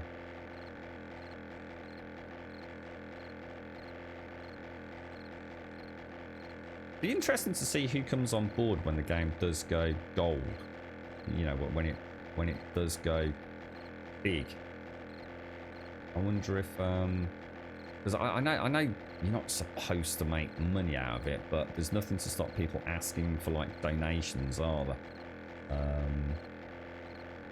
As long as you're not, well, I'm not sure how it works. It's probably best not to talk about it, but you can, can't you? I mean, I'm sure the Fun Pimps would embrace that, because I know, was it Kumquat said the other day? I think they're introducing like their own version of, say, like Mischief Maker or something, aren't they? But they're not going to take any cut from Twitch or from streamers. You know, you know, they seem to the PR element of it all seems to be going pretty well at the minute. It's a shame we didn't have Dazzle Kumquat or anyone here yesterday, actually, because there was a really weird post. Was it you, Azarelli, who posted it yesterday? About that Alpha 90 and Alpha 20 and going stable shenanigans. I can't get my head around that. It just sounds so weirdly ambiguous. And I'm sure it's not. I'm sure it makes total sense to Joel when he wrote it. But to me, reading it as a snapshot from the forum, I really couldn't get my head around what he was trying to say. It sounded like really disjointed and very much open for interpretation across the board, to be honest. I tried the... I don't know if... Was it called the Medieval? I did try the Medieval mod on one stream. I was both horrified and totally impressed at the same time. It was like really weird. It was like really strange. I got like these orcs and goblins running around. And I mean, obviously it was really early days then. So, you know, I don't think anyone was going to sit there and say, oh, this is amazing in terms of what it was like to play. But it was definitely amazing in terms of the, you know, the concept. You know, I mean, it's weird because we'd actually been talking about it like ages before. How this kind of game, although it is zombie-esque, there's a whole bunch of things you could change it to, and to see someone try and make almost like a D&D campaign out of it was actually, I mean, that was thinking outside the box, and it was actually pretty well done. You know, it was just very rough around the edges, wasn't it? And that's going right back to, I think, probably Alpha 17 when I last played that. You think the mods outdo the fun pimps at each Alpha update so far based on content the mods offer? I don't think anyone's going to disagree with you, Stuart. The thing is, there's a reason for that, though, which would be very unfair of us to not take into account. It's really easy to say that the modders do a better job, and you know, whether you sit on one side of the fence or the other, there's one huge elephant in the room without comment, and it's the simple fact of the matter is that the fun pimps have got a whole bunch of specs and issues they have to contend with that modders don't. I've played no end of mods where this game in its vanilla format for that alpha runs flawlessly, and I plug in a big heavy mod and it starts falling apart around my ears, mate. You know, bad performance, glitches, bugs that you know we overlook because it's a mod. We're not expecting it to. I mean, look at the moans and complaints, you know, about just build 169. Where people were struggling to play the game. There's lots of stutter and jankiness all of a sudden being introduced, and quite rightly the fun pimps got a bit of a backlash on that because, you know, they're the dev, they're supposed to get it right. You know, the fun pimps also have to adhere to a set of, if you like, hardware parameters, mate. You know, a mod quite often will come out and say we recommend 16 gigabyte of RAM on a Windows 10 machine. The fun pimps aren't, you know, they're trying to make the game for a much lower spec. And I don't even know what that spec is these days, or even if it's changed from the Steam page. The fun pimps aren't also, they're not just working on content. You know, they're not just, okay, let's add a gun. Let's add A, B, and C to the game. But they're also trying to think about balancing the game. They're trying to think about improving existing systems, which they can then build on. For example, the ISS system, which is the new buff debuff system, call it whatever you want. That you know, they've come up with that, they've implemented it in the base code, and it's basically it's another set of tools for the modders to work with. So the fun pimps are constantly giving the modders more tools, and I should imagine also in some cases taking tools away from modders. You know, I'm sure not deliberately intentionally trying to F them over, but you know, through the necessity of game design, some things has to change and modders lose access to certain elements of, you know, whatever it is, but it's just literally the base code. It's really easy, I think, as a gamer to think the modders do a better job, and the modders do a fan-fucking-tastic job. But you can't compare the primary developer with a modder. It's a whole different game, mate. You know, if we were talking about, like, we don't seem to get a lot of major changes, you know, considering the development time. The other thing that none of us know, right? It's easy to say, oh, you know, the fun pimps have got 40, 50 people working on the game. But some of those people might only work 5 hours a week, mate. Like, they might just have, like, you know, a texture designer or an audio designer or 1,001 other things that go into game design. And they might only work for, like, you know, 1 day a week. Honestly, it's really easy to judge a developer. But there are still things that I think that stick out like a sore thumb. You know, I'm not here to try and sugarcoat it. At the same time, you know, I will always remain outspoken on things that to me are the Fun Pimps literally not understanding some of the strengths of their game. And I say time and time again, my viewpoint isn't my viewpoint. My viewpoint is that of a new player, because they don't give a fuck about us. You might not want to hear it. They don't give a fuck about us. You know, we've already bought the game. They're trying to encourage new buyers. They're trying to encourage relevancy of the game. They're trying to, you know, move towards the point where they go gold and release it on the console and make absolute bucket loads of money. You know, the sad reality of life is, if the game doesn't attract new players, the game dies. And if you don't think that's the reality of the situation, it is. You know, I'm sure they've got more than enough money to finish the game. I mean, the game's going to get finished. I have no doubt about that. Unless Joel just decides to go and buy himself a yacht or something. I'm sure there's more than enough cash in the coffers for them to move it through to gold, release it, set a bit of money aside to hire Iron Galaxy or another dev team to knock out the console version, and everyone will be happy. But you know, if all of a sudden sales stop, the incentive to keep moving forwards, you know, above and beyond anything, would have stopped a long time ago. I mean, you got to remember, now we're into content lock. Content lock's on its way. If the coffers had dried up in Alpha 12, they might have closed the doors on Alpha 14. So, you know, just because you play the game for 5,000 hours doesn't mean the Fun Pimps are getting anything out of it. You know. What's that gun in your box? The new sniper. Which one, Jaboshua? That's the new sniper, and that's the. Do you want me to show you? That's the marksman rifle that we had of old. To be fair, this one is modded because it's got a scope on it. Let me take that off. And it has got a gorgeous aim down sights, to be honest, mate. In fact, I think all the new weapons have got really nice aim down sights, apart from the auto shotgun. But yeah. Yeah, that's it, guys. I mean, all right. And again, so sometimes, you know, I'll say things that, yeah, look, I can't just sit here and explain every single thing I say, you know, in detail in case it ruffles a fucking feather or three. You know, we all have a chat, and you'll know me, and you'll know me when I'm being fucking deadly serious. But I'm not saying they don't give a fuck, all right? Maybe that I could have phrased that better. You know, of course they care about the community, and they're going to care about especially YouTube content creation. That's a huge, you know, YouTube 7 days is pretty big. It's a pretty big chunk of relevancy for the game. Way more than Twitch is. But possibly only reason that Twitch really still keeps afloat is, you know, a few diehards here and there playing it.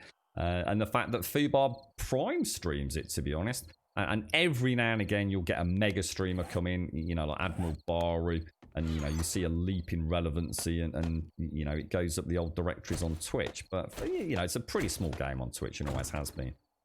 You're going to make your fucking riches and fortunes playing this game on Twitch, are you? But, yeah, of course they like relevancy, and that's why they embrace the modding community as well. You know, because it keeps the game fresh in between alphas while they work on getting that polished version that they'll then announce to the world, you know? It'll be all over the Steam sales, and no doubt they'll be doing interviews with PC Gamer and talking about the console release, and getting Admiral Baru and Co-Carnage to come and stream the game and giving them free copies the day it goes gold. And you know, there's a journey there that the Fun Pimps presumably are very excited about. But like I said, the one thing that everyone forgets about this game, it's not a normal early access game. That they did not set out with a Kickstarter and then reach the Kickstarter goals and close the doors. And that's what normally happens with a game, except most of those games never even reach the Kickstarter goals. What happened with this one was it reached a bit of a fever pitch. It became quite the cult classic, you know, in the top 100 best-selling games on Steam. Fucking, that is big, mate. You don't get in the top 100 selling games on Steam without having some serious sale figures there, mate. And what happened was that enabled them to move the goalposts. So it's really unfair to critique this game like a normal early access game. You know, those games that you know as early access, they promise the world. There's not been an update for 6 months, and then they throw in a new gun, but break 15 other mechanics in the game, and then the devs disappear for another 6 months, etc., etc., etc., and they only pop up during a Steam sale. You know, these, you know, to be fair to the Fun Pimps, every single time we've had a new alpha, we've seen pretty major overhauls. And they've come at least once a year, you know, and that time has been reducing down to around 6-7 months more recently. You know, because it's been financially supported by the community and through fantastic sales figures, they have been able to expand on the original scope of the game. If it hadn't been financially viable, you know, Alpha 14 could have been the end of it. Alpha 15 might have been the end of it. They could certainly have said that they've met the Kickstarter goal long time ago. So if you knock the long development cycle, what you're saying is that you want the game to end now today. Because they could. If you don't like this game being in early access, right, and you're one of those people that sits out there and says, oh, this is ridiculous, it's been in early access for 7 years, then think of what the alternative is. The Fun Pimps go, yeah, we've done. That's it, Alpha 19, done. And they walk away. Do we want that? Or do we want an extended alpha? I'd rather the alpha carried on, you know, for a little bit until, you know, full content lock happens. Because they've clearly got more content to add, albeit maybe not a huge amount. Yeah, I saw that. Yeah, I saw he made partner, yeah. Yeah, he did, didn't he? Yeah, congratulations to him if you speak to him, guys. Yeah, I saw it on Twitter. The entire Twitter feed was him talking about his Trader Jen cosplay. And how much he wished that not so many people had seen it. I knew Trader Jen was going to be huge, mate. For all the wrong reasons, man. Right, let's put this back in here.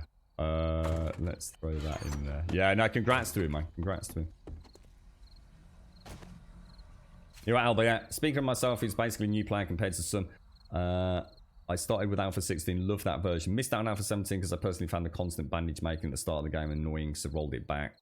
And he just started coming back into it and playing it Alpha 18. I'm not a die-hard player like the casual gamers. This version seems to have the casual side. What? So you find Alpha 19 more casual, do you, Alba? Or? Yeah, Chink, cheers for that, Azraeli. You hope 7 Days never leaves Alpha. Made that same argument before. Yeah. Well, I mean, I do. I do hope it leaves Alpha. But not before they feel that they've done what they need to do with the finances they've got. I really do want it to leave Alpha. I really, really do. Because I think that is the point where... Two things for me that become really exciting at that point, Tutor. One... probably encourage a much more robust modding community. You know, when the base code's locked in place, the modding community can focus on... I mean, you think about the amount of development time and say, what were you talking about? Darkness Falls. So say tap Darkness Falls, and every time there's a new alpha, everything has to be re-wangled in, right? That's constant rehashing of development time for a mod. So when the game goes gold, not only will we see those mods becoming bigger and better, because they're not having to rehash their existing code to take into account new code that the Fun Pimps have introduced or new systems that the Fun Pimps have introduced. But also, we will start seeing more people coming on board. You know, those little hobbyists that think, yeah, you know, I'm not wasting my time here and now. And the other thing, the second thing is, of course, it's the fact that we will see... the Fun Pimps hopefully move on to something else. I've said for a while now, I hope they do move on to something else, and I hope it's not voxel based. I'd love to see what they. I think they've really struggled. Honestly, the scope and complexity of this game must have been a nightmare. There must have been so many meetings where it ended with that is such a good idea, but there's just no fucking way it's going to happen without ripping out whole other systems or losing systems. I'd love to see what they could do without going down the voxel route. You know, I've got my voxel game, and it's 7 Days to Die. Or for some other people, it will be Minecraft. Whatever, you know. What do I need? Oh, I need buckshot, don't I? I didn't make any buckshot. I'd really like to see what they could do. I mean, we know they're working on one other project, don't we, Tutor? They're working on an Unreal project. I think they said like 4, 5, 6 members of the team. I'm working on an Unreal. Oh, Jesus, that's noisy. Wow. So, you know, it'd be interesting to know what that is. And I think the other reason I want it to go gold, above and beyond all other things, is I would like to see it come on console. I think it will sell really well for them. You know, I probably won't pick it up on console, so it's not even me wanting it personally. But I think it would be huge revenue for them, and I think a game like this would be well received on console, as we know the PlayStation 4 version was on the Xbox version. But you know, they're very old now. You know, with all the hoo-ha with Telltale, you know, we definitely didn't get the game that we kind of wanted, did we? But I think I'd be very surprised if they haven't got the pennies put away to High and Iron Galaxy for a reasonable parity release on the next generation consoles, you know, where that hardware is much more in sync, you know, with PCs of a reasonable quality and standard. Yeah, it might not be full parity. I mean, obviously frame rates and things are always going to be variable anyway on PC and resolutions. I'm sure there's lots of people try playing this in 4K at, you know, high resolution, well, high frame rates, but the cosplay that got burned into the minds of thousands. I can't believe he did that. Fair play to him. I like to see that sort of thing. You're right, Fist. You can't talk about moaning, Fist, just because you're a grumpy ass fucking Yorkshireman, mate. We're not all miserable bastards like you, man. It kind of looks more fun to get to start out fairly easy-ish, but not too easy at the same time, but you don't seem to need the bandages as much as before. Yeah, that's interesting you say that, Albert. So you were saying, like, was that Alpha 18, were you saying? You were getting a lot of bleeds and things, or...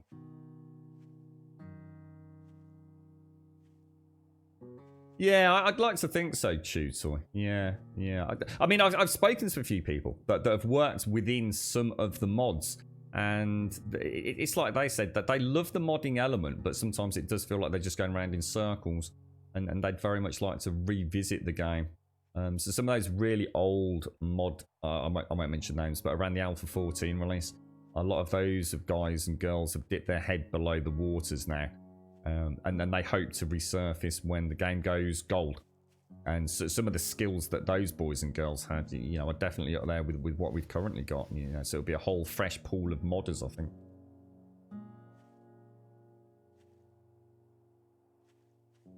What's that as? Rest in peace, earphone users. What's that, dude?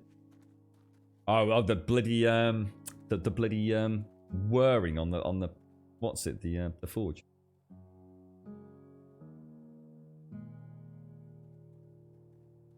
"17 out of 18 used to spam bandages to micro repair max hit points." Oh right, oh sorry, yes of course. Oh sorry, yeah sorry. I thought you just meant like you were having issues with bleeding early game. Oh yeah, got you. Yeah, of course. I'll tell you, the one thing I have noticed, paracetamol. I don't think I've had any paracetamol. I get everything else in vast quantities, including antibiotics, but paracetamol. I mean, I will be the first to say that, you know, it's not as simple as it might appear in terms of looking in that chest, because obviously I use paracetamol more than I probably use any other healing source. So, of course, my supplies have become diminished compared to the other ones. But I very rarely get paracetamol. I don't know whether that's by design or I've just been unlucky. But you know, I seem to remember having boxes of the things last time I played.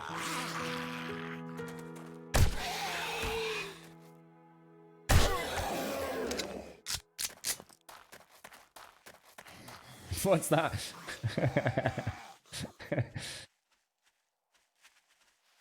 No, it's because it didn't have room to output. The cement mix is always the funny one for that as well. It does the same thing, or at least doing Alpha 18. I used to mass produce concrete, and every time I'd go to my bank of like cement mixes, it would just be. It was like a bloody warthog.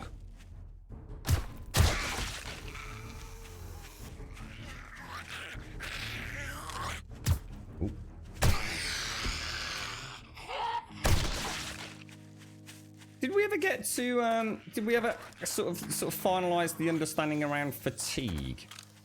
So when a zombie hits you, you can only get fatigue from getting hit, right? Or can you? I mean, is fatigue something that happens only if you regularly have low stamina? Does it happen, you know, is it more likely to trigger as a prop in the form of a debuff if, well, what causes fatigue? I mean, I can hazard a guess, but actually from a gameplay perspective, is it if you're getting hit and exerting yourself, so you're constantly regenerating stamina, and you're hungry and thirsty? Because you were saying you get it a lot, don't you, Serdi? And I've only had it twice in 186 hours. And it's not because I don't get hit a lot, because I almost consider my play style most of the time, it's almost like gun melee. I'm always in melee range with them a lot of the time. I wonder how that's calculated. It'd be interesting to know about fatigue, because it's the one thing that I don't quite get my head around.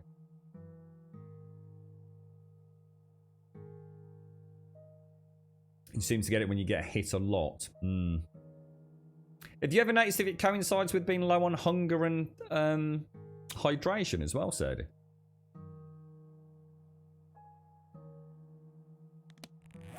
I haven't really I haven't got any reference point because I've only ever got it twice, dude. I know on one occasion I was 50% hunger. I do remember that. My hydration actually going up. It seems to be going up very, very slowly there. Oh, yes. Right, okay. So, let's have a look then. Now, we were coming back to make lots and lots of Magnum rounds, weren't we? Let's get that done. Then we're going to do a little bit of building down in the old Shades Oasis, and then we'll try and cram in another tier 5, I think. If I take that little lot. How much gunpowder is it per Magnum round? 762. We can make boxes now, can't we? We don't want to be making that. We want to be making Magnum rounds, so. Oh, lockpicks. I can make lockpicks now. So if I make, I mean, 900 should last me like 2 horde nights, shouldn't it? 47 minutes. Jesus. That's crazy, bro. I'm going to assume there's got to be something perks-wise then that allows you to manufacture quicker, right? Or do I already have that because of the... Let's have a quick look. There's Magnum Enforcer. Bolt craft ammo. Doesn't say it makes it any quicker, does it? What would... Is it under strength? Which is the gun attribute? Gunslinger. Anything here that...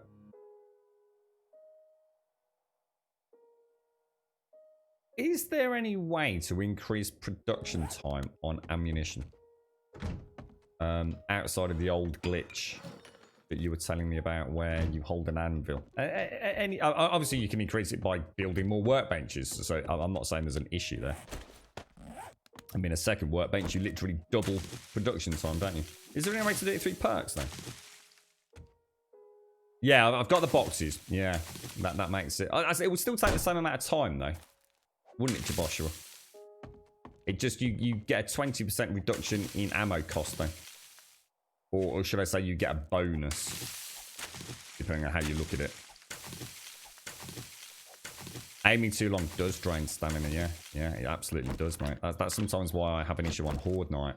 When I've been like that with my Magnum. Pop, pop, pop, pop, pop. And then I go to jump out. I realise I've got no stamina. I don't know whether there's a variable drain on different weapons. And you can see it going down there. Look, if I'd use it without sight. Thank you for the follow, Vladimir. Thank you, Vladimir. Thank you. You're right, Chris. Afternoon all. Inspired by last night, I found Alien Isolation and all the DLC for £10. So we'll have a go on that later today. And thanks to you, I'll know where to find a flashing white box on a shelf at a key moment early on. Cheers, Chris. Thanks. Cheers, mate. Thanks for reliving the moment. It's a classic example, honestly. I even said it out loud yesterday, Chris. It's a classic example of Twitch chat trying to help out and actually making it worse. Because someone said it's on the monitor or on the screen. And unfortunately, my brain immediately was thinking about a computer monitor, a computer screen. So I was looking all the way around the room for something that was kind of that size. You know, it's something that would be monitor sized.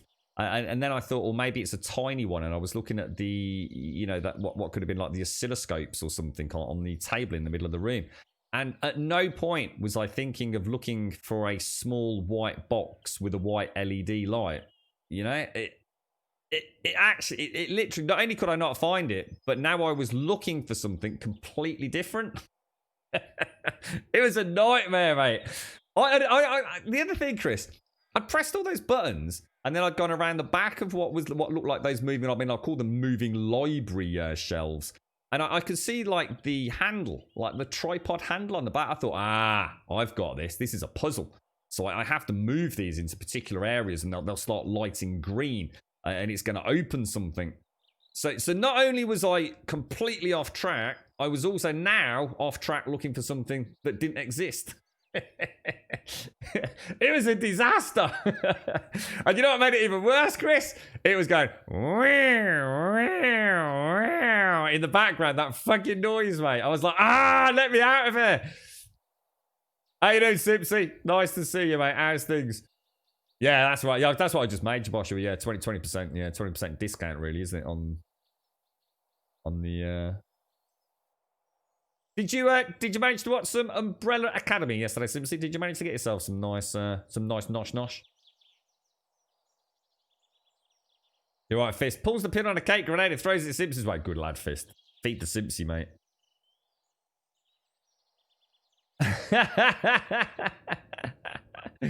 Oh dear, Chris. You know what's really nice though? I have to say, Chris, it's really nice playing. It's really interesting because, you know, so it goes to show how so many games we kind of pre-programmed.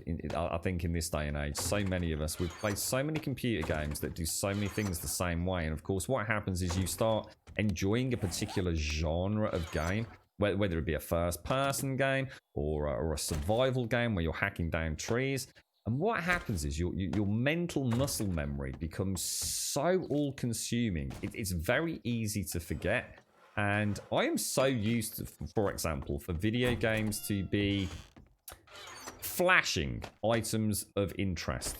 Games have a wonderful way of subtly and not so subtly. Did I not make... It's the buckshot. I need to go and farm some lead. Yeah, so many games will... I mean, even in... What were we playing recently? Just the last game. So let's take Grounded. When you wander around in Grounded, you see the pebbles flash. You constantly see the pebblets flash, don't you? So you always know where they are. And everything else is so obvious that they don't really need a flashing antenna to warn the player of what's going on. And it's on the gyro, isn't it? And yesterday, playing Alien Isolation, it was a really good example of a dev team doing something that I hadn't seen in a game for a long time. There's very little hand-holding. But you start fine-tuning into things. So, for example, I already now know next time I play Alien Isolation, if I see any green light anywhere, it's worth checking out. It might not actually be anything. Sometimes there are just green lights on control panels, but it could be a box of loot. It's more obviously, you know, on one end of the spectrum, it's going to be a door that I can open. I'm starting to know what scrap looks like. I'm starting to know what the tubes of like adhesive look like. And you slowly start knowing what to look for in any given area. It's quite funny because I just checked back the sound, and weirdly enough, couldn't get my sound working, so I haven't actually done that yet. But I randomly went back. I put the vid back up in the early hours of this morning, and I just chose some random spot where I knew we'd be playing, and it was where we turned the generator off yesterday. And so I think it was Void or someone who was in chat saying, no, you're doing it wrong. You've got to go through the vent. And I think Hicks had been saying the same thing because that's the way you're supposed to do it. And I didn't even see a vent. But actually, weirdly enough, playing it back in the early hours of this morning, where you turn the generator off, there is a vent in the floor right there. It did not even register on my sort of radar at all yesterday.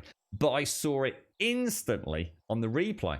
And I wasn't consciously thinking at the time, oh, people said there was a vent. That was not my intention to go back. It was a completely random spot in the VOD. And I was only interested in testing the sound out. And boom, instantly spotted it. It's so weird. It's so strange. What's that, Doc? Is that the excuse for the day, then? What do you mean, mate? I had pizza, cookies, and ice cream and managed to watch 4 episodes. Wow. Did you stay up late, Simpsy? I don't think I did. I better not have been, mate. Did I? I swear I clicked the batch. God damn it, dude. You're right, Silent. I highly recommend take a look at Grounded. No way, mate. Absolutely not. Been there, done that, mate. That is not even a game. That is a tech demo. It's that is. Yeah, you're right. I did, mate. Well spotted, bro. Magnum. Box of Magnum ammo. 9. Yeah, Grounded's one that I will look at the difference there as well, mate. Thanks for that, Jabosha. Well spotted, mate. Well spotted, dude. So I've literally just unlocked that. That's why I.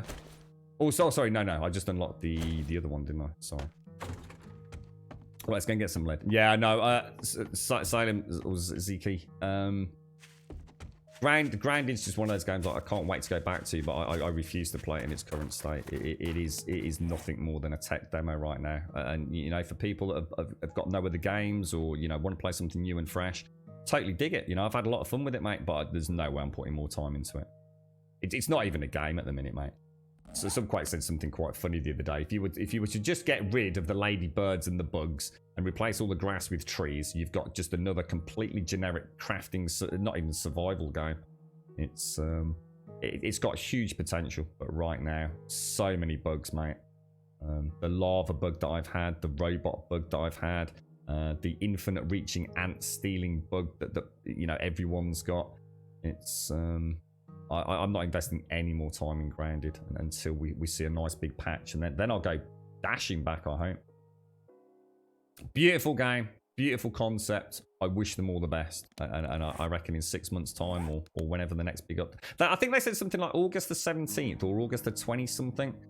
That they're gonna start releasing like, is it monthly updates? I'm sure they've made an announcement in the last 24 hours, Salem. So you know we'll definitely be going back. You know, it doesn't cost us anything. We've got it on the Game Pass, and we've got the Game Pass for a long time to come, so fingers crossed. The 3 games that well, technically 4 games. There's only 4 games, right, that are in early access, and I'm not a fan of early access for a whole bunch of reasons we don't need to get into here and there, but there's only 4 games on that list that I've got any interest in right now, and Grounded's on it, so that speaks volumes. Dual Universe, I really want to see what happens with that. That looks like a very exciting game, just from a technological viewpoint. Dead Matter, which I don't know if Des is in chat and can shed any light on that, because I know there's been some hoo-ha in terms of updates, so that could be interesting. So what's that? That's Grounded, Dead Matter, Dual Universe. Oh, and Empyrean Galactic Survival is another one. That's Iron. Oh, because I'm at the wrong one. Did you have a nice night though, Simpsy? Did you have a nice night, or did you have fun with the cute fluffy aliens? Yeah. To be honest, Simpsy, it was kind of like really strange because I got no expectations of the game, and it was kind of interesting because I was expecting it to be literally based on a spaceship. So now that I know it's based on a huge space station, or at least where I am now is, I was really impressed because it meant that I did see all these things I wasn't expecting to see. You know, these big open areas, like the equivalent of an intergalactic airport. You know, all these different maintenance bays and presumably places where people live. I wasn't really expecting to see it. I thought it was just going to be me on some derelict spaceship. You know, with no doubt an alien or aliens hunting me down. And so already, you know, I think I've done a good job of staying away from any content. So it's very much a blind playthrough. So yeah, I really enjoyed it. And the first time I saw the alien Simpsy, oh my god. That thing is, they've done a banging job on it. Yeah, it is Salem, and I think people might think I'm being harsh on it. And look, if people are enjoying it, then you know, I'm not here to try and pop anyone's balloon. I'm just calling it as it is.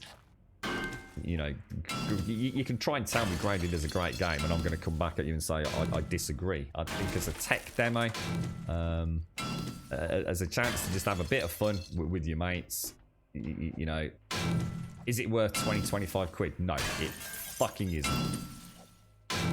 It might be later though. Don't leave the station. You're working at the start. What's that? So I couldn't believe how many people in chat yesterday were trying to convince me to go into the vent that the alien had come out of. I was like, no, I don't care if I can go in that vent. I'm still not trying it. You'll have to let us know you get on, Chris. Drop us a message on Discord, mate. I hope you have as much fun as I did yesterday.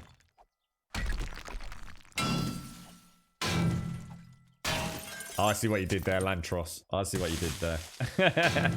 August the 27th, yeah. Yeah, I'm looking forward to the update, Salem. I know there's been a bit of a rumble of discontent in the community, but for those of you that play the game, you've kind of assured me it's not a problem. You're quite a big fan of it, aren't you, Fist?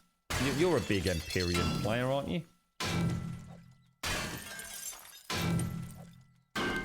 I'd love to play. I mean, I really would like to play. And you know what? I think I might have found a really nice, fun evening game. Because it's something I can, I think sometimes the evening streams, there have been occasions where I possibly could have got them up and running. But I was always hesitant about having to cut them short because of maybe a phone call or whatever it would be. And as it turned out, I might have been able to get a couple of hours in. So I think we'll see some more evening streams. But they'll be more movie bite-sized moving forwards. I do want to do some fun stuff with the channel, in coming weeks. So I think, I mean, yeah, let me know. I mean, what do you think? I mean, you tell me.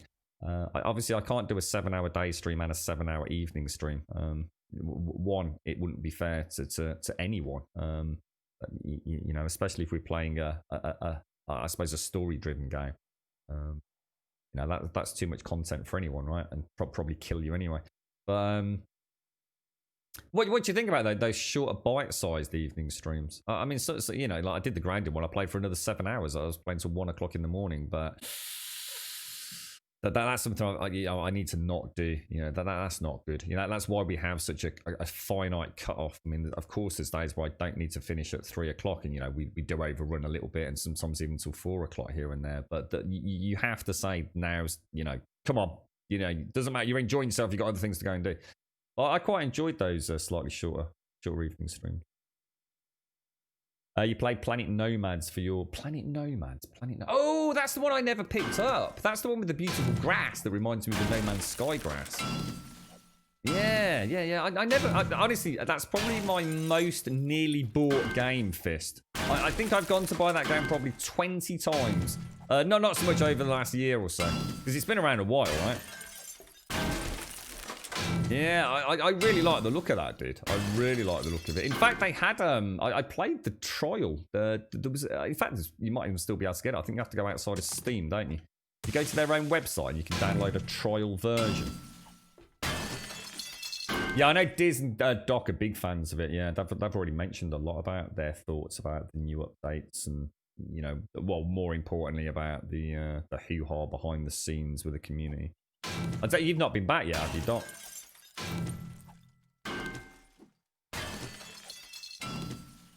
7 hours a day, 7 days a week is more than enough in my opinion. It's nice doing an evening stream though, certainly. There's going to be a few times where in the coming weeks where I literally would be sitting here pretty much alone, mate. Especially as the world starts ticking back into normality. I mean, what I might do, Sir, to choose 1 day a week to do an evening stream instead of a daytime stream. I'll, like you say, try and balance it out a little bit. But yeah, I mean, you are right. I mean, yeah. But I really like the idea of playing Alien because, like I said, a little bite size, and it's the save points. The save points kind of make it. You get to a save point. Yep, there you go. That'll do it. Yeah, because you're building yourself like a proper cockpit, aren't you, Fist? Oh, really? It's also because of the new graphics card, right? You've got a Satisfactory and you've got the 980 to pimp it out with. Ain't gonna be normal. Not been normal for a few hundred years. Wow. Yeah, you're right, mate. You are right.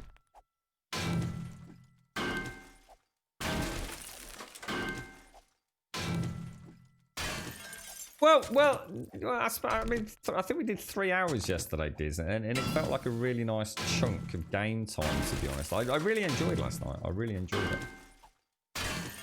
The girlfriend was out for a chunk of it, so... And it was a chance to get a little bit of the old Friday night on. It's a weird game, actually. It's not at all what I was expecting. I thought it was going to be like jump scare, but actually, it's more. I don't know. It's super immersive. It's the musical score and the ambient sounds in Alien Isolation are. You just don't feel good playing it, you know, in a nice way. You know, you really do get that sense of like, I don't want to be here, mate, you know, and you hear that shuffling in the vents above you, and it's like, I probably hardly breathed at moments yesterday.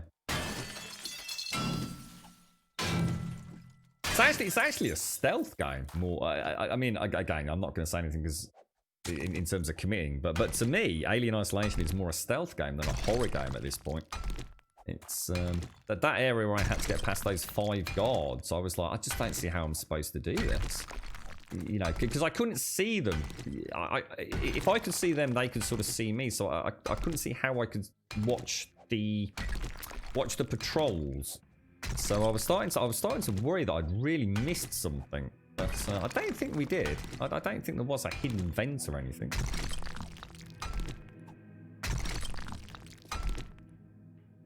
The game Fade to Silence. So I've not heard of that one, mate. Palomar bought us one. I can't remember what it was called. That's a horror game. And Mojo got us Blair Witch. So we've definitely got some spooky, spooky evening ones to play. And hopefully it'll start getting a bit cooler on that side of the house as well. This side of the house of the evening, because it's bloody nightmare fueled at the minute.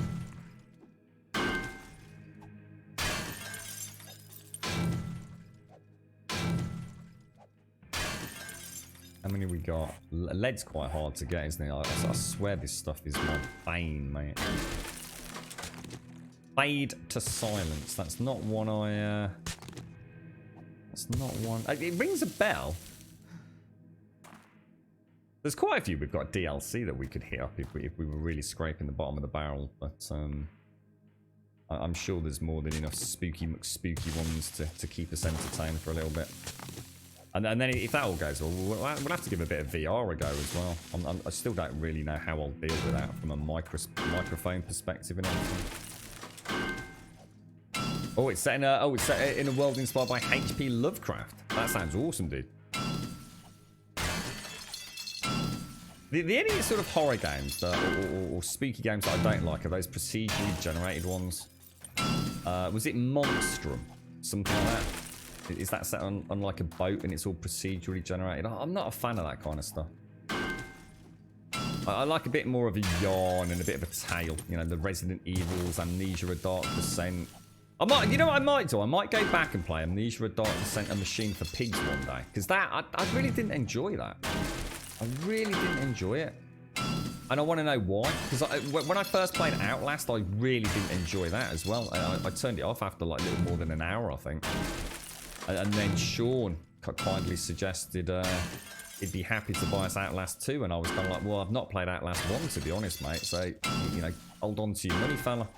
And I thought, I'll tell you what, I'll make you a deal. I'll go back and play Outlast 1. If I enjoy it, we'll take you up on it. And we did, because I absolutely loved them. So I wonder if I was just in the wrong mood for A Machine for Pigs. I haven't, Joshua, no. I've still got all my skill points, mate. I've still got 63 skill points at the moment, dude. I'm a little bit specced. I think I've got a little bit of minus 69 and a little bit of sexual Tyrannosaurus, but I'm certainly not mega specced in it, mate. So a nice chance just to catch my coffee, really, mate. So you've got an AC unit to fit into the man cave once I get a chance, so hopefully it'll start being 4 million degrees in here. Oh, it's so bad, isn't it, Fist? And you know what? I think sometimes it's the monitors as much as the freaking computers, you know? My worst is if I'm on the PlayStation 4. I've started now making sure the gaming rig is completely shut down if I'm on the PlayStation 4 or the Xbox. So it's just the stream rig and that, so instead of having 2 Ps sitting there.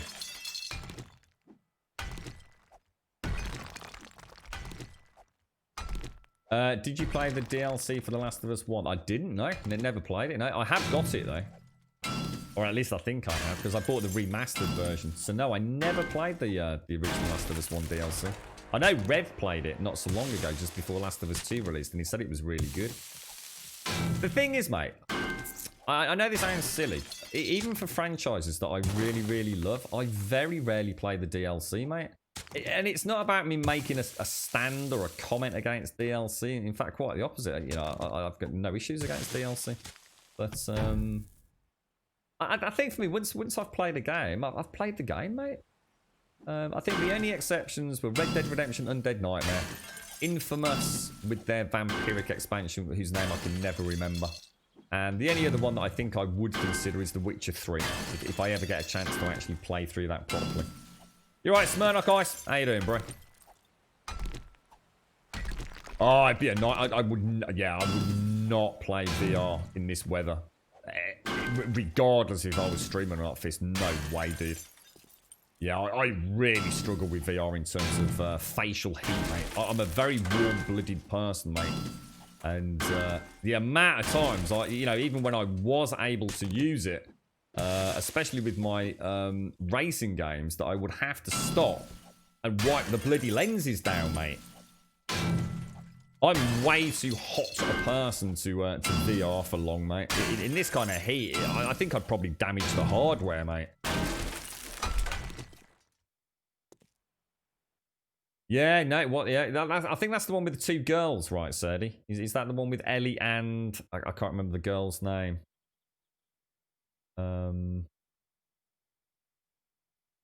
Your PC runs so cool, bit. Well, mine doesn't run hot. I mean, to be fair, but it does, Joshua, because I'm running an extremely aggressive fan profile. So although my CPU and GPU don't get hot, they're still generating a lot of heat. They're both heavily overclocked on both my AMD stream rig and on my gaming rig. So although the temperatures internally are good, that heat's going somewhere, and that's straight into my room. You fitted a nice 40mm fan into your Oculus Grim, pulled it from my paintball helmet. Oh, that's a brilliant idea. Have you got a picture of it, Fist? You can send me to show me how. That's a really good idea, mate. Oh, I didn't think of that, dude. You know what? I've got an old Mobo that's got a little 40mm fan in it, mate. One of the Asus Mobos. That's a really good idea. I didn't think of that, man. What how does it feel on the eyes? Does it make your eyes dry? Or is it more just like, I mean, presumably it's venting out somewhere as well, right? Oh, I've got so many questions about that, Fist. If you can show me a pic or something like that, that'd be fantastic, mate.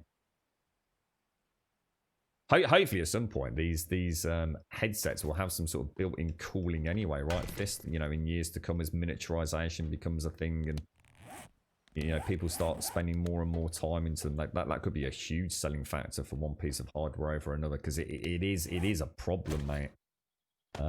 You know, especially in a country like ours where we don't really have you know, AC units, and the temperatures can go batshit crazy and humidity goes batshit crazy in a heartbeat, doesn't it?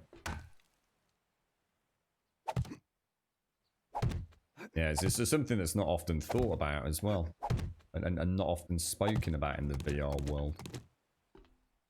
Just like a nice little brick. That's such a good idea, dude. That's such a good idea. As long as as long as I don't have to drill any holes, Fist. As long as there's no hole drilling, because let's be honest, I won't have a VR headset if I have to do anything like that, mate. I'll send it to you. I'll pay you to mod it for me, mate. Your TV in your bedroom's an old one, basically a 40-inch radiator. Oh, I can imagine. I can imagine. Yeah. Yeah. It got a 3D mounted printed unit to mount it with. Nice. And a potentiometer to control the speed, and there's some customization needs to the housing. Yeah, I was going to say, I'm sure. That's something I never thought about. I bet there's some brilliant ideas on Reddit for that kind of thing, mate. That's actually something I'll have to have a little bit of a ganders with. Right, okay. Let's go and get the lead put in for our lead buckshot. Oh, it's raining. Nice and cooling. Did you get a chance to boot up Alex again, Fist? With the because I know you you didn't realise there was the other control scheme, did you? It actually plays really well. You right, Lampard? How's things, bro? Where are we going? Where the hell am I? At my house. Got proper confused where I am.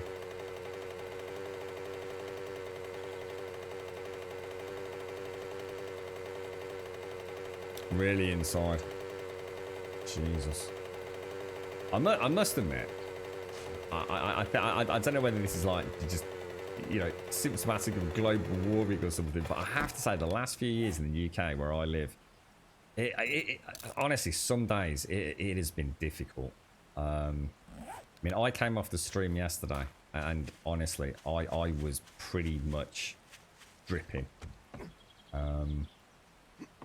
And I literally had to go straight, sit in the bath and just put the shower head over my head. I mean, probably dangerously dehydrated from loss of just moisture from perspiration.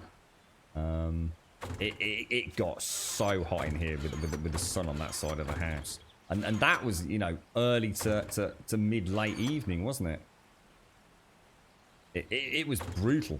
It was absolutely brutal. I drank a litre, so a whole bottle of tonic water in literally just a couple of minutes when I got downstairs after I jumped into the bath shower. It just straight down the gullet. And then I had another one, you know, probably within the next, I don't know, probably within less than an hour. Well, definitely less than an hour. So that's like 2 litres of water in around an hour. And I wasn't, you know, pissing it all out. I needed it, you know.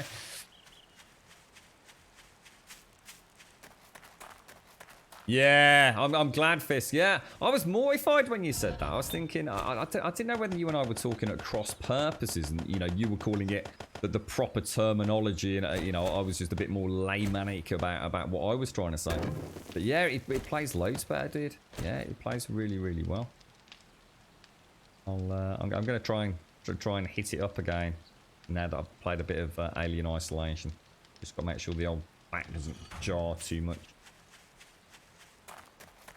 You can make some kind of shadow on that window of yours to that room group. I already have shades. Yeah, I've already got like blinds and like I sort of even have this thing that I can hang up if it's a horror game. I mean, I don't like it, and I always fold it up and put it in a cupboard when I'm not using it. But I hang up like an extra covering, so it's almost completely blacked out. It's just the whole house on that side. You know, the English houses are very much designed to keep heat in. Everything's like insulated to the max. So it's just this side of the house from about 2 o'clock. Well, you don't start feeling it until about probably 4 o'clock is where it starts hitting critical temperature, I think. So no matter what I do, and the other thing is because I don't like any distractions on the stream in terms of background noise, and we get a lot of, like, if you like, farming sounds and dogs barking and things like that out there, so, and chainsaws and chippers and things like that. So it's made worse because I tend not to have the windows open. One day, right? One day, one of those. I always say every year. I always say, you know, this year we're going to buy one of those little tiny cheap-ish aircon units from Argos, and it'll just like take the edge off, you know. And I could use it here in the daytime, and then the girlfriend could have it in the living room of an evening, and then she can pop it in the bedroom, you know, when she retires to there. And but we've never done it because in England you always assume, the sun's only out for 2 days. I'm not going to spend 150 quid on an AC unit. Not for 2 days in a year. But I have to say, the last few years, that humidity and that temperature, it seems to be getting much worse every year. It seems to be like I say, maybe it's global warming. Who knows? But it's definitely getting worse, mate. I thank you, kind sir. I'll tell you what I will do. We'll take...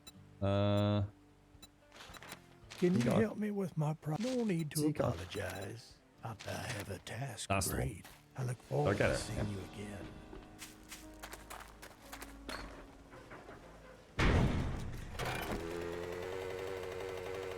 Yeah, it does get out in here, Doc. It does get out in here. To be fair, I've an evening stream. Probably wouldn't be so bad. But there ain't going to be any lumberjacks or farming equipment trundling around at that time of night. So I suppose it wouldn't be so bad then. The thing is, I'm not entirely sure it'd make that much fucking difference, to be honest. I've only really got like those little up high. There's no like windows in the main bay. It's just like two little ones at the top. Yeah, that's right, Israeli. Yeah, you have to sort of pipe it out, don't you? You're right, Wolf Machina.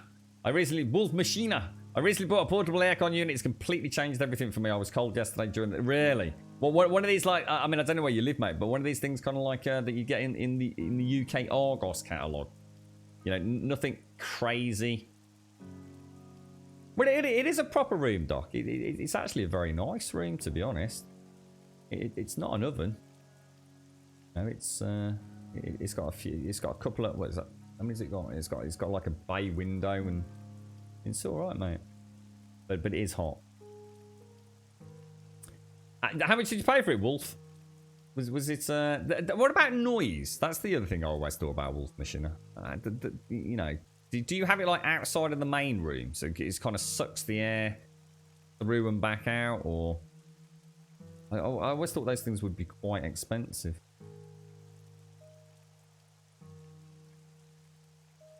Oh, yeah. That's the RTX for 1080 uni changed room. Yeah, I remember you saying. Yeah. Is that all it is? Just a little bit of a CPU hit? Wow.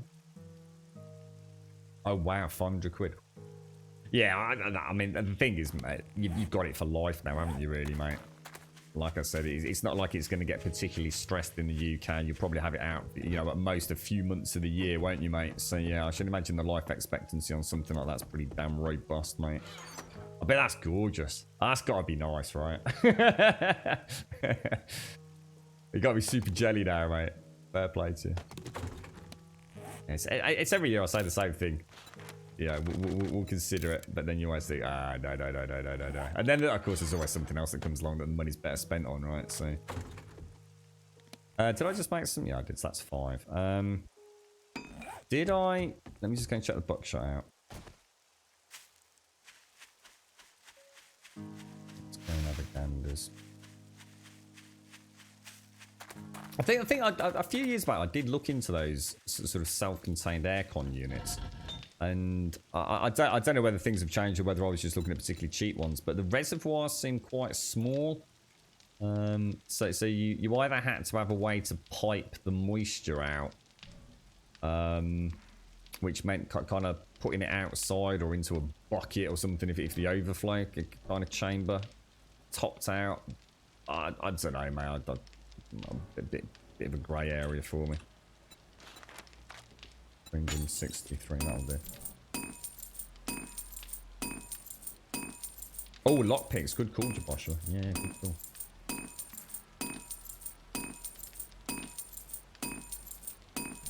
Really, Wolf? Have you got a link to the one you've got, mate? I mean, there's no way I'm going to pay 500 quid for one, but I'd love to have an idea of something that kind of is doing the fucking job, dude. It's like, you've just said, Fist, I suppose the noise can actually be overcome as well, can't it? So,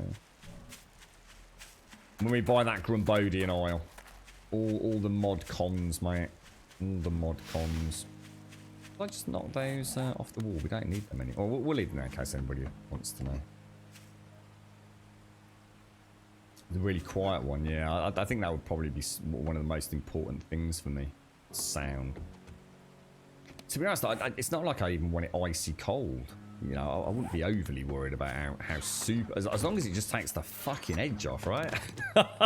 Because it gets really draining later in the day. I'm sure you know, Wolf, if you're streaming and... You can sort of feel the struggle setting in, can't you? It's like, oh, I feel a little bit sleepy. You can get cheap ones, but the decibels are usually louder on the cheap ones. If you're going to have it set in the stream room, then the noise is a concern. Yeah, that's it. I suppose the ultimate is to actually have a properly installed aircon unit. You know, if you were a full-time streamer and you know, whatever you were making a good go of it, and the brand was doing well, I should imagine plenty of people have that installed, and I should imagine it turns out very cost effective, and you know it just takes that additional pressure off it all, doesn't it? So yours is about 4 or 5 years old. You stick the pipe out the window. They are noisy though. Yeah. Let's have a look, Wolf. No, thanks for that, dude. Let's have a quick look. It just gives me an idea of what a top end one sort of is. Oh wow, that looks really nice as well. That's only 289 quid, mate. Have I got the wrong link? That's only 209. Well, I thought yours was 500. Hang on, maybe I missed something in chat. Hang on. What's happened to my chatty? Why's my chatty all gone funny? Oh, cheers, Kurgan. If you get a proper one in the unit and fitting, it's about the same price. Really? Oh wow, I didn't know that. Yeah, I don't like the fans, Chew Toy. I've tried sitting in here with a fan. You know what happens with fans, Chew Toy? It I don't know whether it's because I over the years I've got a little bit of hay fever. I find if I have really heavy airflow, you know, like a fan provides, my eyes get really dry when I'm playing, you know, in front of the stream, if you like, Chew Toy. So I'd rather not have that. And I've even tried having the fan like low down. So it's not actually, but for some reason, it's just that amount of air movement, mate. That actually looks really nice as well, though, Wolf. I mean, that you know, it doesn't look hideous, does it? It's always icy cold at your Chibosha. Your daughter runs around in a hoodie all day. She's always complaining. Wouldn't say no to that today. Let's have a quick look at this one, Shane. Oh, that's super small and compact, isn't it? It's like Fister said, though. So, to be honest, the noise, in theory... What's it called, Fist? What's that NVIDIA thing called? What's the name of the technology, bro? I can't think of it. Because it was originally RTX-enabled cards only, wasn't it? But there's a way to get them working these days on... Have I not got any meat stews? I was going to say. Making me look like a pauper here, Shades, with all the... all the meat stews back at your place. RTX Voice, is that what it's called? RTX Voice. So say, for example, like Simpsons mentioned earlier, can you do that little update for any graphics card within the NVIDIA range to a certain point, Fist? Or is it only, you know, it's supposed to be the 2000 RTX enabled cards only, but you can use it, as we know, on 1080s. I mean, can you use it on, I don't know, like 980s like Doc's got, or... So it sounds good, Wolf. Yeah, it does sound good, mate. So here's a quick... Again, sorry to keep bothering you, Wolf, because it's quite interesting anyway for other people, but... For example, you say you don't need to enter... Is yours a standalone unit? Did you buy it, unwrap it, plug it in and turn it on? And just, you know, once a day or something, you empty out a reservoir? No tubes, no pipes, no ducting. Does it just sit there? Ace is required for a happy Brit wife. I can tell you a story about the girlfriend yesterday, but I'm not gonna dishonour her. I said she looked a bit like Patrick from SpongeBob SquarePants. She sat on the sofa literally like Patrick did. Don't ever tell her I said that. I think she called me a naughty word when I said it. Just get water-cooled underpants. I don't have pants. That could be a problem. You don't have to put a pipe out the window, but that's it. Okay. I can think of a way of wangling that, I'm sure.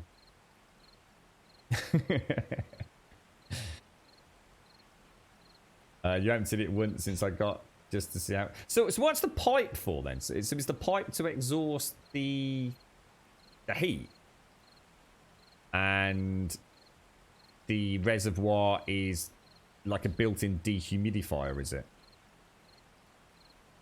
So the pipe is for the heat, and the... I suppose there'd be nothing to stop you drilling through a UPVC window. I don't know how thick thick the pipe is, but there'd be nothing to stop you drilling through a UPVC window area, would there? If you were very careful. And then sealing it all in very, very carefully. I'm sure there's plenty of fancy ways, or even just going through the brickwork. If you wanted to make it a more permanent feature, right? They usually have a PVC plate. Oh, really, Fist? Oh, okay. Cool stuff. Well, let me just go and make some of these buckshot or whatever they're called, slugs. At 15 centimeters. 15 centimeters? That's fucking huge. Oh, so it's like a vent from an old non-condenser tumble dryer. Holy fuck! I didn't realize it was that big. I thought it was like well, to be honest, I was thinking it was less than an inch. Fucking hell, that's massive. That's like a non-condenser tumble dryer. Holy shit! I did not know they were that big. Wow, well, that puts yeah, you wouldn't want to be drilling that through a perspex. A PVC window, would you? Holy wow. Okay. Well, listen. See, I told you it was worth talking about. It's me with my little dinky drill out. That's not going to work, Grum. Wow, that's gigantic, bro. It's like you said, if you're going to go down that route, you might as well fucking get a... You know, if you're going to be super serious about it, you could probably... I wonder how... I know my my mom's next door neighbour, Auntie Bob and Uncle Dave, their lad went into the cooling industry. Refrigeration units and air conditioning and all that sort of stuff. I wonder if I've not spoke to him since my dad died, actually. He came to my dad's funeral. That's the last time I saw him. Let's grab that. Yeah, he's still oh, actually, that's a story that I won't say that, actually. It's not fair. Right, let me make my... What are we after? They're not called slugs, are they? Shells. Shotgun shells, right. Can I not? Ah! Oh no. Still can't get them. Got it. That is a shame.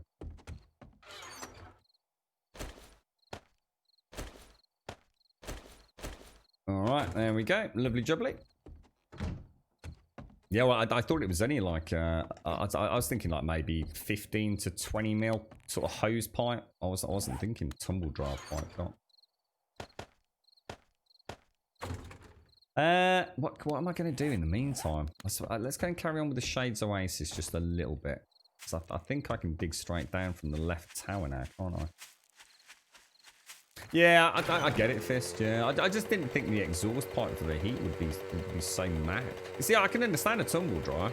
Yeah, that's a huge amount of fucking heat that thing's generating, and I didn't think of an aircon working quite so violently almost.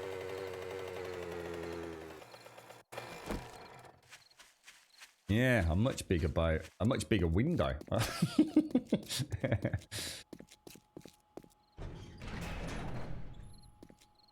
Right, so if we, in theory, and it is a bit of theory crafting, if I keep going down in a very straight line, I should hit a tunnel. Possibly.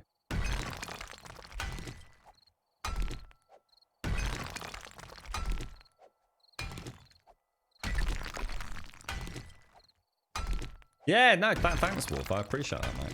Thank you. It sounds like it's brought a degree of pleasantry to your streaming.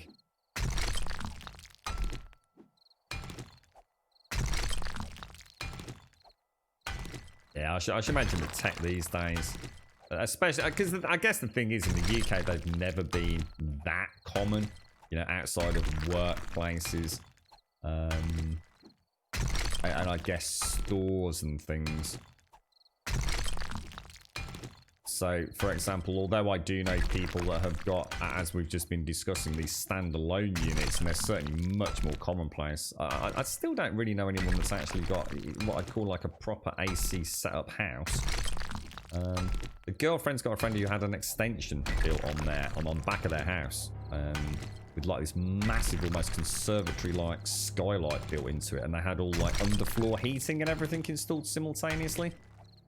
And they had aircon installed all as part of that installation. But I don't know if many people have actually got, like I say, and certainly not all again, I can think of someone that's got one in their living room, but they haven't got it, you know, the rest of the house. Yeah. I always had to peel myself out of my chair after the evening stream yesterday, Wolf. It was, yeah, I mean, I was clean, you know, it's not like it was day-old sweat or anything. But yeah, so I literally had to sort of peel my t-shirt off myself, right? I clocked myself heaving into the bath, mate. Just literally just turned on the cold tap and put the shower head over it. It was like, oh, thank God. Oh, let's have a look at this, Salem. Oh my God, that's expensive, mate. That's 1,600 quid. That's $1,600, and that's without installation, mate. I dread to think how much. That's massive as well, man. That's fucking huge, dude.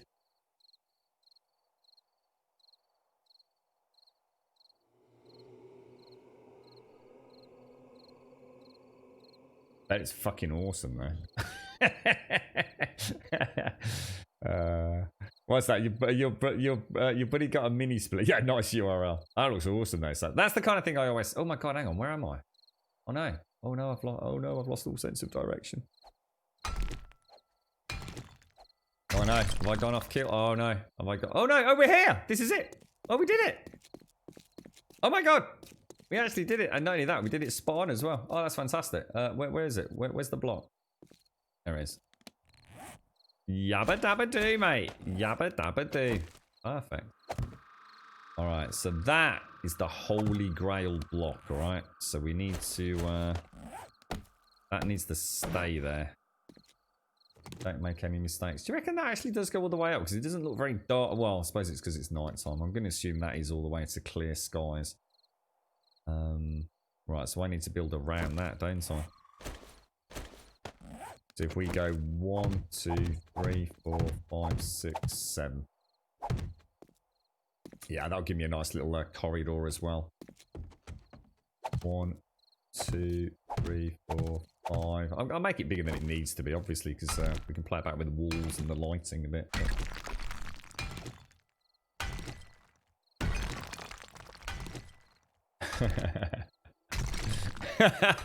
Simpsy, stay calm, Simpsy. It's alright, don't worry. Make the nasty URL go away, Simpsy.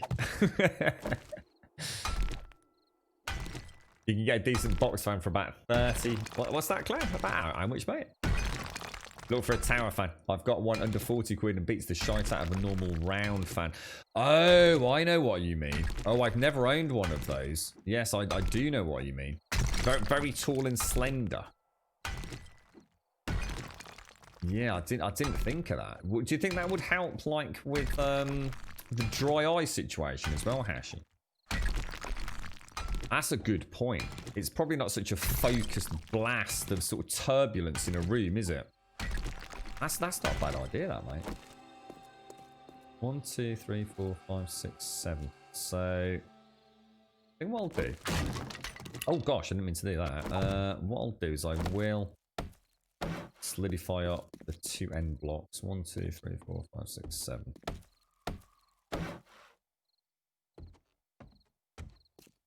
Yeah, I mean, you're right. I mean, absolutely, Wolf. It's not going to solve the overall heat issue, but sometimes just having that breeze, it's enough to ditch that perspiration a little bit, isn't it? To just take the edge off. I suppose it would be a short, you know, a cheap short-term solution. The thing is, it's like I said, tomorrow morning, it's probably going to be pissing it down with rain, freezing fucking cold, mate. And this is the dilemma in the UK. I think unless you get off your arse and go and buy it at the start of the summer, you know, in June or whenever it's going to be, there's never a good time to buy one, is there? You know, I could go out today, you know, and buy something, and then tomorrow it will be freezing bloody cold. Thus the issue in the UK, you know. It's like you said though, Wolf, and you have helped me convince myself a little bit. You know, maybe next year, you know, take the plunge and never look back, I guess, is what he's saying, isn't it? It's 7 out, isn't it, Shane? I thought it was central block and then out 7. So 1, 2, 3, 4, 5, 6, 7. So if you like that, are you saying I can go out another block, are you? I always thought it was central and out 7. So there's the light. 1, 2, 3, 4, 5, 6, 7. Are you saying I can go one more, can I, Shades? Let me know, mate. You're the genius on this. I did that all last year and spent the whole summer being so uncomfortable. See, the thing is as well, but it'd be really nice as well. It's one of those things where you have a little bit of buyer's remorse, but actually you're sort of sitting there waiting for the sunny days to go, yeah, it's time to wheel out the aircon, mate. Whoop, whoop. It's been sitting in the garage all year round. Slightly sunny day, that's it. Fucking everyone's going to be fucking freezing for the next 48 hours, mate. Yeah, it'll be like the sun comes out, the barbecue goes outside, the aircon comes inside. Oh, it's going to be a thing of glory, mate. Baking out in front of the barbecue, freezing cold in the house. Typical Brit. Lobster red from the sunshine, but sitting there freezing cold overnight. Oh, brilliant, mate. Bottle of lager in your hand. I'm starting to see through you, Wolf. You can plant 7 out. I am 7 out. Mate, 1/8 to block up, I mean... Yeah, got you, Shades, yeah. Yeah, totally, Wolf. It does make me laugh. All the fun times I've had at my dad's over the years, where, you know, we've gone to... You set a date for the barbie, you invite a few of his friends around, and you guarantee that date's pissing. It don't stop the barbecue, mate. It don't stop. The number of times we've nearly burnt his fucking garage down having a barbecue inside it, it don't even bear thinking about. There's still soot marks from a couple of years back in his garage, mate. Nothing stops a British barbecue once the barbie's been wheeled out, mate. That's it. It doesn't matter. Standing outside with umbrellas over it, we've had melted plastic pouring over the burgers where the umbrellas caught fire. It's just a bit of rubber, mate. It'll be fine. Stick it back on the barbecue and crisp it up a bit. You'll never notice the difference, mate. You're right, Hawaiian Punchy. So your PC set on a huge desk built into a bay window. So with both PCs on, it can get mighty hot. Oh gosh, I can imagine. The fan sits on a chair when needed and sweeps from side to side, cooling both of us down nicely. If it gets too hot, we go sit in the car with the 8. Sit in the car. Only in the UK, right? Have you got aircon? Yeah. Can you turn it on? Well, I can, but you have to go sit in the car, mate. Yes. Yeah, that's it, Doc. Exactly, mate. A little bit of molten umbrella ain't gonna work, is it? I'm sure.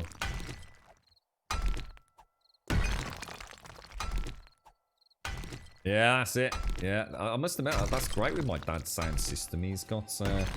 He never did anything with it. He literally kind of sits... he had a really old one, but he still got it, which is in this glorious kind of, I don't know, it's really gorgeous wooden thing. It's all built into it, you know. All sort of handcrafted and made, and I dread to think how old that is, but he did buy himself a more modern sound system. And I'm probably, I should imagine 10 plus years ago. But the speakers are those little dinky speakers that have like that really thin wire dot. But there's probably about 30 foot of cable on both speakers, so it's really easy to take them out the patio window and shove them in the garden.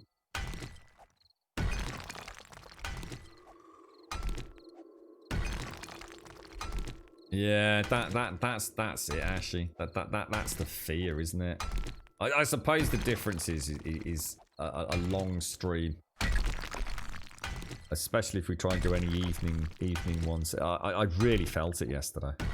I really did. I couldn't believe how dehydrated I got in such a short space of time. But probably a little bit of anxiety from playing Alien Isolation as well.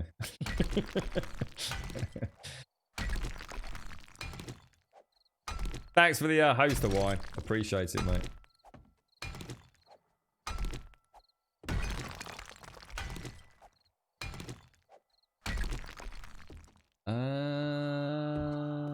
Let me just think how we're gonna wangle this. It shouldn't be too bad.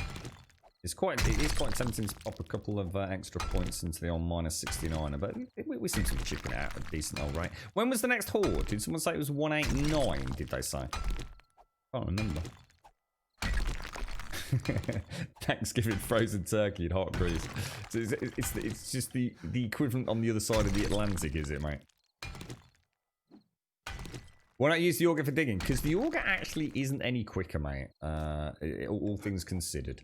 You got to take into account the auger is very noisy. It's which is really problematic for me and for the stream. It uses a lot of fuel. It uses a lot of repair kits. It bounces around a lot. It's got horrible recoil on it, so when I'm trying to actually tunnel something quite specific, it can be really hard to keep your eye on it. It means I have to keep my eye on the screen so I can counter the recoil. Whereas like this, I can literally just read chat and chill out and drink coffee. So to answer your question, to be honest, it's not that much quicker anyway. And all the negatives that I've just discussed aren't something I need to worry about. And that's the only reason, really, Cloud, to be honest. I think if you have a really good pimped out pickaxe, maxed out mining skills, I'd still say stick with manual mining, mate. The auger's just one of those things that I think gets a reputation for being insanely fast, but some of our builds require some quite precision work, if you like. Rather than, I do use it. I mean, I do use it, Clown. For example, if I'm terraforming soil early on in the game, I will use the auger. I've come to the conclusion that, I mean, I've got a steel 6 shovel now with the dirt mod on it, and even with my current skill set, which isn't maxed, 1 strike, 1 block. It's actually quicker for me to shovel than it is for me to auger. So sometimes it's always worth checking the auger, mate. So sometimes the right build, the right spec with the right equipment, and the auger almost becomes, you know... look, the auger's probably always, you know, if you were really to break it down to, you know, the exact second, I'm sure the auger probably does always win some way or somehow, but there's a lot of negatives to that auger. The one thing I really hope the Fun Pimps do is add in a volume slider for it. For that and the chainsaw. That would solve a lot of the issues I have. It can get very jarring for a significant length of time. There's something a bit more rhythmic about the pickaxe. It doesn't drive people crazy in the heat, bro. It's got a new Yamaha 7.1 moving into modern sound systems. Yamaha receivers are excellent, mate. Absolutely excellent. We used to play about when they found richer sounds. Freaking glorious, mate. I had a lot of my stuff was Cambridge Audio back in the day. But I haven't bought anything sort of serious on the sound front for a long time, and I switched from Cambridge Audio to Yamaha.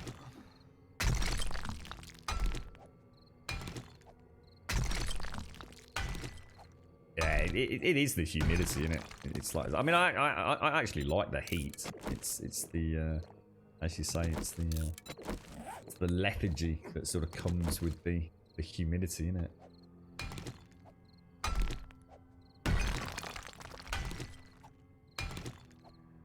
Yeah, I get quite a lot actually when I'm doing the nodes. I think you can only get that because I've had that for a long time. You only get that when you're doing ores, though, isn't it? Not just normal mining, or at least I think it is. Adds a small chance to mine rare gems from ore. So yeah. SCR! Thank you very much, bro. Thank you very, very much, sir. Top banana, mate. Top banana. Let me just test something. What is pretzel? Why do I have what the hell is pretzel? Oh, that's that monster cat alternative. I was about to say, what the fuck? I've got this pretzel thing stuck on me, my start menu.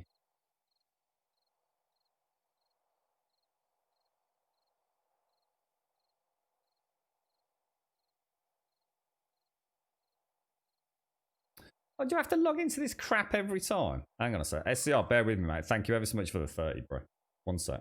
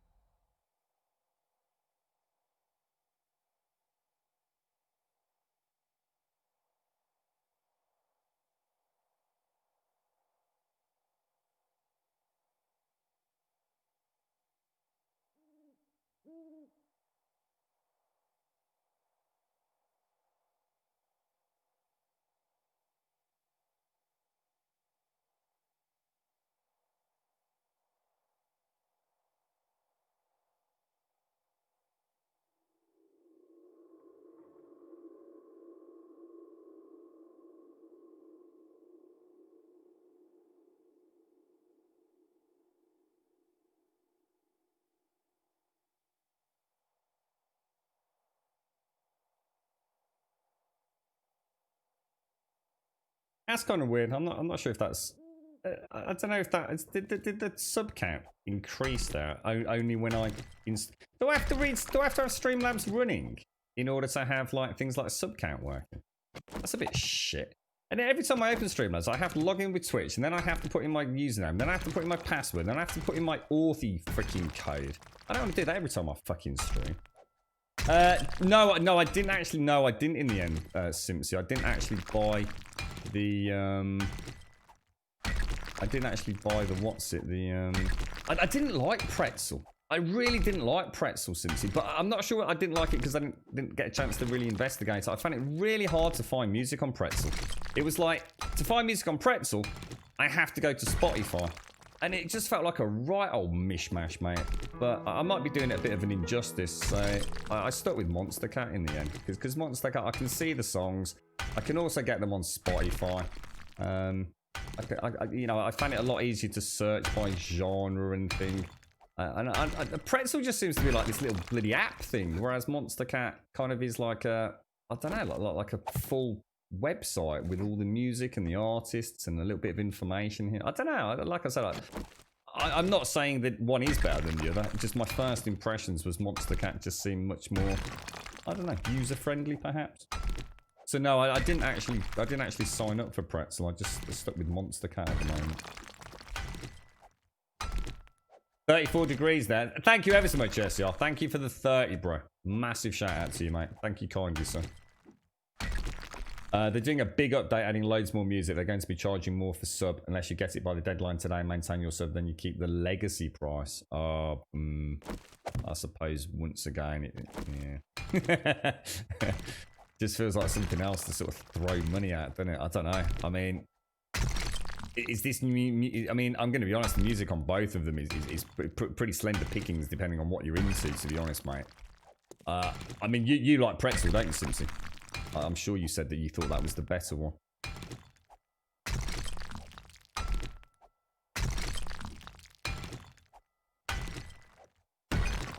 Well, I made a conscious choice about that, Arakan. And at the end of the day, you know, I think I'd rather...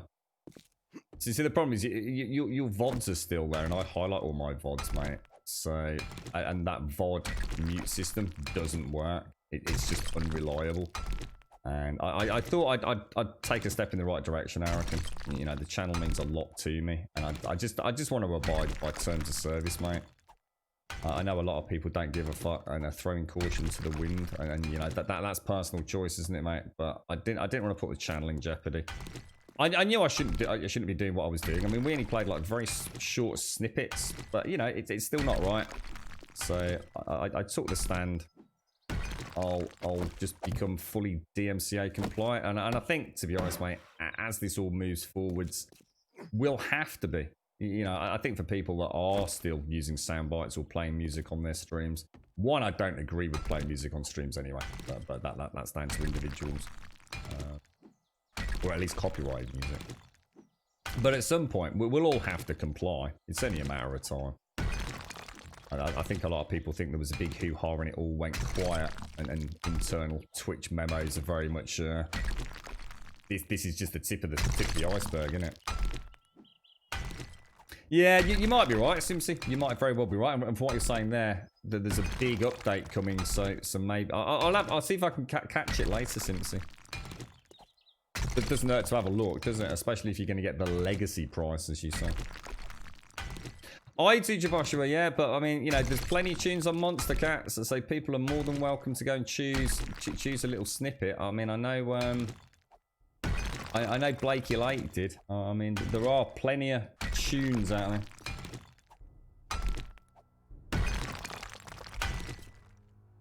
But obviously, I can't choose one for people, if you like.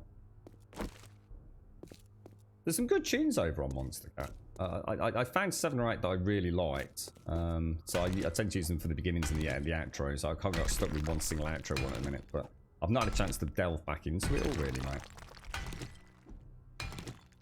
Takes a long time to browse through these sites because there's no kind of like internal rating system. You know, it's kind of like just you choose a genre or something, and that's kind of all you have access to, really. Kind of weird. Normally my foot feels like, or my shin feels like it's on fire. It's really weird because I keep thinking that I've got my foot in water. I've got a new sensation today, Hashi. I've gone from lava shins to sort of water shins. How weird is that, mate?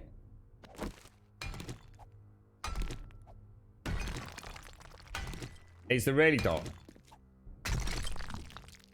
Yeah, they're really hard. You know, you'd think you'd have like review services and things. Absolutely, Simpsy. It is. It's really bizarre over there. What are we building, Thunder Chunky? So this is going to be the underground farm. So this is like my new Shades Oasis. So we're just trying to get the basic shape sorted at the minute, mate. But a nice underground farm for lots and lots and lots of meat stew. It's really weird. I don't know what's going on. It's really annoying me. It feels like my toes are actually in cold running water. And they're not at all. To the point where I've even just touched my feet now and my socks are bone dry. So it's not like even like I've accidentally pissed myself and it's run down my leg. It's which is an actual fear for a moment there. It's like I've lost all sense of feeling. That's horrible. That's almost worse than burning. I don't know what's wrong with my leg. Oh, it's only the one leg. Let's not make it both. The left leg's fine, mate. The left leg's perfectly alright. Yeah, it's just nerves in the spine, mate. It's something to do with the femoral nerve. And apparently I've got some wonderful discs that are apparently grinding my femoral nerve to oblivion or something, and myelin sheaths are being scattered to the wind as we speak, and over time it's gonna get worse and worse. But there ain't nothing I can do about it at the minute, mate. Sit through the pain and just remember I got a nice big gallon of morphine sitting in the cupboard if it gets too much, mate. Which I have to say, I've sometimes just thought about having it anyway, you know what I mean? Just fuck it. Just have some morphine. It can't be bad, right? Pop a couple of tramadol while I'm at it. Grum Nap. I like the idea of that, yeah.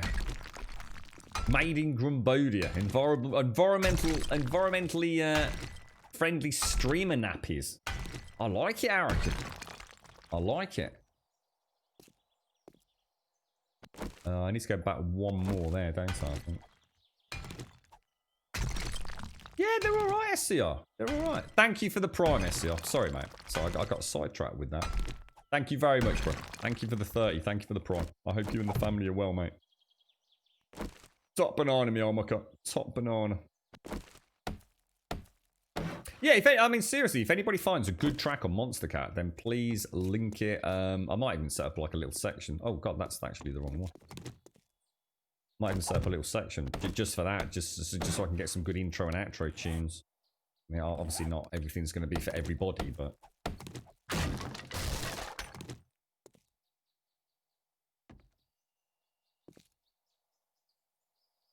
An inversion time. What the hell is that? Is that one of those things where it like tips you upside down or something? Like a medieval torture thing, but not. You know what? That was my next genre to look into, actually, SCR. It was the garage stuff. Both your legs are effed. Got an appointment now for a CT scan. As the doctor thinks it's spinal stenosis.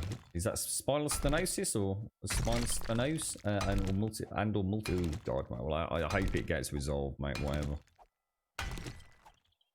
Yeah, I'm supposed to have another. I've got so confused with scans. The girlfriend made me laugh yesterday because that was another.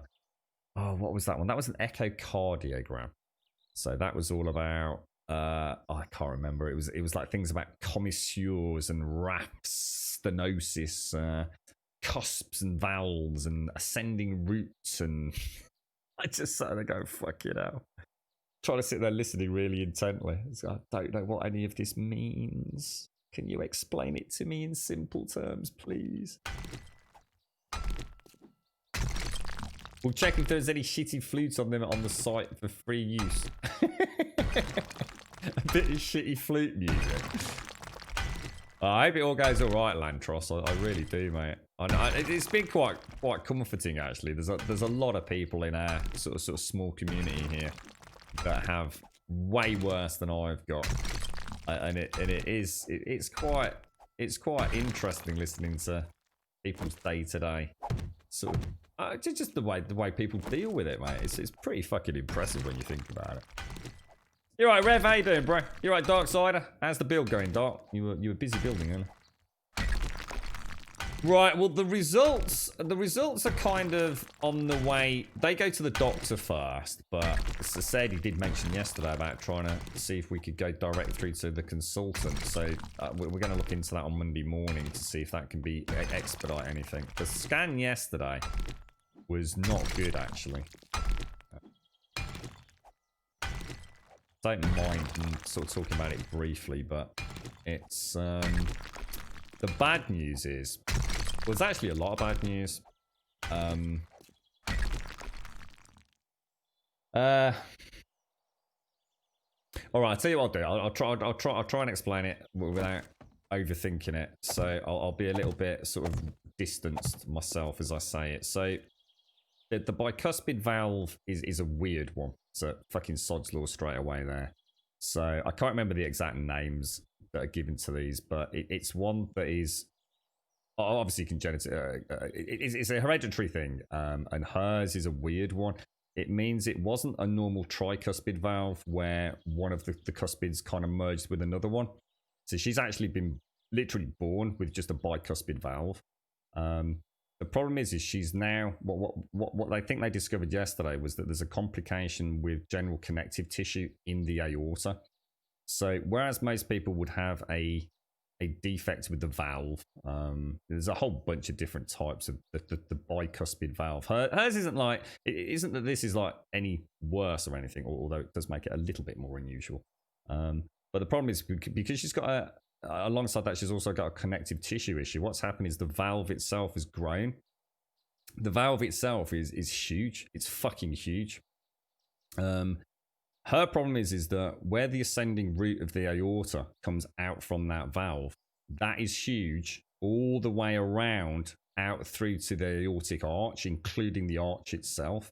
So whereas most people would have a defective valve, and then there would be their aorta, and then if they were very unlucky, they'd also have an aneurysm. What happens is you have the valve, you have some aorta, then you have a swelling, if you like, which is the aneurysm, and then it goes back to normal, and they replace the aneurysm or cut the aneurysm out, patch it up. Her problem is it literally it's 4 centimeters. It's 4 fucking centimeters at the aortic valve point, and the valve is stretched. That's bad. That then immediately goes into the aneurysm area, which is now 4.52. They thought it was only 4.5, so already we're now looking at 4.52. That might not sound like a lot. It fucking is. And then it remains at a full 4 centimeters all the way around through the aortic arch before it goes back to what it should be. It's fucking really bad. It's like really fucking bad. There ain't no other spin on it. It don't get any fucking worse, basically. It is quite literally the proverbial ticking time bomb. So that's that out of the way.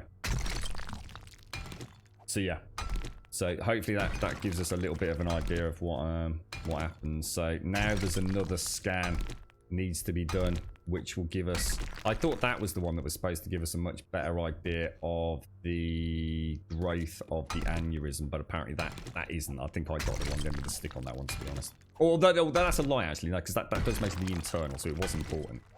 So now there's another scan got to be done, which will now determine if that aneurysm is rapidly degenerating, or in this case growing. So that should be done, well, let's hope in a week or so. But there's no point having that just yet because we need to hear from the consultant first. But it's been confirmed it's a must-have op. It's going to have to be a mechanical valve because she's too young to have an organic one. So, but it's the amount of fucking, it's the amount of aorta that's fucked. It's not like a little bit. Normally the aneurysms, it can get big ones and small ones, can't you? This thing's the whole fucking thing. The valve itself is stretched to fucking breaking point. It's fucking horrendous, mate. Yeah. Deep breaths, deep breaths, deep breaths, deep breaths.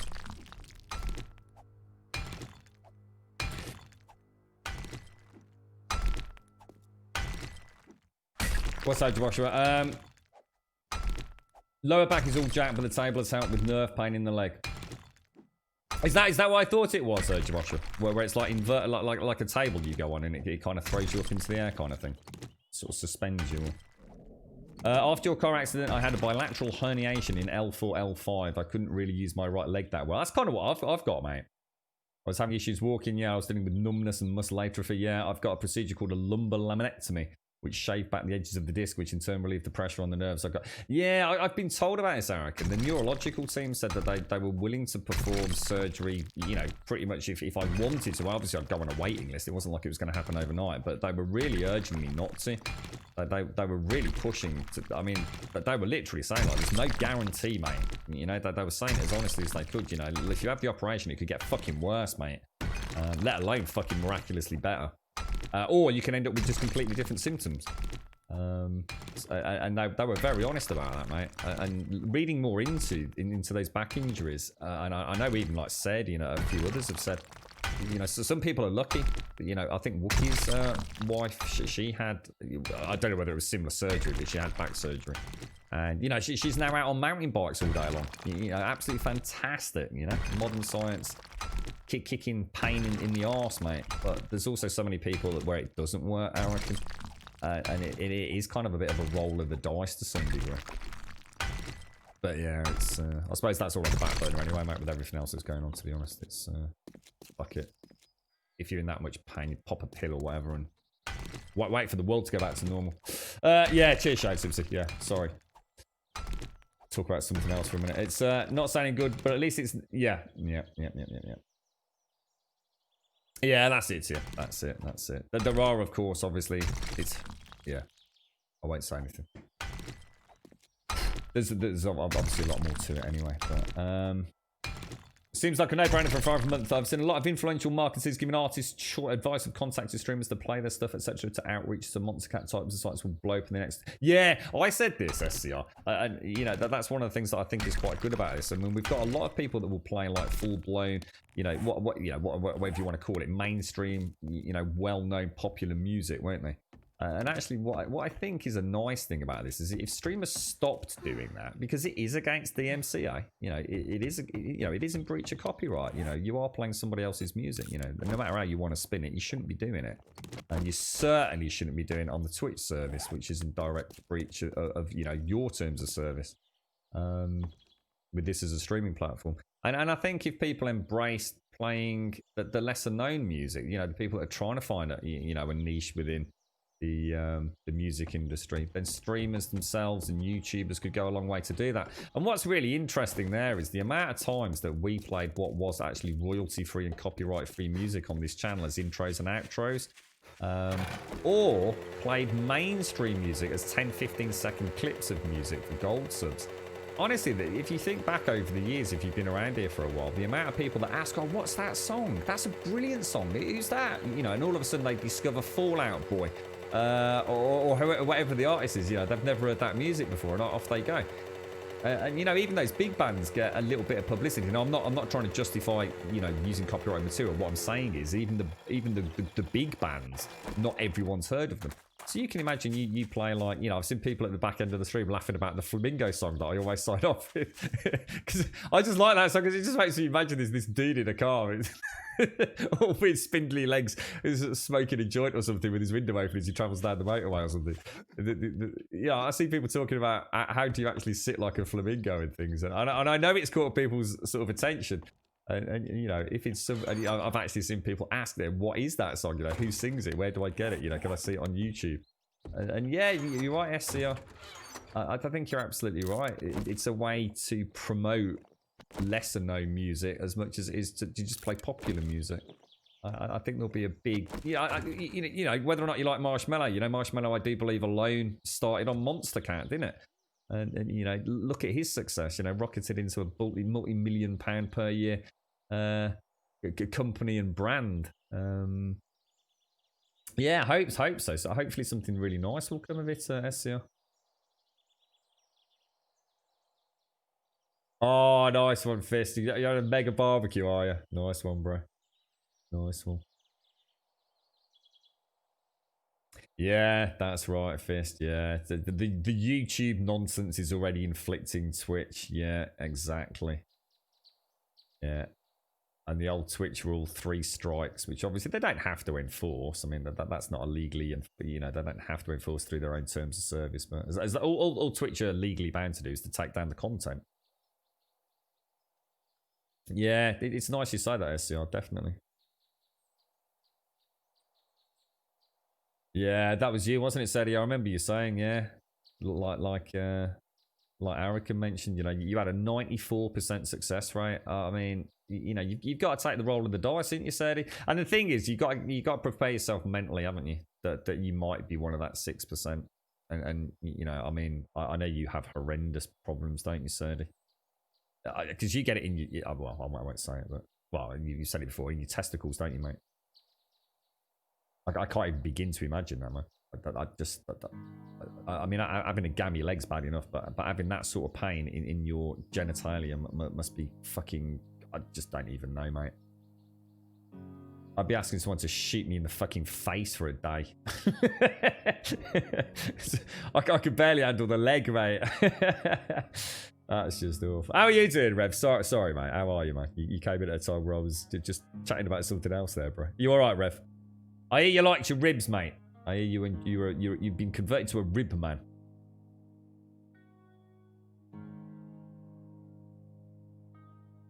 You know it's time for a penis up when your balls hang lower. Something really weird popped up on my Twitter feed in the early hours of this morning. And of how the hell, and it better stop as well, because it popped up as part of the Sun newspaper. Why would the Sun newspaper suddenly be popping up on my Twitter feed? And it was basically about a bloke who has a penis on his arm. Straight up legit. He had some horrible sort of disease or something that meant all his fingers and his toes were going black and his willy went black. And it sort of fell off, basically. So they rolled up. Apparently it is actually a thing. I mean, I did do a quick Google, and apparently there's a few people have had the operation. They kind of take some material elsewhere from the body, and they sort of create a urethra, and they sort of wrap it up like a sausage roll. And for all intents and purposes, that they grow a new sort of penis. And this bloke's been waiting for his operation, and in the meantime, it's sitting on his arm.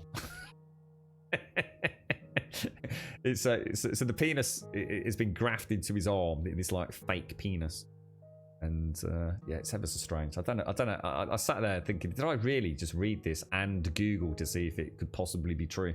And it is. There's several cases of it having been done for men that have had penis injuries. It's quite a fascinating world, I tell you. Just thought I'd share that with you. Very strange, but yeah.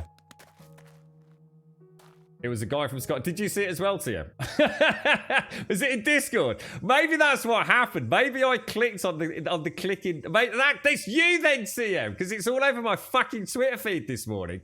I must have clicked on it through Discord yesterday thinking, what the fucking closed it. And now this morning, I've got all sorts of weird Sun newspaper links everywhere.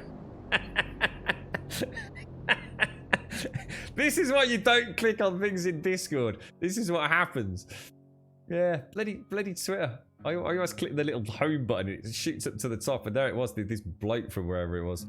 Looking penis stitched to his arm. God damn you, TM! Is it on a serious note? On a serious note, right? Is there any way to stop? Because I don't follow the Sun newspaper on Twitter, right? So, why is it popping up on my feed? I can only assume because it's maybe a sponsored thing. Is there any way for me just not to ever have to look at any announcements or tweets from the Sun newspaper? Can I just go and block them and it will stop that? Because I'd really rather not be distracted by Sun newspaper articles. Because what is annoying is they are temptingly clickable. Hang on, the dogs are about to go mad. It's like, well, I know it's the Sun newspaper, but what, really? The dude's actually got a penis on his arm? Oh, that sounds interesting. Oh dear me. I totally fell for it. I actually gave the sun a click. I'm embarrassed. Terribly embarrassed. You're right, Darth. You came at a cracking time with the conversation, mate. Can you hear Toby proper yelping? Yeah, that's probably page 1 news knowing the Sundays. For a whole week. Daily updates on yeah, totally. Yeah, there's got to be a way, right? Just block the sun. What, and that'll just stop it, will it? Just straightforward, just block the sun. Okay. Oh, they are. They get me every time. The ones that really piss me off, right, is it's a really interesting article. You know, on the face of it, it's something really, really interesting. And if you ever done it, you click it, and it gives you a little bit of a spiel, and you start reading, you think, all right, yeah. And then you see an advert, and you think, oh, yeah, whatever. You're going to have to put up with an advert, whatever. And then you have to scroll down and click next. And then what you realise is the whole story could be summarised in a single paragraph, and it would be quite an interesting story. But it's, and next, Roger went to the... Fucking NSC. God damn it, dude. So I'd actually got my Steam controller on my lap there. Fucking made me lurch out of my seat, mate. Thank you for the bits, bro. Thank you very much for the bits, SCR. And thank you for the 30-month Prime as well, mate. I do appreciate it. Thanks ever so much. But yeah, you end up in this, like, just ever-devolving, going around in circles before they actually get to the punchline. And I've done that a couple of times and got caught out by that. And sometimes you can't even find the next page button. You know, it's buried, like, right down the bottom, or you scroll past it because it hasn't actually come up on your phone or something. And oh, God, that drives me mad. That is absolutely the pure definition of clickbait, that is. Thanks, SCR. No, that's a thing, Ref. No, it's a straight up thing. Yeah, no, it is actually a straight up legit thing. Yeah, for men that have had penis damage, they take some sort of material, obviously, you know, muscle material from elsewhere in the body. They add what is essentially a synthetic kind of urethra through it. For attachment later, and then they wrap it in skin from somewhere else in the body that's particularly sensitive. So for example, the inner forearm skin, which is very sensitive to touch, they wrap it in that like a sausage roll, and then they graft it to obviously, you know, either the original area or let it heal up, and you know, the stitch work in an area where it's because obviously down in the genitalia area, you know, it's going to get a lot of damage. You know, it's being moved about. It's you know, it can't get the air. So they kind of, you know, sort of create, if you like, the prosthetic or the organic prosthetic somewhere like on the arm, and then later on graft it down into the genitalia area. It's fascinating, Rev, honestly. I mean, you know, all jokes aside.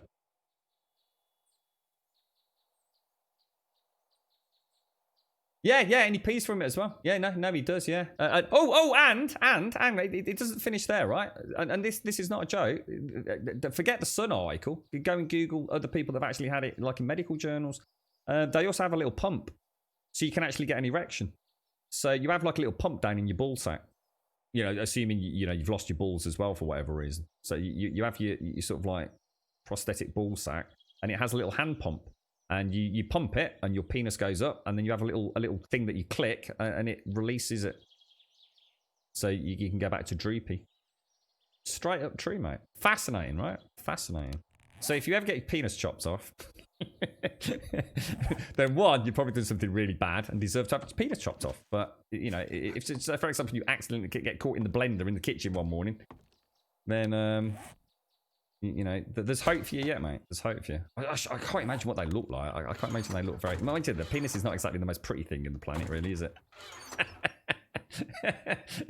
Parts of your anatomy that look great. Penis is not one of them, really, is it? Then again, who knows? You know?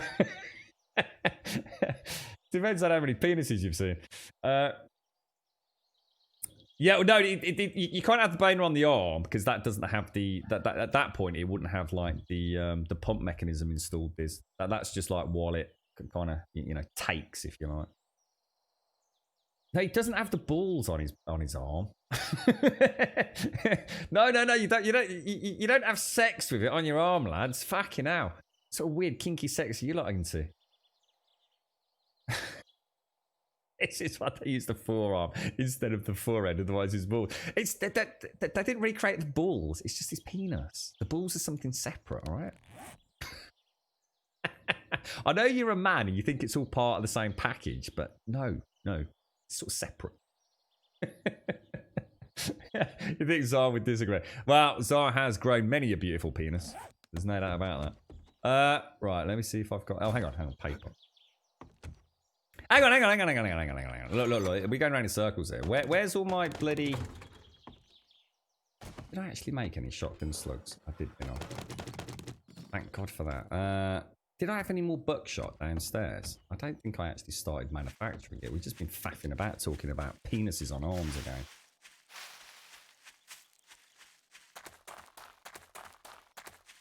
We may have problems with the torches in the game. Oh, with this. Oh, sorry. That's the first time I've seen an in-game chat for ages. Right, so we need... Oh, nice base as well, Adam. Really nice base, bro. Looks brilliant over there. What am I trying to make, guys? Buckshot. 899. I think we'll go for it. We're using a lot of... a hell of a lot of the old slugs, aren't we?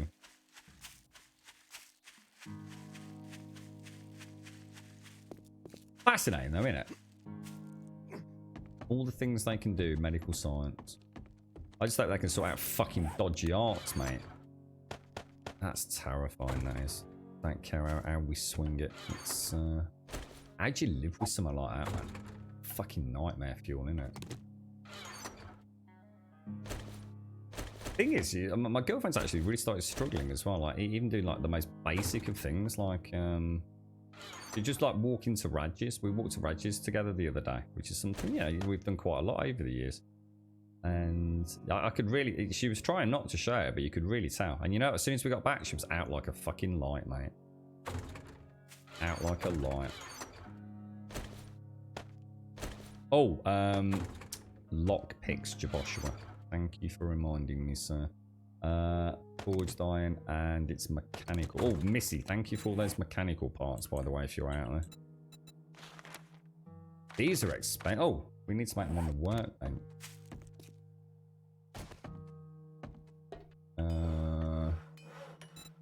What are we making? Lockpicks, isn't it? Oh, they take a while to manufacture as well. Let's make a few. I don't want to go too crazy on the mechanical parts. I think we'll focus on trying to get that, you know, like the Shades Oasis, the garden up and running. Meat stew is what I need.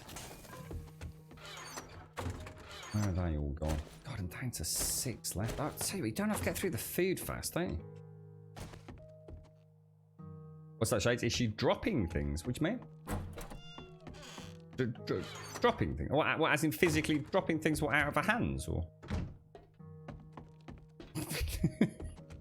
Penis facts. You're still at IRL chat, Susie. Penis facts with Grum. No, she's not. No, she's not dropping anything. She just gets really tired, mate. Like, really tired. But the thing is, I suppose it's easy to think that that's happening because of what's going on. But I think it's also the mental turmoil. Does that make sense? Because she has got worse. I mean, she's got a lot worse. That's why she started thinking, what the fuck is the matter with me?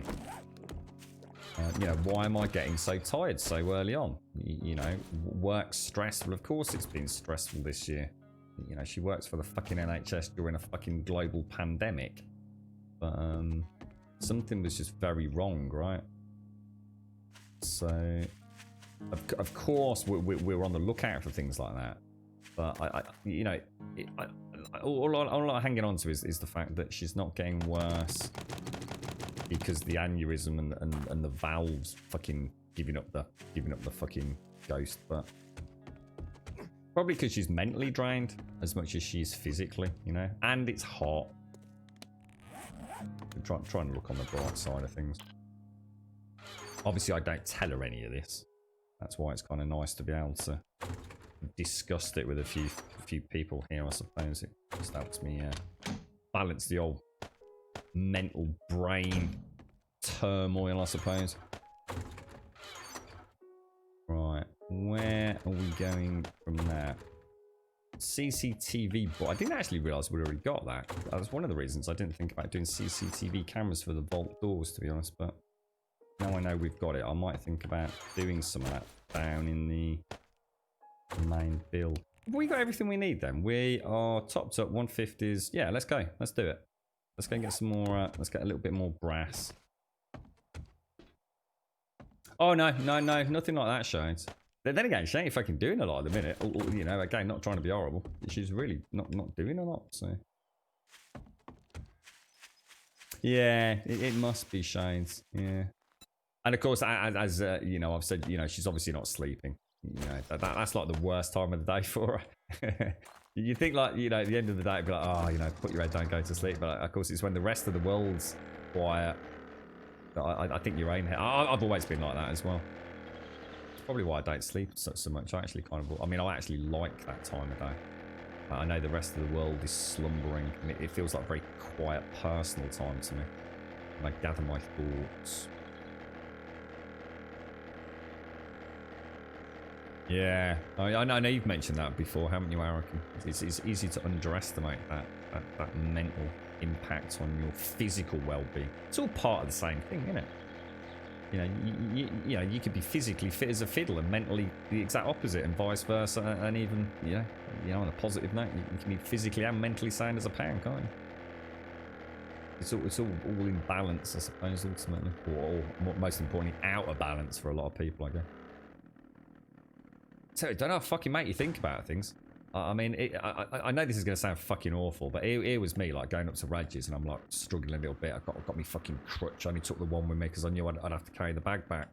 And, you know, I'm sitting there, you know, a couple of times I've walked up there, sort of feeling a bit sorry for myself, like, for fuck's sake, get over this, you know, fucking get through it, you know, bollocks. And then you sort of see someone who's not got anything like that. She literally is out of breath just walking up a fucking raid. That ain't fucking good, is it?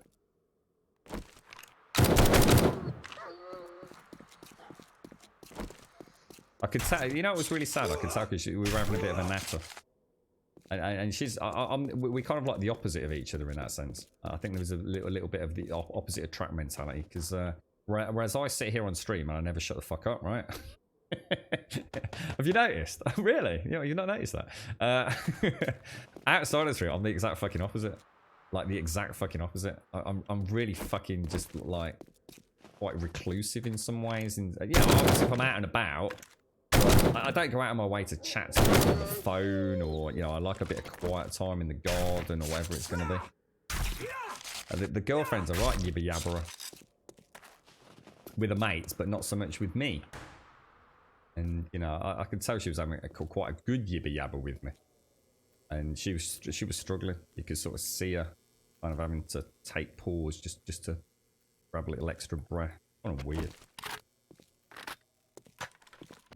Yours is a little backwards. My mind's all fucked, which in turn makes my body fucked because I'm not motivated to get your body better because of depression. Yeah, I get that, I reckon. Yeah. You lose that incentivication to sort of like do anything, don't you? So therefore, as you say, you know, why bother is the attitude that happens, isn't it? Yeah, well, why bother? Dark places, mate. Dark places.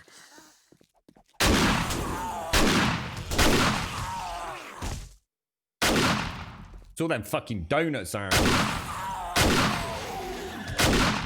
You did have me chuckling about that yesterday, mate. Fair play to you. It never ceases to amaze me how things don't always translate quite right from America to England. We always seem to miss the point somehow when it by the time it lands over here. I bet the first McDonald's we sat down and we ate it with a knife and fork. I bet you, I reckon. I bet you. The first fast food restaurant in the UK. Sat down, eat Mackie D's and your chips with a knife and fork. The episode was Stream of Consciousness. Yeah. There were times when I still lived in Florida where I'm embarrassed of how bad I let it get. I truly lived a disgusting life, and I realised that it wasn't my fault, but it was just hard to accept. Yeah, and I think that's the big part of it, isn't it, I reckon? It's it's hard to it's just hard to get your head around it, isn't it? It's story, mate.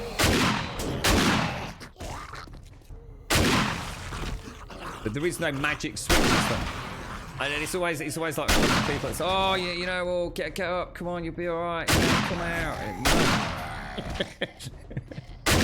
I don't fucking want it. You don't get it, do you? Oh, cheer up, you miserable bastard. Sorry, what? People have got no fucking idea, have they, mate? People being people, bro. I think a lot of people just think everyone exists on that same plane of existence and conscious thought as everybody else, don't they? There can't possibly be any deviation from that. And if there is a deviation, it's got to be your fault, hasn't it? It's got to be your fault. You're the one with the problem. Get over it, bro. Get over it, man. What's the matter with you? Snap out of it, sunshine. Fuck you now. I know a lot of people like that, mate. My dad being one of them.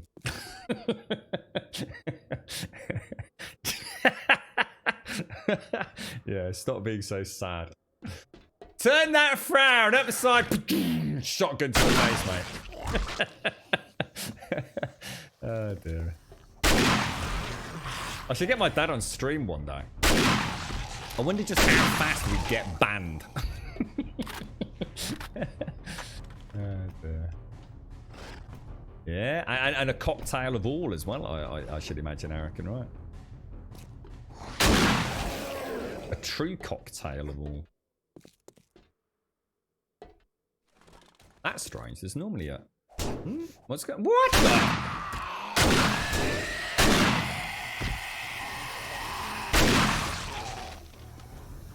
That was strange.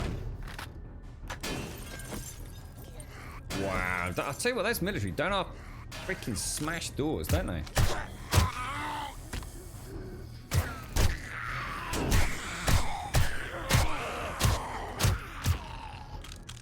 Two rounds left. One. Not enough, bro. Not enough. Oh, if only I'd got that red laser dot sight working.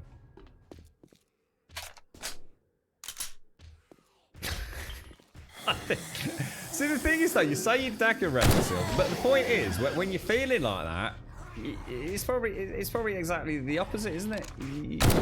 Because you're in that loop of self-doubt, aren't you? That's why those kind of things make it so much worse, because you're probably looking at it here right now from a rational point of view, right?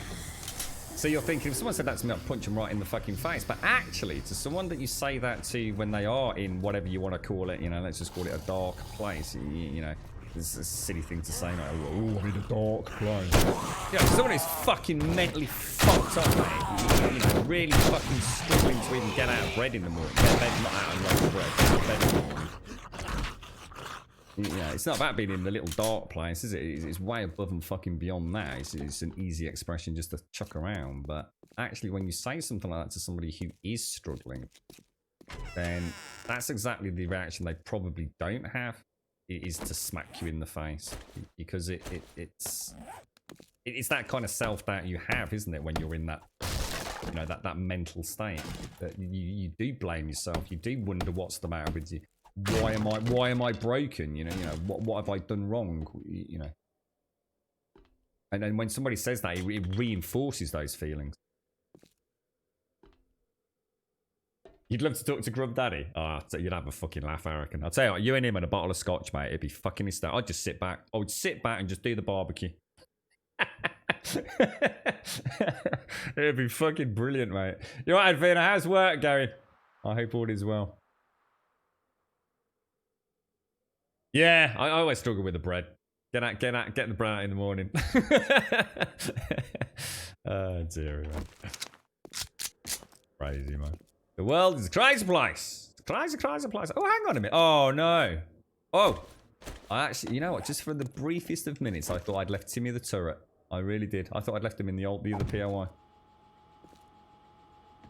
Hey, I tell you what, fuck you, man. If you've not had my tofu, then you're just living in fucking cookie land, mate. My tofu is a work of fucking art, mate. Even my dad, seriously, even my dad, he would never eat fucking tofu in a million years, had to say that, you know, fair play, actually, that is pretty fucking decent. Don't knock it till you fucking tried it, mate. I was just like you, not that many months ago, mate.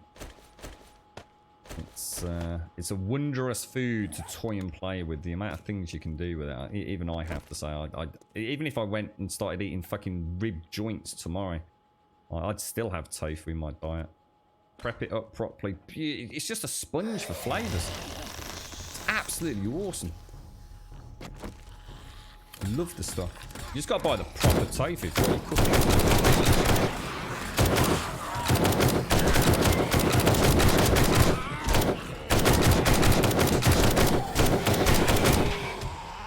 Zero rounds. That one to do the deal.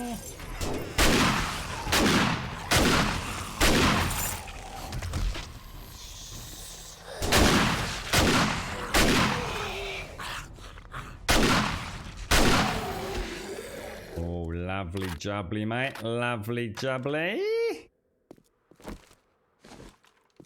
All's going okay. Well, I don't really call myself like that, to be honest, mate. It's like the girlfriend's a vegetarian, if I had to stick a label on her.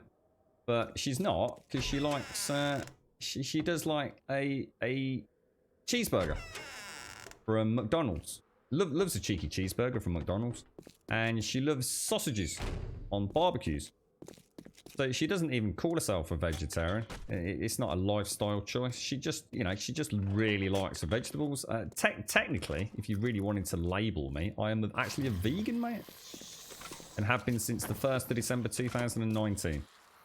Which is when I had some blood work done. Because I thought, I'm going to give it a go. And I wanted to make sure I wasn't going to kill myself in my stupidity of... I've never had to worry about macronutrients or the meta diet without having meat or dairy products. So it was a huge lifestyle change for me. I used to literally live on chicken, eggs and broccoli, basically. So I had like blood work done. Bloods were pretty good. You know, to be expected considering my diet. And then I went on a full vegan. And the reason for it wasn't a statement. It wasn't trying to change the world or agreeing or disagreeing with anyone. I just fancied getting back into cooking, mate. I really thought I'd give it a go to see if it would change anything. And having to cook outside of my comfort zone. It was a wonderfully refreshing experience, to be honest, mate. I've eaten things that I would never have eaten and had never eaten. I was just so bored of my food, mate. So bored. And I knew if I just tried... there was no way to cook chicken that I haven't eaten it. I was to cook chicken in like every known way to man and womankind on this planet. And I just wanted to try something new. So I just went for it, mate. I just thought, fuck it. And did it. And haven't looked back, and I've got no interest in going back yet. You know, maybe I will one day, but and if I do, I won't be upset with myself. I won't beat myself up. You know, I've just got no intention of doing it. I don't actually. Oh, do you mean what? I mean, I don't make my own tofu. I mean, I buy the tofu, so I buy firm tofu. The firm. I'm trying to think of the brand over here. Jaskal. I do all sorts with it. It depends on what I'm making.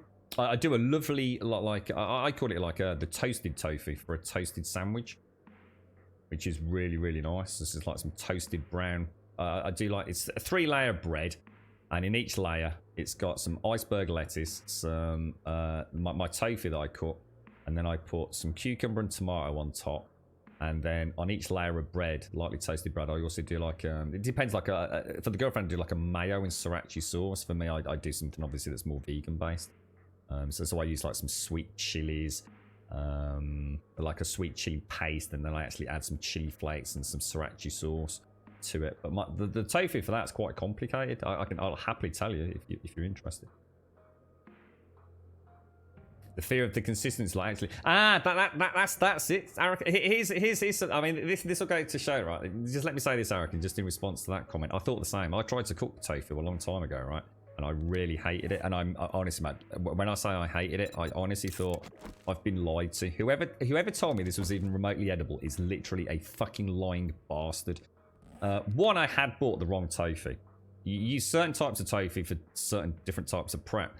Even my firm tofu, right? What I do, I slice it or cut it into what, you know, cubes or slices, whatever I'm going to do. And the most important thing with tofu, right? But the things that I like it for is getting rid of the moisture content, and there's 3 tricks for that. It involves a little bit of prep work. No different to marinating your chicken, you know. So I don't think this is anything above and beyond. But you know, you take your tofu. So I'm doing my toasted slices of tofu, right? So I take the block. It's normally like a misshapen kind of rhomboidic cube of tofu. I slice it, probably about 5mm slices, maybe 6-7 mil. And then what I do, I lay them all out on kitchen paper. I put more kitchen paper on the top, and then I put a really heavy chopping board with something else on top, and I leave it there for about 20 minutes. I just take some of the water out. You then take those pieces and you put them, it's quite important you do this, you put it on what I call baking film. I'm not sure what the proper name is, but on baking film. In a plastic container in the freezer. And you just leave it long enough for it to freeze. You then take it out, you know, say the day, you can leave it in the freezer for as long as you want then, but then on the day you want to eat it, you take it out in the morning, you put it on a plate, and you microwave it. You microwave it, for me, in my microwave, for about 3 minutes. You then take it out of there, and you again do the same thing. You pop it onto some kitchen paper, and you dry it out, and you literally, honestly, the moisture content of the tofu is night and day difference. It literally, if you don't do that, you've already got completely saturated tofu, which means you can't really get the flavors in it. You've got to think of tofu for what it is. It's not meant to be the flavor of the food you're trying to recreate. And my advice is don't try and recreate flavors. Try something new and different. Don't try and recreate chicken, although I can actually do that very, very well. You've got to get rid of that moisture in order for it to absorb all the rest of it. Now, you imagine that. So you've got this tofu. It's just come out of the microwave. You've dabbed it with the kitchen paper once more.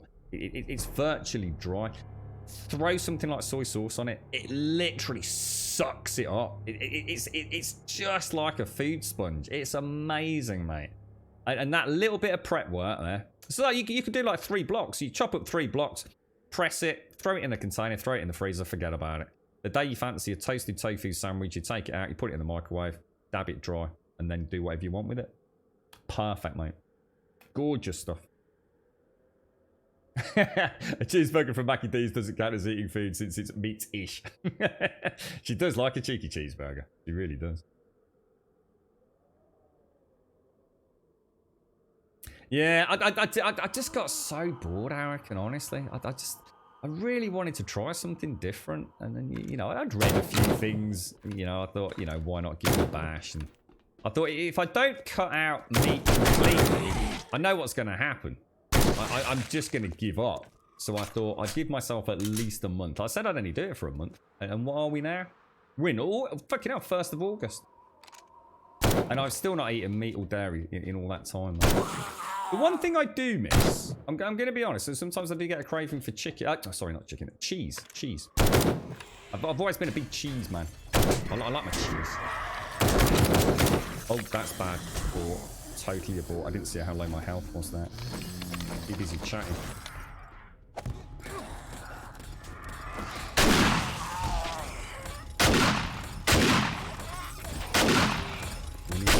On point here. Did my health get that low? Because I just... What happened there? Was I already on low health? It must have been. But yeah, that little the later stage, there's all sorts of things you can do with tofu once you've gone through that process. I don't do that with all tofu. I only do that for my toasted sandwich ones because I find that just helps me get a really sort of porous, spongy tofu. When I do chicken, there's nowhere near as much preparation because I tend to bake that in the oven anyway, so a lot of the moisture comes out there. Happy Yorkshire Day. Is that what it is today? 1st of August. Happy Yorkshire Day. Is that a real thing, dude? What are we actually celebrating? Yorkshire puddings. If it's not from Yorkshire, it's shite. We made a spicy honey garlic stir fry a few years ago. Oh, that sounds nice, mate. What I do for my toasted sandwiches, you know what I've just described there, Judge. So I've got my reasonably dried out tofu. And this is really important. First of all, the first thing I do once it's out on the plate and it's cooled, God, is that one down there? That's going to be a nightmare. I'm just trying to think of the price. First of all, it's soy sauce. And I do sometimes add a little bit of salt. You got to be really careful with that because it depends on the type of soy sauce you're using. But obviously that can also help draw a little bit of the water out, or plus help, you know, flavor it up a little bit. But I'd be really careful with the salt. I'd add a little bit of like sea salt to mine, but I don't use a particularly salty soy sauce. And then olive oil. Now I tend not to use olive oil in anything these days, but I do for this. I add a little bit of olive oil. And I'm kind of just brushing all the slices with all of this. And it just sucks everything up. And then I add whatever I'm going to add. So sometimes I have like a piri-piri one. So it'd be like a piri-piri toasted toasty. I might go for a barbecue sort of flavoured one. I might go for a sweet chili one. And you just marinate it. You know, you just rub a little bit. You know, something like a little bit of piri-piri sauce. A little bit of sriracha sauce. A little squeeze of lemon. A little squeeze of lime. You might add a little bit of black pepper. And then what I do, once I've marinated it all like that, yeah, what I do, this is my secret. There's 2 secrets coming up here. Very, very important. You sprinkle it, you dust it. You don't sprinkle it, actually. The wrong word to use, really. Because I used to try sprinkling. It doesn't work out. You dust each individual piece with a little bit of corn flour. Just a sprinkle. Just a sprinkle. Like a really light dusting. Both sides. And then when you go to bake it, what you do is you put it on a baking tray with baking, whatever it is. Called? It's not baking foil, is it? It's the baking paper underneath. The most important thing, and this is the secret. This is the super secret. When you put the tofu on the baking tray, on the baking paper, yeah, you put baking paper on top of the tofu again, and that is what makes the whole thing gorgeous and crispy with the corn flour. You get like a real nice little shallow crispiness to it. And then you pop it on your sandwiches as soon as it comes out of the oven. It's gorgeous. But if you don't put the baking paper on top of the tofu, what happens is the tofu goes a really strange kind of colour and almost looks a little bit burnt on the top. But just by placing the baking, an additional sheet on the top. And I always keep it. I just keep a bit. I've used the same piece fucking probably 10 times over, mate. You just pop it over the top of the baking tray. It doesn't even touch the tofu, mate. Baking parchment. Is that what it's called? Baking parchment. You know the stuff I mean, right? It's like, well, I think I used to call it like non-grease paper or something like that. I don't know whatever the fuck it used to be called. Or grease-proof paper, mate. I don't know. You're right, jig.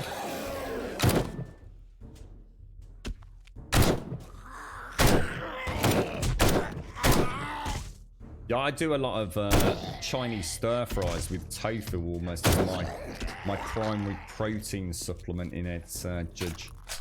And there's a way to, I mean, it's purely aesthetic, and I don't care, but I think for people I've cooked it for who are interested in trying tofu, they'll snub their nose at it if it's like little tofu cubes. So I actually make it look like chicken, like shredded chicken.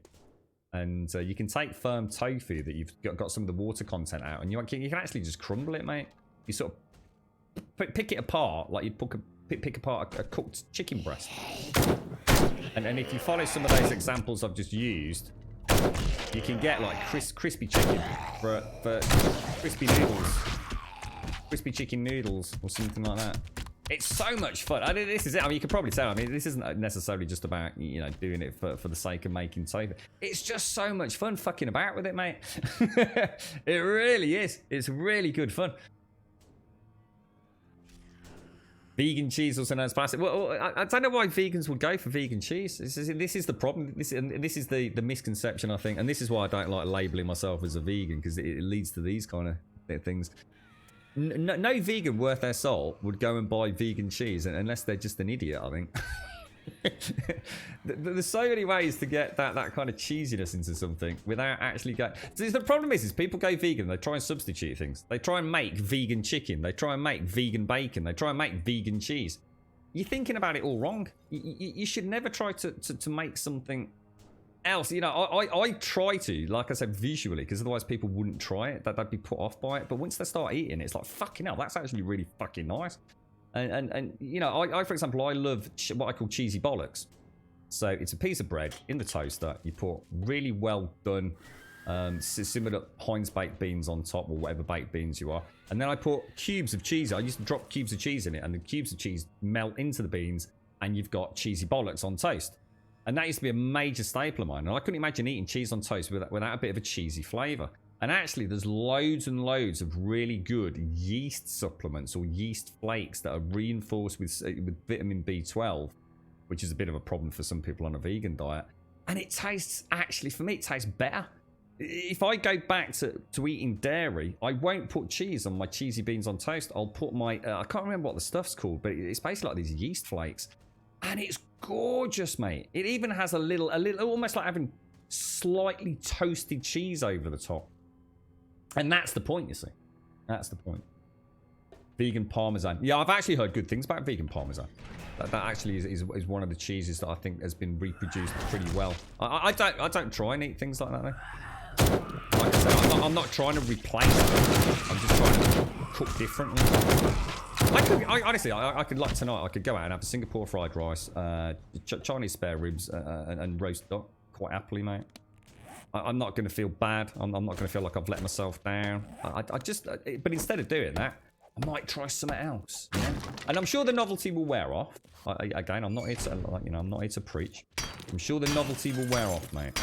But please, please, please, please. I suppose what I'm saying is the only thing I would like people to consider is don't knock someone just because they say they're vegan. Because they might not be vegan for the reasons that so many people think people go vegan, you know. No, not everyone's a vegan because, you know, they're trying to save the planet, or they don't believe in hurting animals and all the rest of it, you know. I'm sure there's plenty of people are, and they're the sort of vegans that can't go one day without talking about it. And if you've noticed, I've not spoken about it for months and months and months and months. You know, it's only because I've been asked in chat today that I just thought I'd share that. You know, it can be fun. It can be really good fun, honestly. And I think I'll leave it there. Yeah, it's a reinforced nutritional yeast. There's a couple of companies that make it, and you can get a whole variety of them. Really fun to play about with, you know. To me, it was like, what the fuck? I'm sprinkling yeast on my beer. Oh, it's gonna be horrible. It's like you were saying, Fist. It's, oh god, it's gonna taste fucking disgusting. And I couldn't go back now. I think it's a wonderful. Like I said, it's got the cheesy flavour, but it's almost like little nutty crunchiness to it. And I know why I like that, because I used to love cheese. Does anyone remember Anchor? I don't know if Anchor still exists. I think it was Anchor. It's a big manufacturer of dairy products in the UK, and they used to do this really, really mature cheddar cheese. But it had hazelnuts in it. I think it was hazelnuts.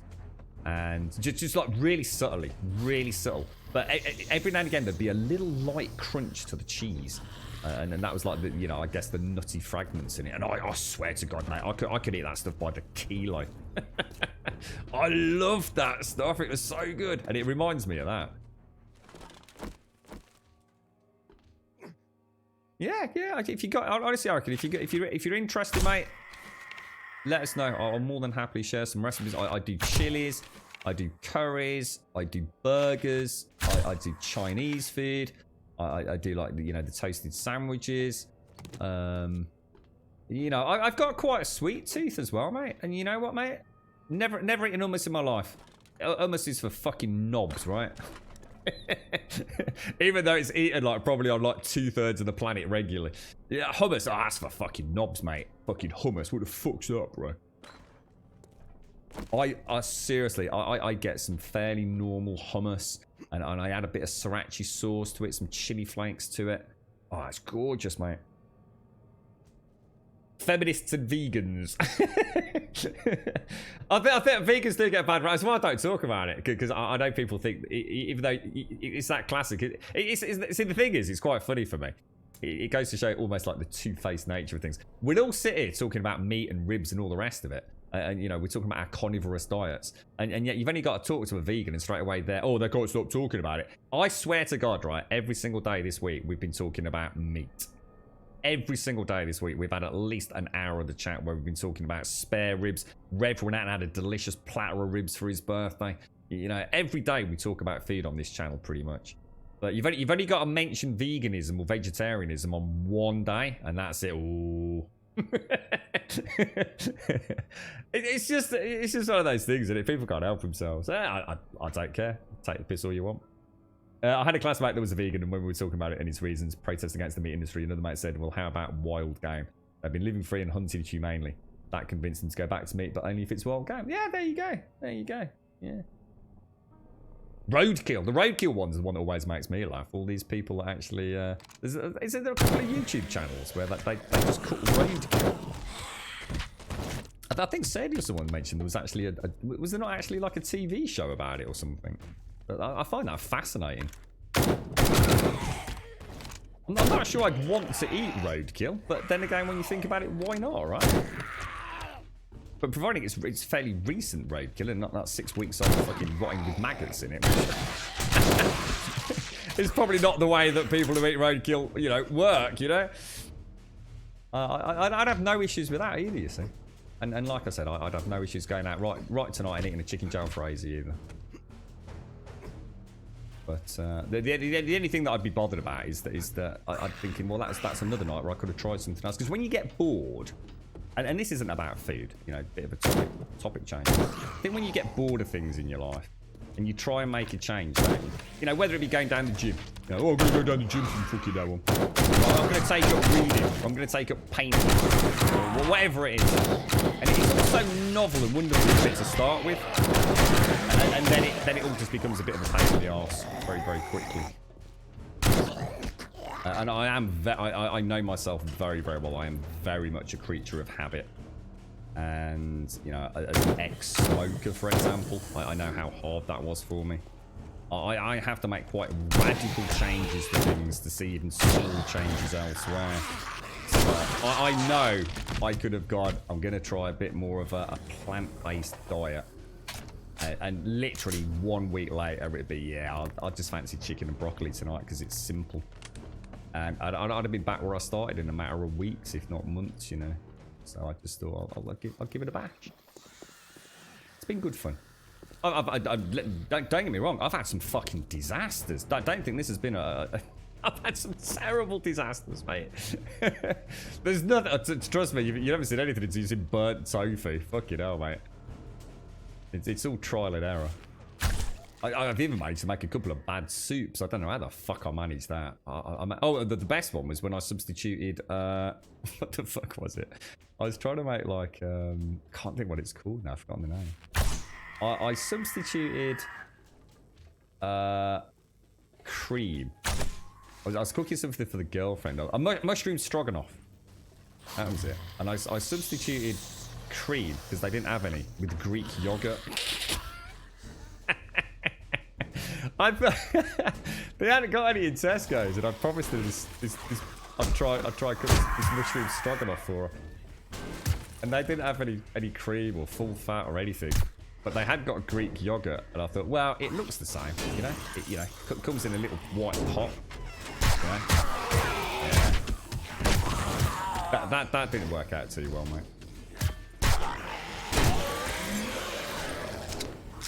No, I know. I knew they were different. But you know, in my head, I thought, you know, I'll only use a little bit. I'm sure I could, you know, flavour it up with a bit of nutmeg and all the other things you throw in a bit of a stroganoff. To be fair, she actually ate quite a lot of it. She said it had got a very unique taste, and not something that she'd ever had before. But it wasn't overly unpleasant. She did eat most of it. And I wasn't holding a kitchen knife at her head either. Yeah, that's the way I saw it, but it's white and sloppy. As soon as I tasted it, I thought, you know, that's actually... Greek yogurt's got quite a strong... It's quite sweet, isn't it, actually? But you never know. You know, it's from things like that... I mean, I know it would be rare.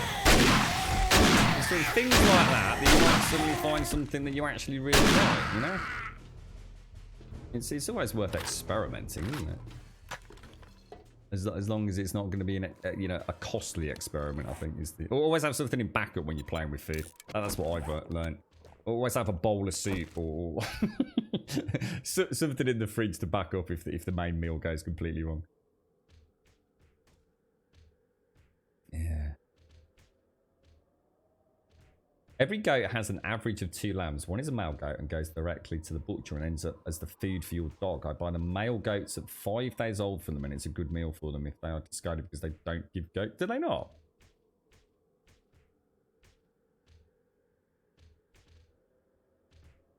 I don't know about that, Lactros. I don't know about that. The problem with roadkill is that you can't guarantee how long it's been there and what's happened to it. Yeah, and I guess that's the issue, isn't it? I suppose that's why when people say roadkill, it's like, oh, how long has it been out there for? But yeah, I'm sure. So over there in Australia, you actually eat a lot of kangaroo, but only if it's roadkill. Oh yeah, I've never. You know what I reckon? I saw to myself I wouldn't try any of that. Because I felt like I was going to make the mistake of trying to substitute. So I've not really eaten corn or anything like that.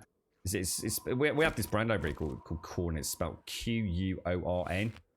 And they do like corn minced beef and corn burgers. And I don't know what else, mate. But one, it's really expensive for what you get. And two, I didn't like the idea of trying. I wasn't trying to get rid of meat, mate. You know, I wasn't. Like I said, I wasn't going vegan for that reason, man. I wasn't trying to do that. I still have no issues with it, but I felt I was on a slippery slope to not. It was becoming a substitute game rather than a learn to cook game. If that makes any sense to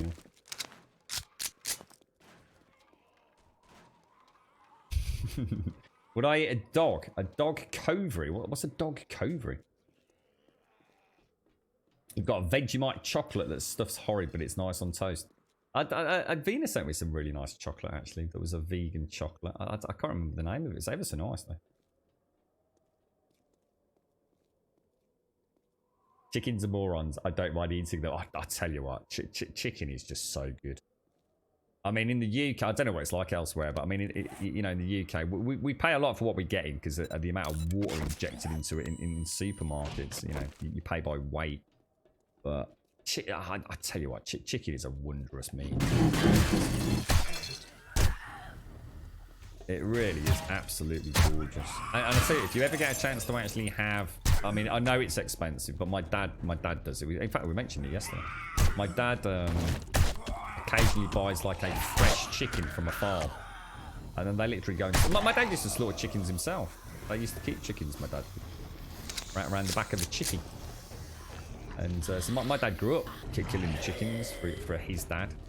So he sometimes buys one fresh from the farm, killed right then and there. And oh, the flavour, mate. Oh, the flavour of like a, you know, just a naturally running around in a farm chicken. Oh, I remember watching this program ages and ages ago. I've mentioned it a few times. And I'd kind of forgotten over the years that I actually had fresh chicken, and it was just before Christmas last year. I was down at my dad's, and I just wanted a quick bite, and he'd got some chicken that he'd cooked the day before. Shit. Sitting in the fridge, so I thought I'd make myself a chicken sandwich, and I bit into it, and I thought, what the fuck is that? Is this shit off or something? And I thought, well, hang on, no, it's not. Oh my god. That dude is dangerous, bro. What the hell, dude? It's like they're all going 1,000 miles an hour, like super aggressive. Jesus. Holy balls, bro. Game on, man. God, I hate shooting down at spider zombies. Aim always goes off the charts, man. But yeah, I remember biting into this chicken sandwich because my dad is a bugger for keeping out-of-date food and stuff. And I bit into this chicken sandwich. I thought, oh, what the? Oh. And I should have known. It should have clicked with me because the chicken's actually very different in colour. It's very, very different in that bland sort of white that you get. It had a much more of like a yellow tone to it, if I was to be honest. But my first instinct was like, oh, it's off. And then I suddenly clicked that this is actual proper farm-bought chicken. And it is. It's such a different flavour. Night and day difference. And I think if you've never had it, you probably think I might be over-exaggerating. Is there anyone in chat who has had it? proper sort of. I mean, I don't know, I mean, I would say grain fed, but I don't know what they feed or bug fed. You know, where they're roaming around on a farm, they have a bit of grain supplement. You know, just to keep them healthy. You know, probably a few vitamins or something in there. Who knows? I don't know. I don't know what goes into rearing a fresh chicken on a farm as a free range. But you know, when they're going around the farm pecking up, eating beetles and worms or whatever the hell they eat. You know, a much more natural diet, I suppose.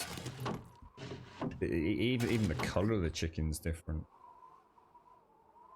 Is it really? So corn's actually mycoprotein. I didn't know that, Simpsy. I always wondered why. One of the things that I found, and again, this is something that you'll find if you ever do consider making a little bit of a switch, even if it's just for the odd meal. I find that there's different protein derivatives, and one of the protein derivatives that I really like the flavour of is pea protein. So you know, they'll take rice and use the protein from that to make things. They'll use pea proteins, as you say. They'll use mycoproteins from fungus. I've always found that anything that's got a pea protein as its primary derivative is actually, I just really like it. You only eat real chicken, the difference is huge, yeah. But yeah, free range anything is so good. But yeah, free range chicken compared to store bought frozen or even fresh chicken is so different. Gigason, you grew up on a farm, raised chickens, cows, pigs, rabbits, all good stuff. But the only thing that wasn't a regular on the menu was sheep and goats. Any reason for that, Gigason, or was that just because you didn't keep sheep and goats? The old pea protein. Honestly, I love the pea. I fell in love with it. I can't remember what it was I first tried. I think it was like a burger. And I thought, fucking hell, that tastes more like meat than fucking meat. I remember reading the back of the box. It was like something like 90% pea protein. Oh, Jesus Christ. Everson or. And of course my great avocado adventure. Do you remember that, Simpsy? Fucking hell. That was an eye-opener. Right, now what am I missing up there? We're missing my... Let's put those up there. I think we will have a little bit of a cheeky heal.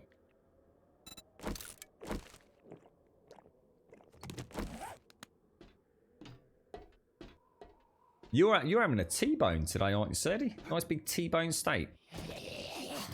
What are you having with it?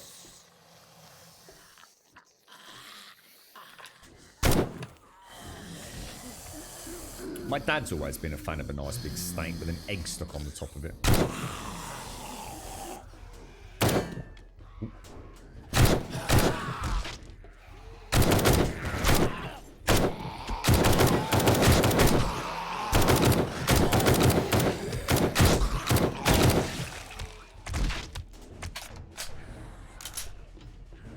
When I used to eat steak, I would always have it with a sauce. I always like a sauce with my steak, even if I didn't have a lot of it. I just sometimes find a really large steak. I just find it a little bit.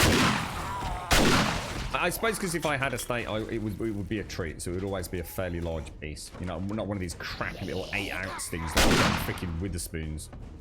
And I always found because I have my steak virtually blue, so literally just flashed either side. I always used to like a blue cheese sauce or a really nice fresh peppercorn sauce. And I wasn't one of those people that would necessarily smother my steak in it, but it just meant that I could mix it up a little bit.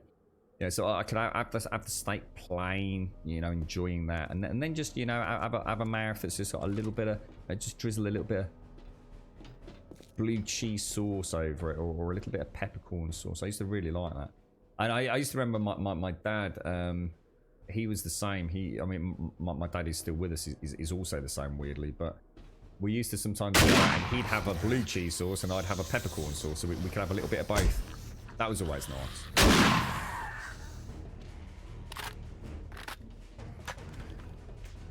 Well, do you like fry yours or grill yours to the point where there's like no blood left whatsoever? Do you, Serdy?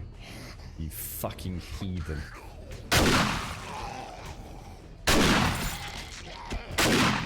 If the steak isn't literally dripping in blood, then you might as well just go fucking vegan anyway, mate. It's like people that take all the fat off lamb. I feel like beating them to death with a wooden spatula. The whole point in lamb is to cook it with the lamb fat. It's gorgeous, mate.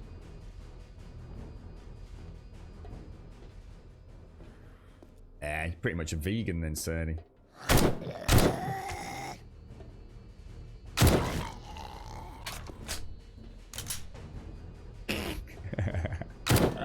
The Great Avocado Adventure. It's still one of my girlfriend's favourite meals, though.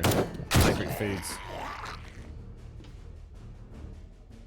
I always make sure we've got some sesame seeds in case she fancies that. That's one of the things that's really nice to have as a backup, you see. You know, if I am playing about. Just have an avocado in the house. Emergency backup. You take all the fat off lamb and duck, cut the fat, bullshit. Kills the flavour. Nonsense. Absolute nonsense. Gorgeous lamb. Oh, just and all the tatties. Pouring all the fat over the tatties, mate. Oh, gorgeous. Absolutely gorgeous. It's always a lovely smell, isn't it? You know, if I remember, I used to come back into the house. I'd like sometimes do myself, you know, back as a bachelor. Even I'd go over to the pub on a Sunday, and I'd have the you know, the roast chicken or whatever it was. Over to the pub for a couple of pints. Come back home. Open that door. Oh, that smell, mate. Oh, it's so good. You know when you've had a pint of lager as well? You're proper Hank Marvin from being out on the lash on the Friday or Saturday night. You open that door to your house and it's just a wash with the smell of roasting lamb or chicken or whatever you've got. The tatties and the Yorkshire puddies. Oh.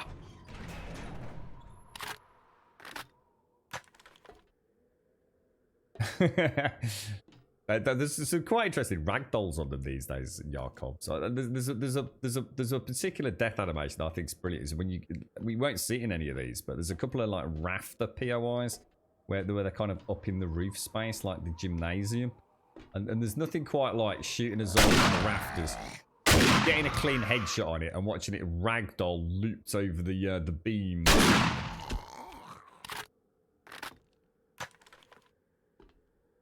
Well, if you to be honest, Reconcile, if you've got a piece of meat that's got more fat than me, then you've been ripped off anyway, haven't you? But then again, if you think about things like what's that super expensive Japanese steak, where it's kind of I mean that's got a huge fat content, hasn't it? So, but yeah, I mean it's like people that cut all the fat off a lamb chop before they cook it. It's like, what the fuck, dude?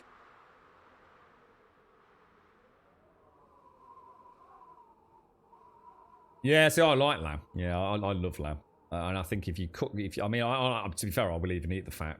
I quite like the fat anyway. I like the pork fat as well, especially if it's a crisped up little bit of pork scratchy. Oh, lovely jubbly.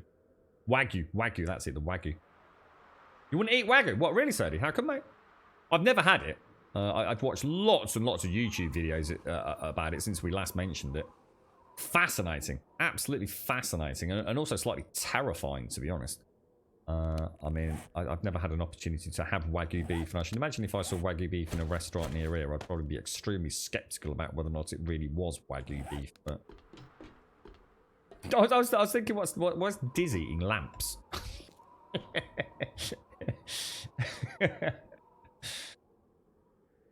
Isn't there a big competitor to Wagyu? I'm sure the last thing I watched on YouTube was an upcoming mega contender. I don't know who it is who determines what the best steak is on the planet, but like fine wine connoisseurs, I'm sure the steak and beef connoisseurs, right? And I do remember, is it something from? I think it's something from China, isn't it? Isn't there a new something from over there that's making ripples in the high-end beef sort of world? Yeah, it does. Well, Wagyu's ever so complicated, Rubber Dub. Ever so complicated. Yeah, the old is that Scottish, isn't it? The Scottish Angus. Everyone in the house hates it when I cook lamb. The smell gets them, and thinking about their cute faces. You know, the one thing that literally my girlfriend can't stand. You know, I've cooked meat, you know, for a long time, until, as we said, more recently. But the one thing she cannot stand: minced beef. The smell, you know, when you brown the minced beef, you know, if you're making a spaghetti or a chili or something, She absolutely hates the smell of that. And I mean, she will leave the house if she can. She cannot stand it. Well, once once you've got all the rest of the sauce or the flavorings in there, she's fine. But the browning of the beef, that's a big no-go for her.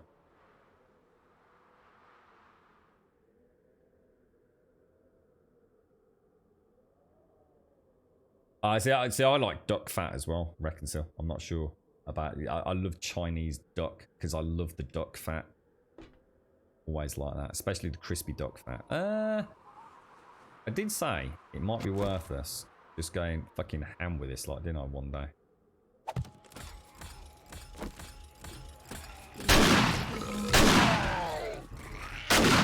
Shit. I'd start, bro. Oh, I got clipped.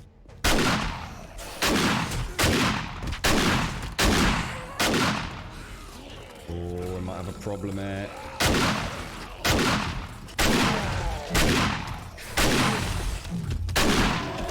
See me,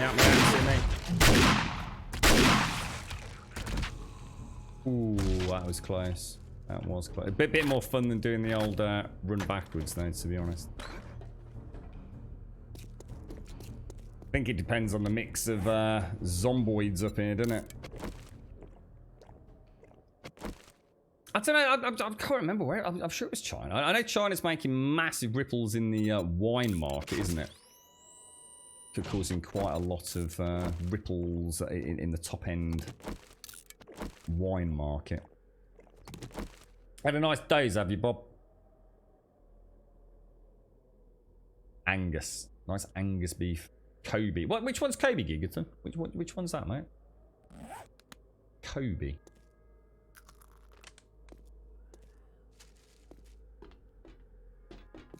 How you feeling, Bob? You feeling all nice and refreshed, sir?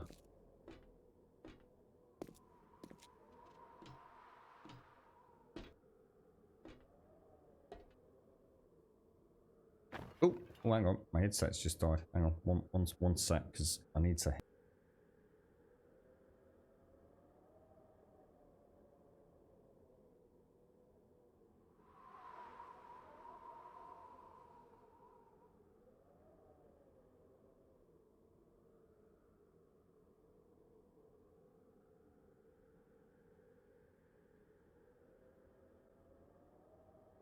I just saw you say pig fat. Yeah, my dad introduced me to pork scratchings when I was quite young. I must admit, I don't think he told me what it was. I remember going, ugh, when I found out what it was, because he used to get pork scratchings from the butchers and it used to still have the pig hair on it. Like proper pork scratchings that still got the bristly pig hairs on it, mate. But yeah, that's nice. So Kobe's actually it's like a sub sort of categorization of Wagyu. I didn't know that, mate. Oh, I didn't know that. I've heard of it. I've heard of it.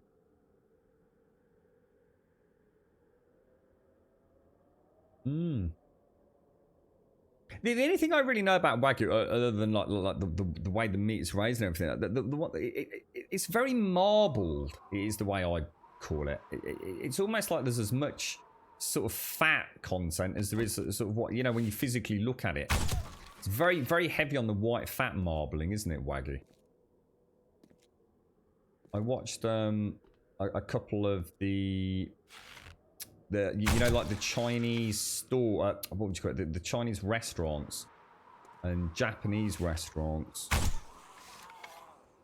where they've had a couple of you know, like celebrity chefs go and actually have it cooked in front of them.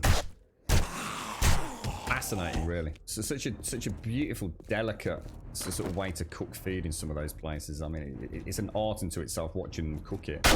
Fascinating, really.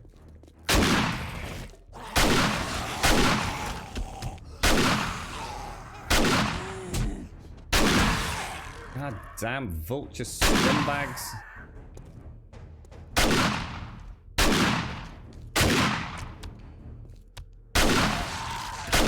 I'll take his legs out. Seems to work alright. I've tried that a couple of times during this run. Just hitting the legs. Seems to have a Because I suppose what I could do, we could put, is it the Cripplum mod? I'm sure there's a Cripplum mod, isn't there? Can you put that in the shotgun? I can't see any reason why not. I need to find one last bloody zombie. Or at least one more zombie. Where's the zombie? And then head back down south. So Wagyu A5 is the most expensive steak on earth. It's $30 an ounce. I think that's one of those ones that I watched when they did the tour of Japan. I'm trying to think which celebrity it was. They sat down in this restaurant and honestly, the way they cooked it, oh Jesus, mate. It was like watching a dance. It was almost like a choreographed dance. The way they sliced it, cooked it, flipped it, turned it. Oh, mate, it was a beautiful thing to watch.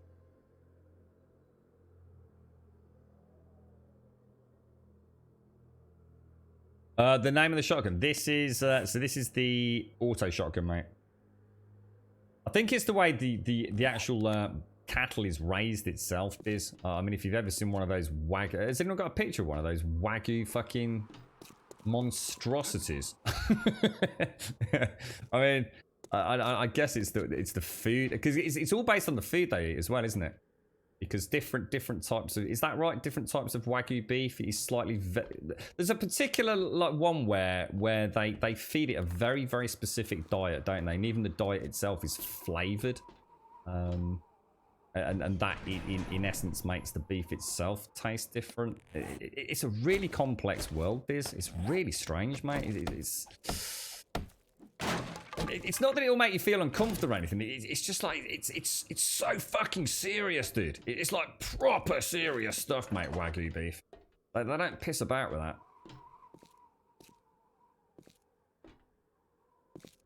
Let's have a look. Is this see if I recognise it. How marbled it looks, as I used to call it. Yeah, that's it. Yeah. Honestly, I mean, here's something, right? If I didn't know about Wagyu beef, right, and I saw that in Tesco's, I would think, why on earth would anyone buy that? That'd be my first impression. If I didn't know about Wagyu beef, it'd be like, why the hell would anyone buy that? It could be Arakan. It could be. The thing is, the dot is actually quite large, which makes me think he's not that far away. But stranger things have happened at sea, mate. Yeah, those Wagyu cattle are sort of wined and dined almost. Which you can probably understand when you see the cost of the bloody meat. Treated like members of the fucking family, I should imagine.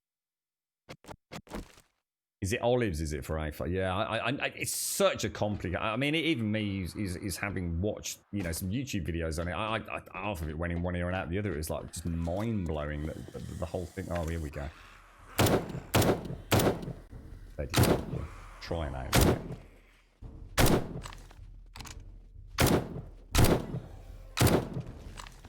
What's the matter with my aim?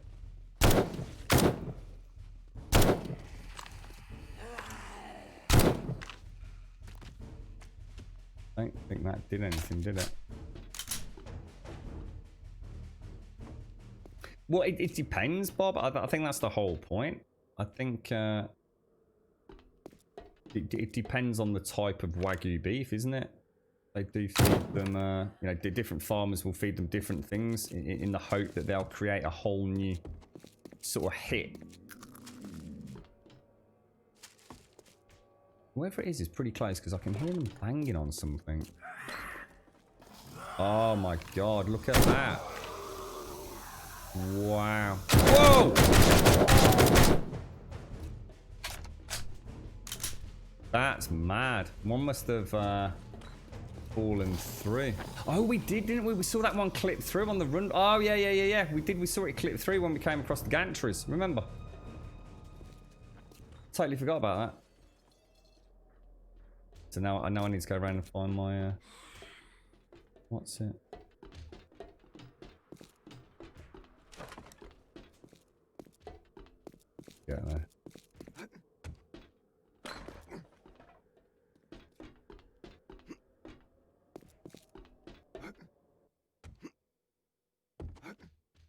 careful. Oh gosh, I really hate this. Honestly, if I had anything to do with this POI, I would change this little nasty section here. It's really annoying. It's just one of those things where the jumpy mechanics in the game, because you keep hitting your head on that overhang, it just makes it less than fun, you know? I mean, I know how to do it, and I still get it wrong. Oh my god, is it 3 o'clock? Really? Oh my god. God, I got so much to do today. It's starting to get really, really, really, really hot as well.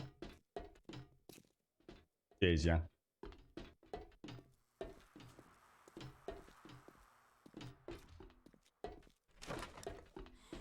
Still above this, isn't it? Whoa. Whoa.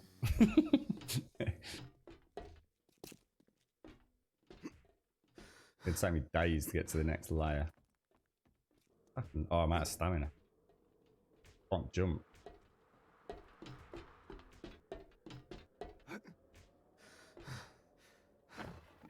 Yeah, so I'll have to remember that next time we do this.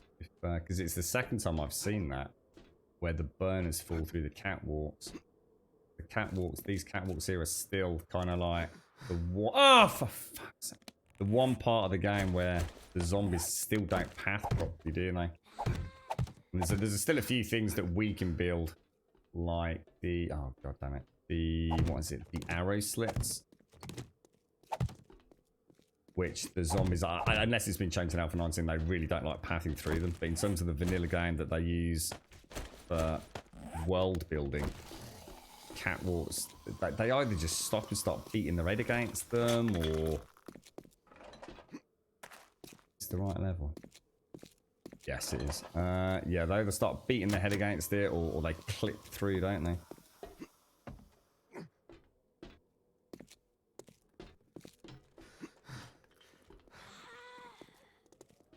Please don't drop. Oh, thank God, don't drop me down another level. You got on turbo mode on the fan, have you, Jan? I don't blame you, bro. It feels like that here now. I was going to say, by 4 o'clock, I would say this room will probably be unbearable to sit in and stream. I can actually feel it. It does. It's interesting what Wolf was saying earlier.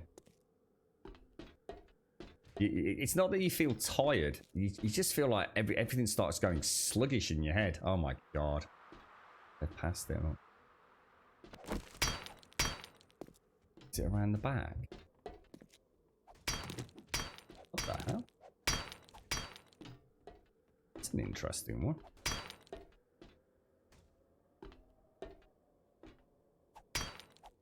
That's weird. Am I, You wouldn't normally have to hack through a block. Anyone got any ideas there? Isn't that strange?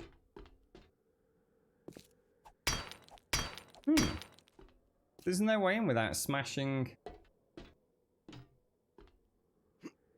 Not getting up there to jump onto anything, am I? Ah.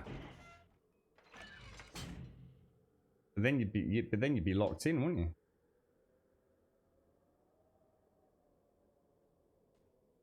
Which would be a really bad idea. Oh, the bat was only 300, was it? Oh shit! Oh, sorry. I was actually looking for that and I didn't spot it. This one. Ah, well spotted. Well spotted. I was gonna say if I jump in, I'm gonna have to knock that one out because it'd be 2 blocked out, wouldn't it? So...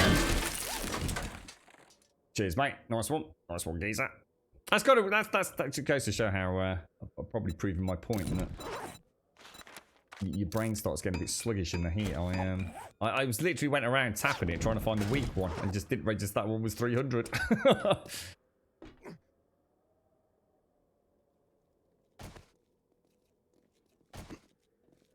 Okay.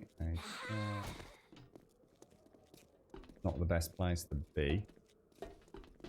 I hate that water pool.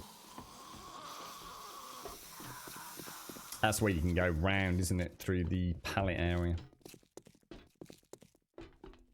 Well, that's another 4,000 jukes. I'm pretty chuffed with that. Below the stairs. Oh yeah. I didn't spot the slightly weaker block.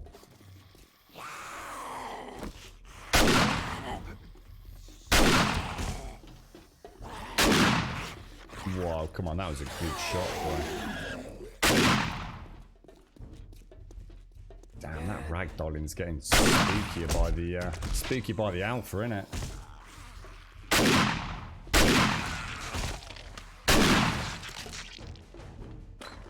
Did they use the ragdoll like that in Alpha 18? I don't remember that happening. I definitely feel like they've added some other kind of...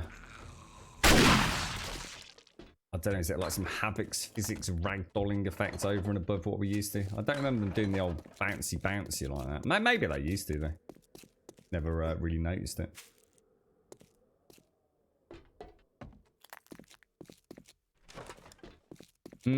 Yeah, and you know what, Gigaton, you know what else that lends some validity to the issue where have you ever seen it where let's say I killed a zombie. This is something that's been niggling me a lot in Alpha 19. I don't know whether it's a work in progress. Let's say I've killed a zombie, and that's the torso of the zombie. So the head's up here and the toes are down here, and so I'm on the same plane as the zombie. And what used to happen in Alpha 18, right? I'd get them knocked to the floor, and then I'd run up like this, and I'd essentially be standing on the zombie, and I'd zoom in and take a headshot with my bow, especially early on in the game. So the zombie would go down, I'd rush up almost onto the legs hip area, take a shot, and then twang the zombie. And what seems to happen now more often than not is if I'm standing on the zombie and the zombie starts getting up, I slide off. Or what's more likely to happen is the zombie slides off. And it's really strange. I don't know whether that's something that's just come about unforeseen or if it's a deliberate change. But I've seen a lot of zombies that sort of remain in the semi-prone or on the back position. And kind of skit across. So I've also seen, especially with the military zombies, I've seen quite a lot of the military zombies literally slide across the floor as they're getting up from the, if you like, the sleeper position. If you wake one up, they'll sort of just slide across in their sleeper position before they actually reach you and then start clambering up. Kind of weird.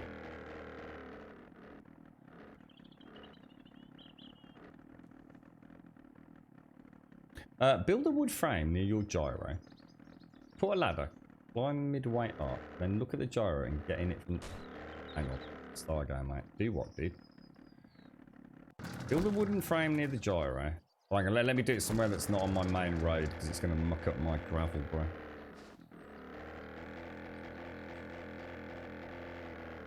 It's not going to destroy my gyro, is it, Jags? I sense a Jags troll coming up here, mate. So, put a...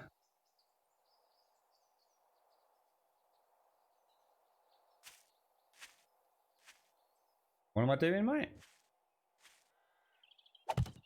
So put a wooden frame near your gyro and put a ladder. Do you want me to do 2 blocks with 2 ladders or? Wooden ladder. Get rid of that. Oh, what? So I'm gonna need to be able to click the gyro, am I?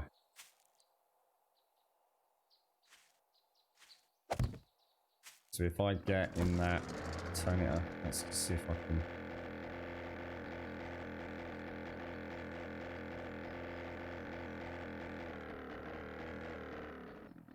Oh shit, that's not what I meant to do.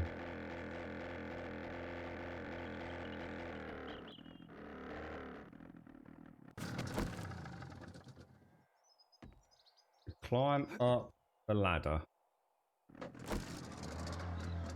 Oh, what the hell? Oh, what the hell, dude?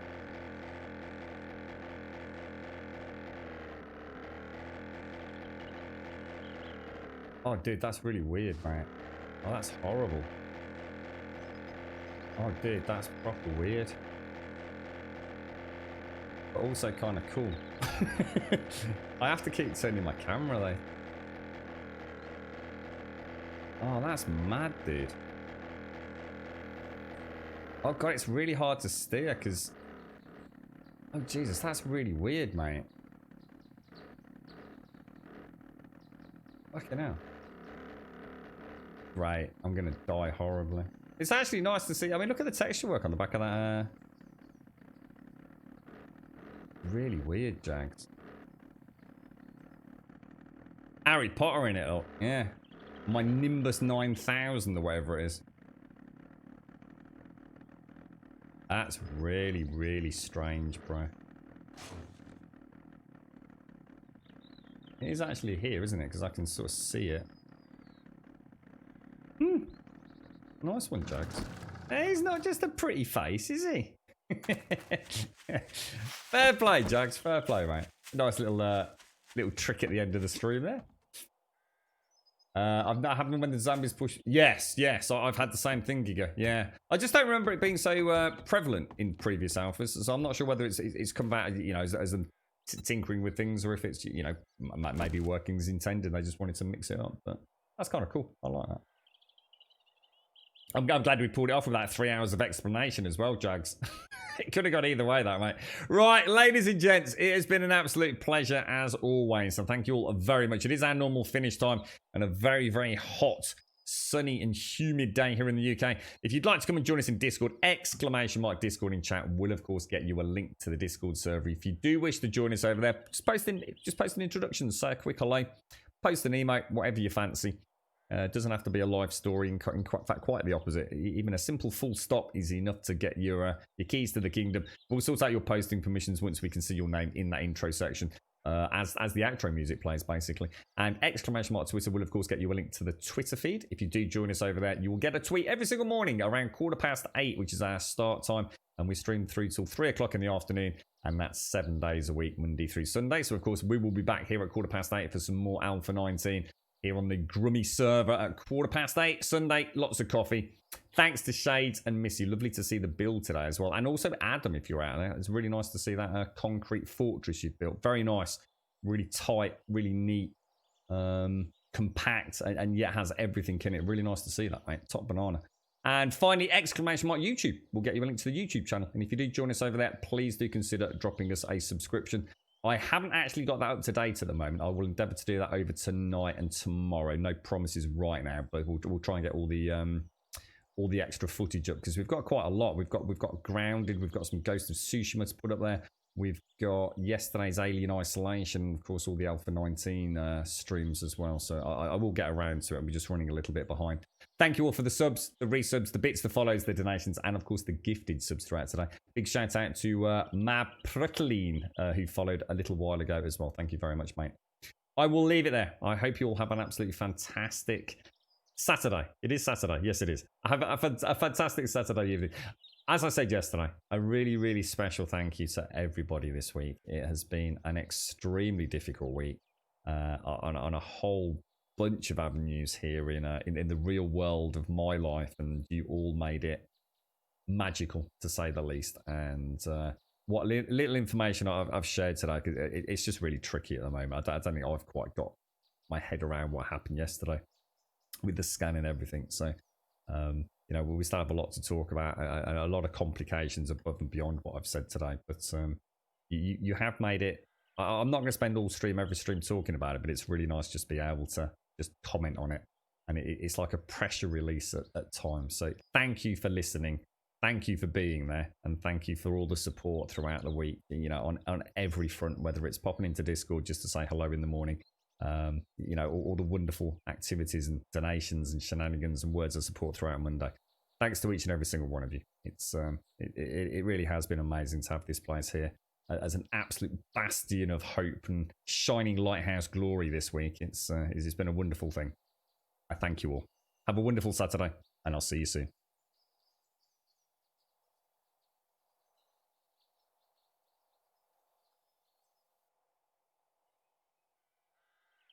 We could pack our bags tomorrow, leave all of our sorrows, see where all this road goes, maybe San Diego, oh. Maybe San Diego, oh. Roll down all our windows, just see where the wind blows, one leg out the window, sit like a flamenco, oh. Sit like a flamenco, oh. You can run and you can